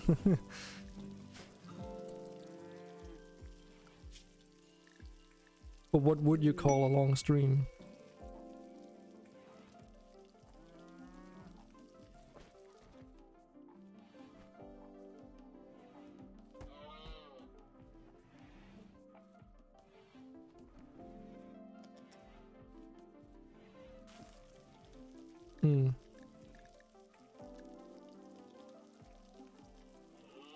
I mean, of course, if people want to see me play more Rimworld, then that's only a good thing, right?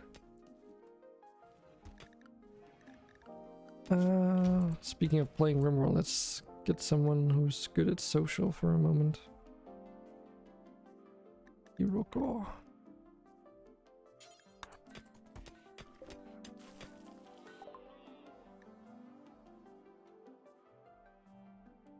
So, exotic goods.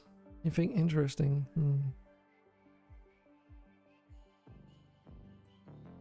We could buy a bionic arm.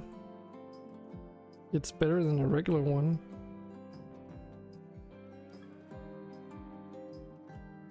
Also get a healing enhancer. I mean, we could sell gold and some of our gold and try and just get both. Coagulator will also be good.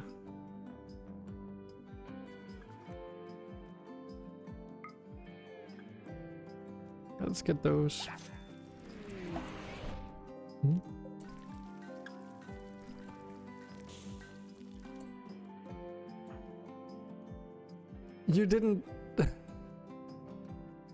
You You didn't think you had enough with one? Jesus Christ, Kevin.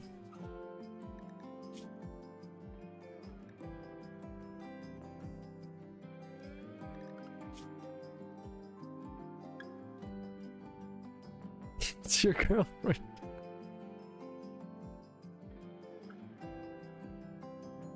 Don't hate.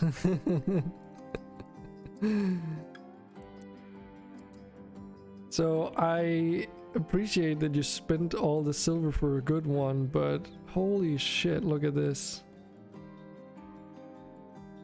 Look at all those things she can't do. Damn.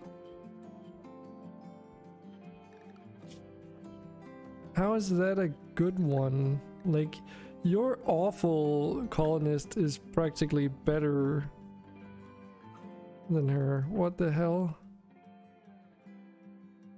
Yeah, that's what I'm like thinking. The only good thing about her is that she has good traits. I mean, Industrious is really good.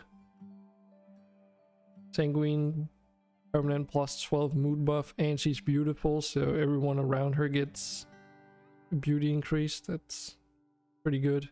She just has a lot of things she can't do, including firefighting, for fuck's sake. I mean, she's a noble war. She isn't even an adult yet. She's not even of legal age. In system.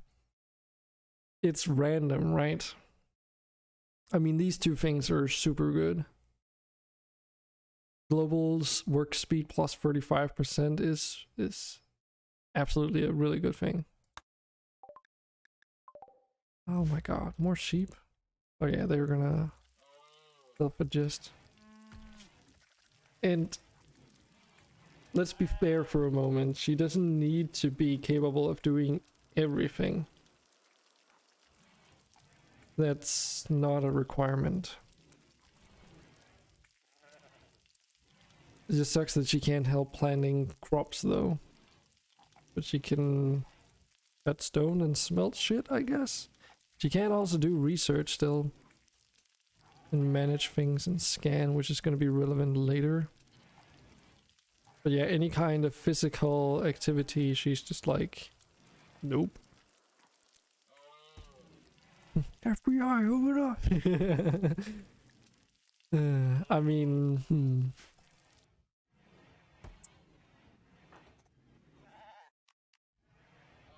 I don't think your character's in a relationship. No, you're not.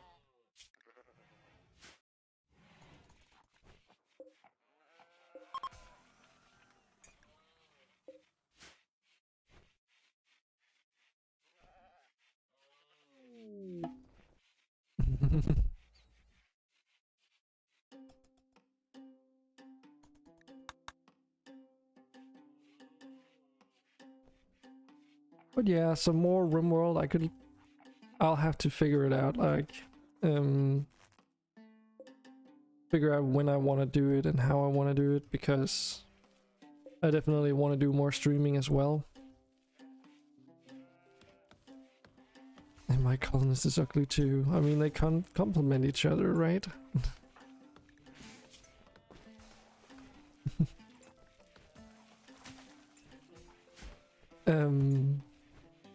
But yeah, I still have like that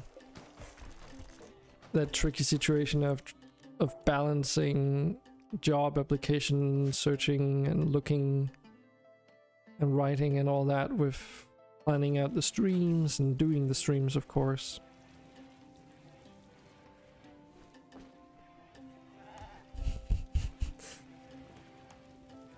No, they both die in a fire? Do you hope they both die in a fire? That would be a pretty terrible thing to say.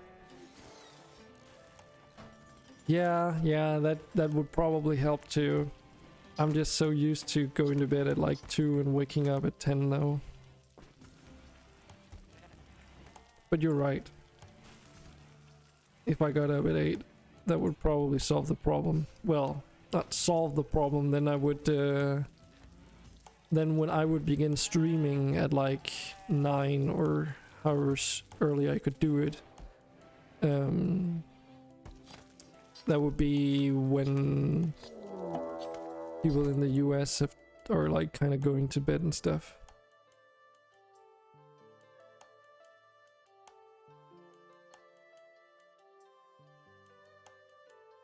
I mean, if I didn't start streaming until 3 p.m, then I would only be able to stream for like 2.5 hours.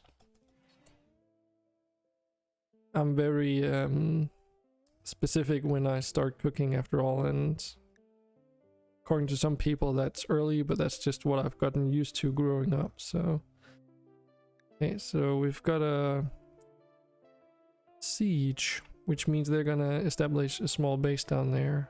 If we don't do something, they'll basically bombard us into smithereens. Thinking about it, we never gave her a weapon.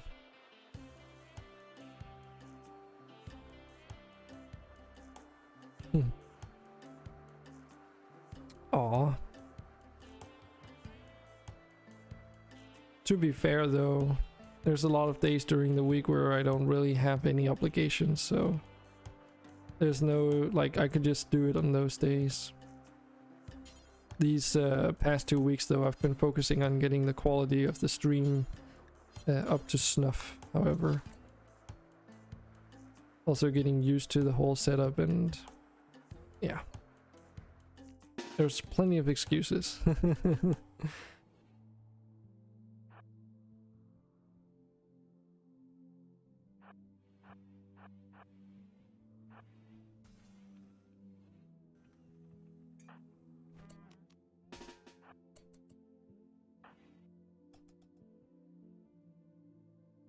They're doing a siege, but where the fuck are they going?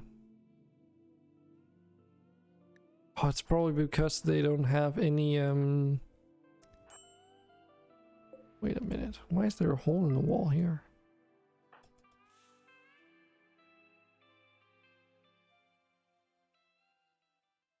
Hello, motherfuckers.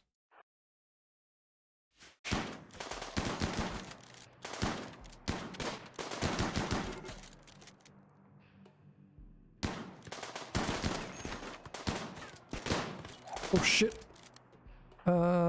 Let's just do a tactical retreat.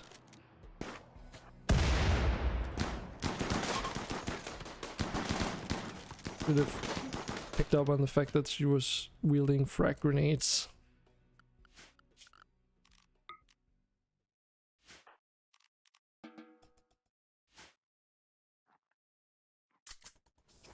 Well, that was fairly painless. Oh, one of them did actually survive.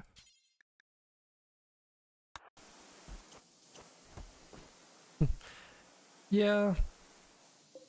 Yeah. But, you know, when you have critical mass, it doesn't really matter too much. Oh, that's why. Okay, I see what happened. So their resources for building the actual siege encampment landed within the walls. So they were like looking for a way to get to it, so they had to go all the way around. If this hole hadn't been here, they would literally have walked all the way around the outer wall in through the traps, just because there's a hole here intentionally left,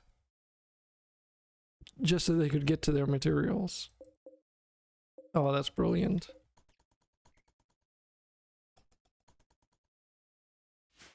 Definitely makes it way easier for me.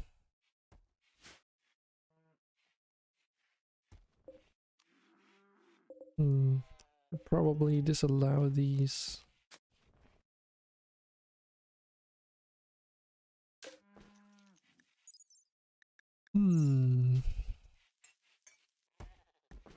There we go.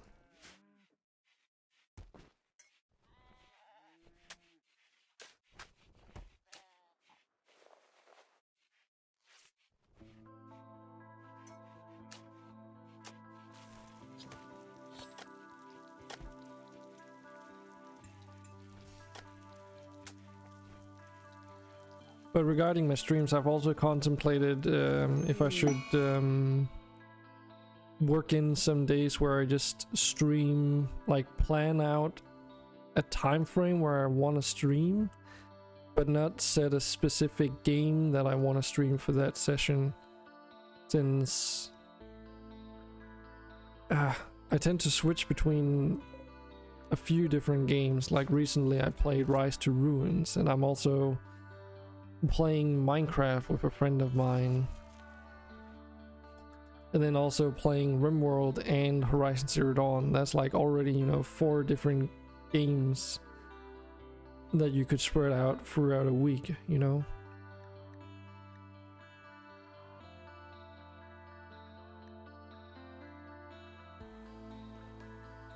And I also play Genshin Impact on a daily basis in order to do my dailies, which I haven't done today either, which is something I, you know, want to do later.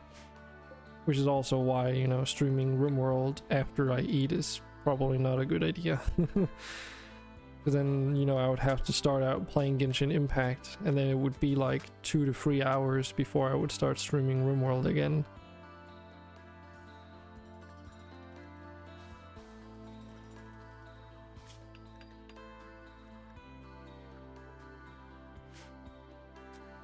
But I don't know. I'll just have to make up my mind at some point.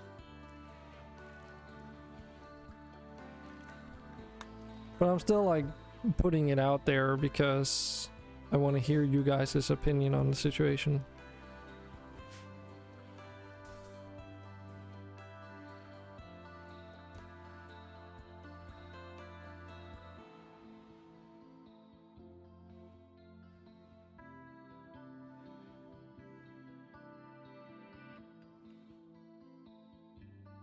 The question is, should I tear down this wall already now, or should I wait? Actually, we could do something pretty cheeky here.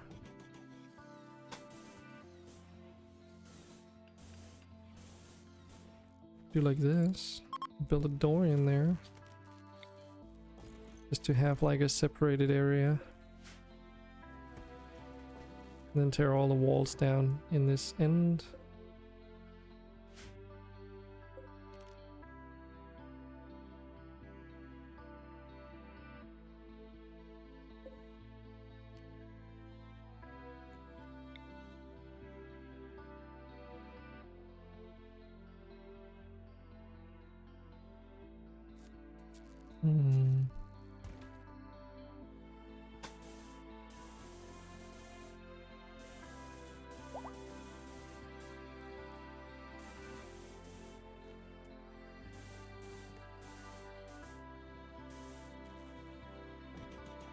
All right, so it's inward, right? Yes. Which means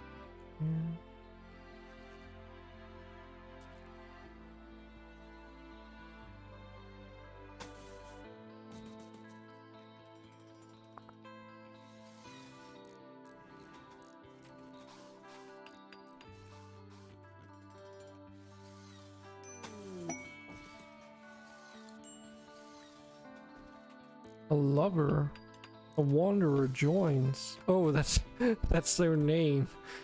Julio Lover Woodard. That's too coincidental.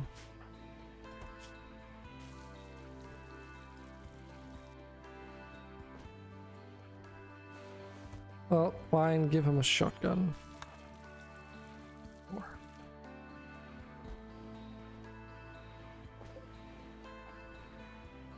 We should probably also give people who don't have one a melee sidearm. I've been slacking on signing those, to be honest.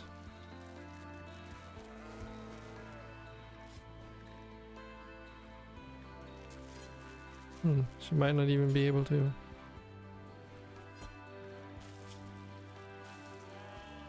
Oh, she should be able to.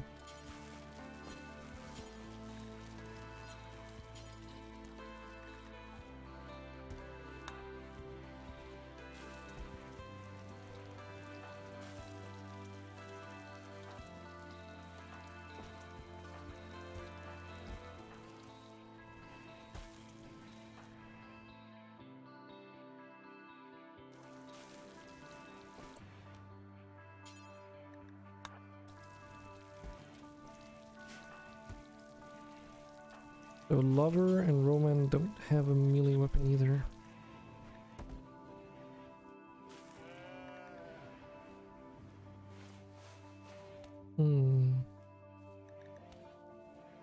Well, I guess we'll just give them this knife here. Whichever one, really.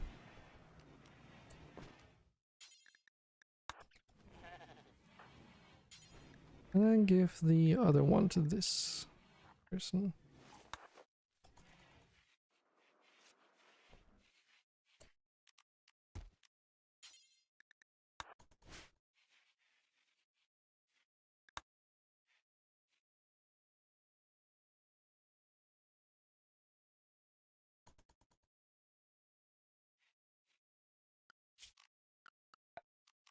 How are we doing on the roof situation here?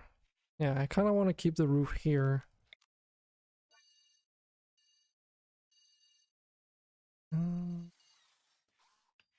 Like this.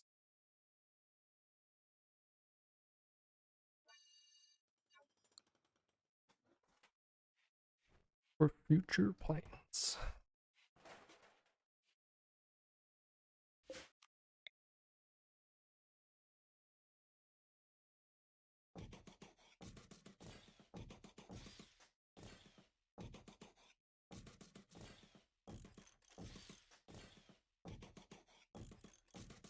I don't know if this is overkill in regards to the amount of traps or whatever, but this is what I'm going for at least. Medical emergency. Eddie. Eddie. Oh shit. Oh, okay. They're gonna beat the flu. I was just about to say, I didn't pay attention to someone getting sick again.